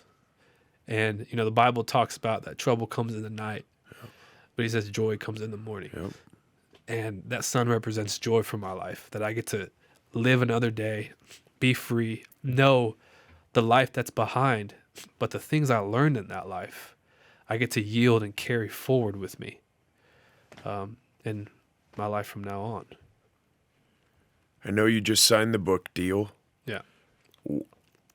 Were there times in there after this is over, it's over, like Keith said, where you were like, I want to just put this in the rear view and move forward, where you've then been drawn back to the story, or maybe someone similar to myself has reached out, or someone has told you, wow, this is unbelievable, where I would think it's in your mind. I'm not trying to lead you down an answer path like a terrible detective with a 4-year-old here, but I would think that you think, if it was me, I'd be like, this had to have happened for a fucking reason. There has to be a reason here that's bigger than me, that's not about me, that, I had to go through it, but maybe it's to help someone else or to give people hope if they feel like all is lost. Have those thoughts gone through your mind? I think every day. I've never had a situation where I felt that the reason was as clear as day get put in front of me yet. I'm still young, and I think as things get introduced into my life day after day, there's not a day that goes by that doesn't remind me of prison. Not a day. I mean, something as small and simple as a noise or a letter that I get from a buddy of mine where we reminisce about a memory that we had together. Well, or even someone walking up from your blind side. Yeah, that's a big one too. Is No. whenever when I'm in the gym, and somebody walks up behind me, I don't necessarily give my back to a lot of people. Yeah. There was a time, really, I was working at Costco. This was one of the biggest scares I've ever had. I was working at Costco during right at the pandemic because all the gyms closed down and all my clients that were that was online personal training. Yeah. They all kind of paused and was like, "Hey, I don't have a gym anymore." Sure. There was a lot of them stayed and they had home equipment but it wasn't enough for me to continue to make a living. So I took up a job, and one of the only jobs that were available was Costco, right? I mean, it was an essential. Grocery stores were essential, right? Right. So I got on with Costco, and I was a late night stalker. So I was doing shelves, and I was pushing pallets and stuff and restocking and I remember one time we were stocking up all the shelves and I was putting pallets in, and I was working on the Cokes. I was stacking them all up, and out of nowhere, the lights go off, right? The lights go off. And my coworkers, completely idiots, they start hooping and hollering, start screaming, rah, rah, rah, rah, just start screaming. Yeah. And I remember going straight to the wall and putting my back against the wall and just getting there and just looking around and having my hands in a fist, because that was one of the riots I was in. I was on A2 block, which was the first block I was on at the Wing unit. And it was something stupid it was over that show called, Animal Kingdom. Yeah. On Fox. Sure. It was a really popular show, and it was airing during football season, and the playoffs were going on. And we have 2 TVs in the day room, and one of them was down.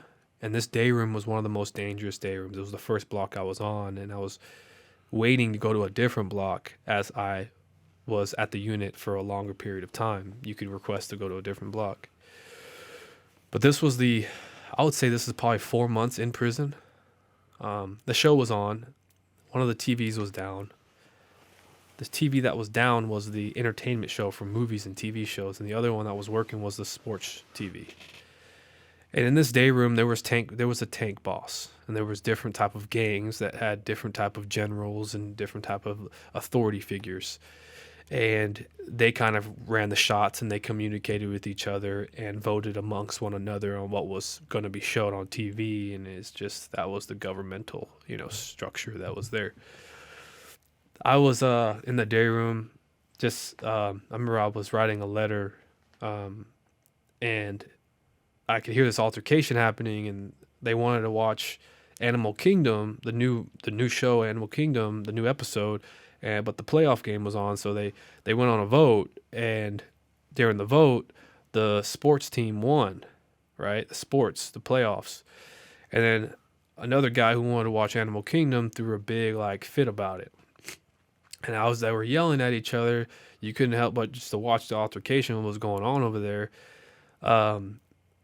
After the vote, he says, "Now we're going to watch sports." And then as he was walking away, the dude ripped the cord out of the TV, wrapped it around the dude's neck, and choked him to death with it.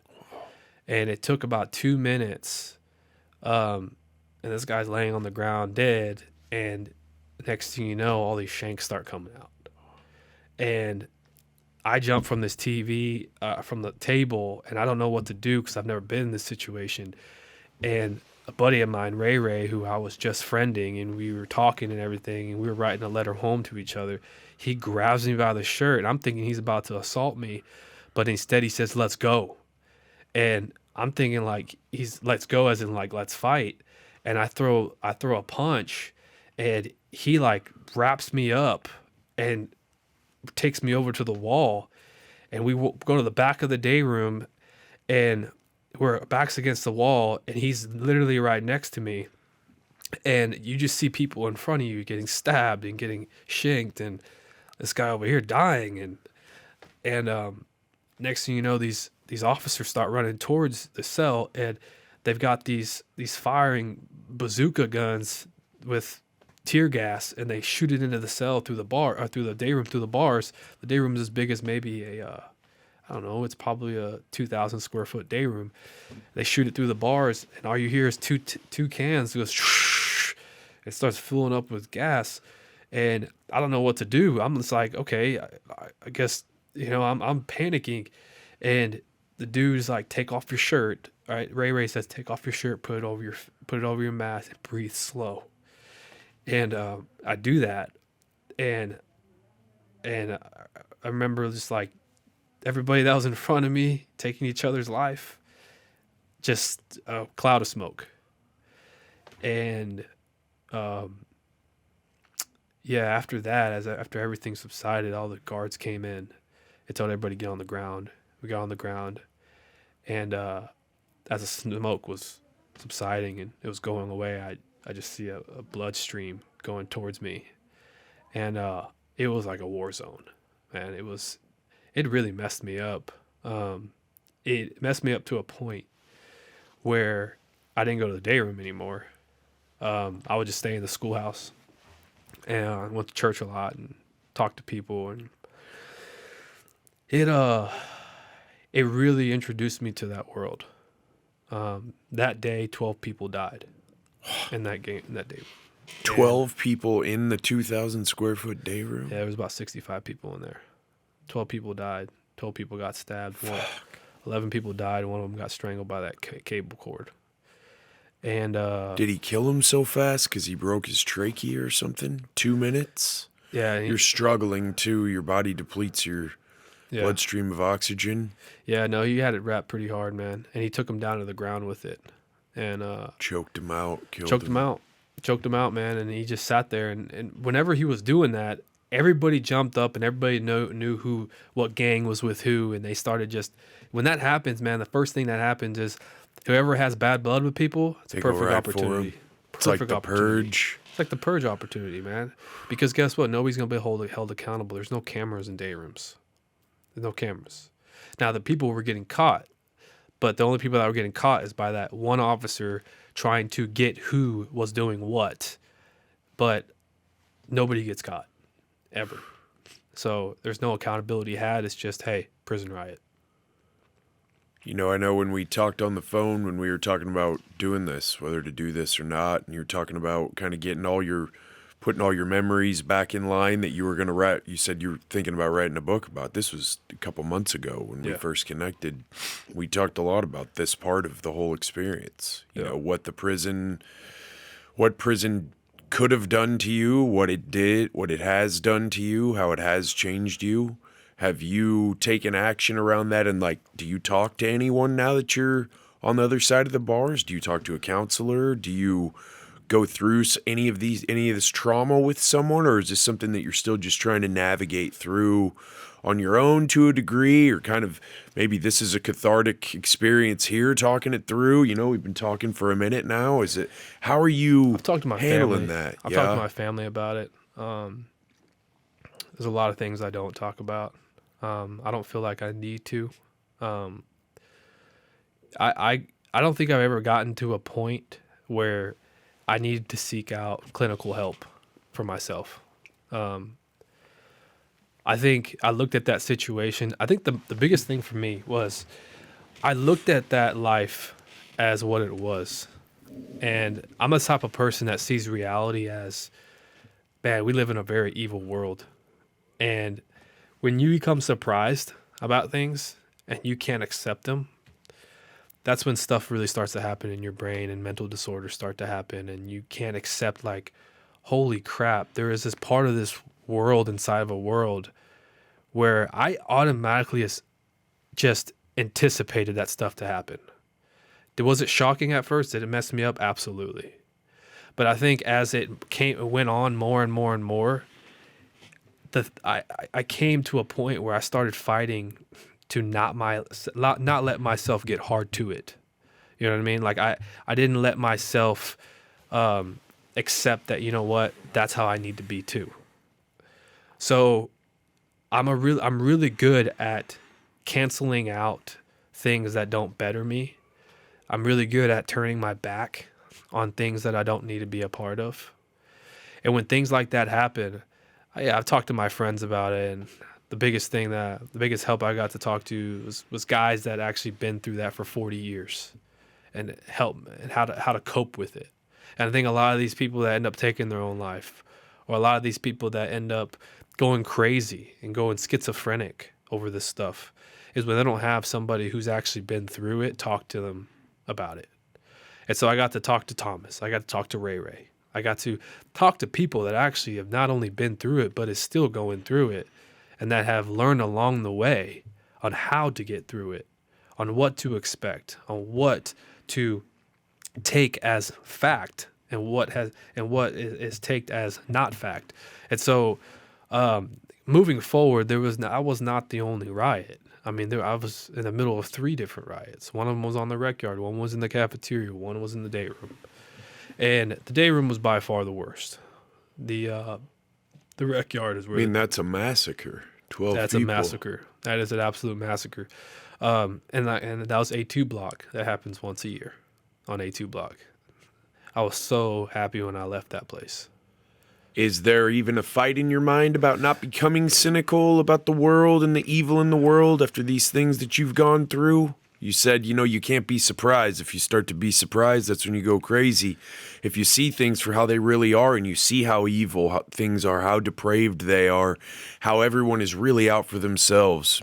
Jonathan's mother knew what was going on. Yeah. Jonathan allowed what happened to you to happen to you. Didn't take responsibility for what he did. It's every man for themselves. Is that a decision that you make? Is that something that your faith helps you with? Yeah, so I learned a lot about what the world really is through my faith, through the Bible, through the significance of evil in this world. What happened to me, I felt the things that were happening to me, I think were totally evil. When it came to the DA side, I think what they were doing was evil. I think the Cedar Park Police Department, how they were conducting it, the chief of the Cedar Park Police Department not taking responsibility, not being held accountable. He called your supporters cult-like. He called me the cult leader and called the supporters cult-like. I think that was completely evil. I think he knew what he was doing. I think he was being arrogant behind it. I will never, ever get surprised, ever, by law enforcement acting in that way, because I feel like that badge can do a lot of things for somebody depending on where your heart's at. And I don't think these officers had their heart in the right place. I think before anything else, there's a sin issue. And you're a human being before you are a detective or a police officer. And if you're not right as a human, you're going to be a terrible cop. There's bad cops just like there are bad realtors, bad contractors. Yeah. Last couple things. Does the state of Texas owe you... Do they owe you? No, that's already been settled. So I settled a lawsuit with the city of Cedar Park. That's already done. And then the state of Texas, of course, I had already been compensated for the wrongful time. And so, has anyone who wronged you reached out of their own accord to apologize to you, to make amends? Not judicially. Well, just personally. Personally, yes. I've had friends who've turned their back. And did anyone at the law enforcement level, or any of the people who bore false witness against you, or anyone like that, though? The chief of the Texas Rangers wanted to apologize on the conduct of his Texas Ranger during the investigation. He stated that I was using hookup sites and dating sites to kind of level the scales. And that was one of those big ones, like, why would he do that? And it's one of those things I had a hard time wrestling with a long time. And now, the reason why that really messed me up, the Texas Ranger messed me up, and the reason why I went to go fight for it, is because this guy got commissioned to tell the truth, to go out and do the investigation that Cedar Park didn't do. And how he conducted it was incomplete. It's almost like I'm not trying to find the truth. I'm trying to be the hero here. Yeah. And I feel like that's kind of what he was yielding going forth into relooking into my case. And so he went to such low levels to get an affidavit signed on making up that I had some type of account with Adult Friend Finder and stuff like that. That I was hooking up with random people, and that's how he needed access to my iCloud. I'm like, okay. Now this has really pissed me off because I sat there face to face with you, and he said he was going to do me the service of finding the truth. And I told him that's all he needs to do. Find the truth. Reinvestigate me. I don't care what you look into. You're going to see that I didn't do this. And he went to go out and fabricated this story about how I was using Adult Friend Finder. And of course, I said, I'm going to call them. This dude said that I had a credit card and I was using a credit card. I was 17, 18 years old at the time. How am I using a credit card? Okay. I go and call Adult Friend Finder. And he said I was using maybe these 3 emails or 4 emails. In his little document, I talked to Adult Friend Finder on the phone. I said, hey, is there any type of, when do you erase your record, your histories, right? Your records. He said every 7, or at the time, every 7 years. I was like, perfect. It's well within that window. Can you see if there's an account under this email or this email or this email or this email, which he said potentially could have been any of these 4 emails. He says, nope, there's no email, there's no account, there's no account, there's no account, there's no account. He says, I can also look through your account if you have a credit card. I said, no, I don't have a credit card.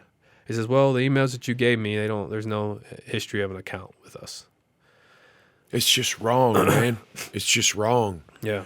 When to, as we wrap up, when can we expect the book? Or is this something that you're just going to let flow as it flows? There is no release date. I'm still in the beginning phases of it. I'm so busy with business right now and school. I'm still at UT. I'm in the Macomb School of Business, finishing up a degree there. And so all my time and effort is continuing to really grow my business. My business has gotten a big demand because of axe throwing becoming super popular. Yeah, and you're one of the only axe target makers in the country, you were saying, when we were walking up to the studio? When I got on Amazon, that's when the big thing happened, where Amazon is just a beast, man. It's a beast. And I didn't know that there was such a demand for axe throwing targets. I went axe throwing. So the whole story behind that real quick is that I went for my bachelor's party, right? Axe throwing in Dallas. It's a good time. I went over to Bad Axe. That's throwing. A good spot. Yeah. And we had a great time, man. And it was the first time I ever did axe throwing. I was in bullseye after bullseye. I was having a ball. We were having a great time, drinking beer while doing it. And I was like, this is fun. And I've always been an entrepreneur savvy type guy, and I looked around and I was like, man, this brick and mortar places, I bet you their overhead's really not that much. And how much lanes are, man, it's a Thursday, dude. It's freaking packed. Like, what the heck? I wonder what they look like on a weekend. And they have 8 lanes, and all of them are packed with 10 groups of 10. And I know that a group of 10 costs about $400 to go for an hour and a half. So I'm like, they're making bank right now. And it's a Thursday night. So I'm like, I'm looking into maybe opening up an axe throwing place, right?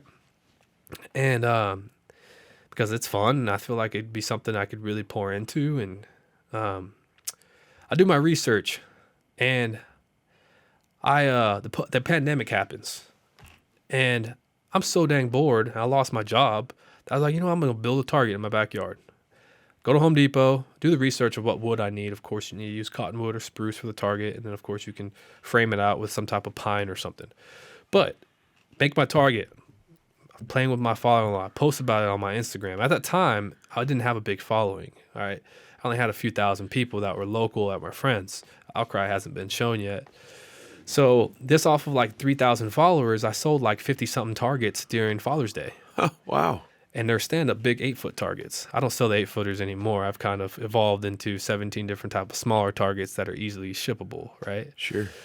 You don't want to try to send a 200-pound 8-foot target that's not assemblable. And so, I started with my first target, and I put it on Amazon. It was just this frameless one that has some backing to it, that has a stenciled target on it with a chain you can hang off of a tree.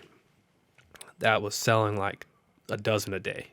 Right, because axe throwing is becoming bigger. I'm selling that boy for about $129, and I'm like, okay, I need a little more help. I'm getting a lot more orders coming in. I get on Etsy, I get on eBay, and then the last place I just got approved to get on 6 months ago was Walmart online.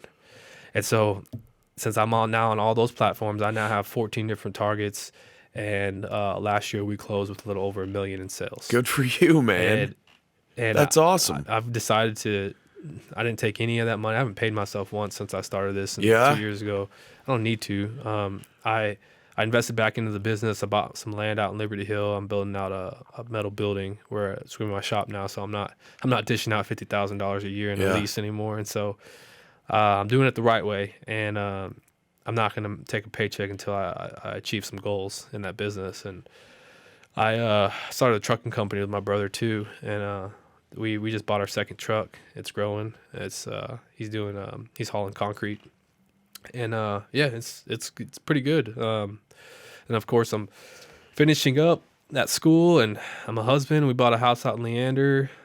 Just bought my mom a home out in Liberty Hill. But yeah, I'm just checking off all these boxes, these goals, man, that I want to do, and I promised myself and God that I would do when I get out. Not sitting around waiting for that gray hair, man. You're chasing it down. No, man. When I get one gray hair, I'll know that, you know what, I'm gonna speed up even faster because I know that when I get a gray hair, man, I know that I'm gonna have so much wisdom. Yeah. And being an entrepreneur, I learn something every day, and I just can't wait, man. I can wait, but I just looking forward to the amount of knowledge I'm gonna have when I'm 40 or 50 years old, because I choose to be a forever student. That's awesome. And I look forward to being wise in that sense. But yeah, no, man. But most importantly, I'm enjoying the process of life, man. I'm enjoying just learning, failing, learning a little bit more. When the successes happen, it's never enough. So I continue to go, and but most importantly, man, the biggest thing that I love the most is my family. You could take everything from me, man, but if you take my family, I feel like I'm nothing. Well, they did take everything from you but your family and your mind, and here you are. If people want to find you on Instagram, where should they look? That's GR Kelley 2 on Instagram, or my business is Tomahawk Targets. And you got a link for the business on your Instagram too? I do, yeah. Brother, I appreciate you, man. Thank you. Awesome. Yeah. Appreciate it. Most definitely. That was insane. Almost speechless. Truly amazing podcast. Amazing story. Crazy story. Greg is just an unbelievable guy. Got to spend 4.5 hours talking through his story. Hope you loved the podcast. I know I did. I'll go away from this one thinking for a long, long time, 4 years in prison for something you didn't do, but you come out of it a better man, not racked with hatred and anger. That's crazy. I hope you guys like the podcast. I sure love doing it. If you know somebody who you think should be on the JMP, shoot me a message through Instagram at Jess from the Northwest. Get out there and live a fearless DIY life. We'll talk to y'all next time.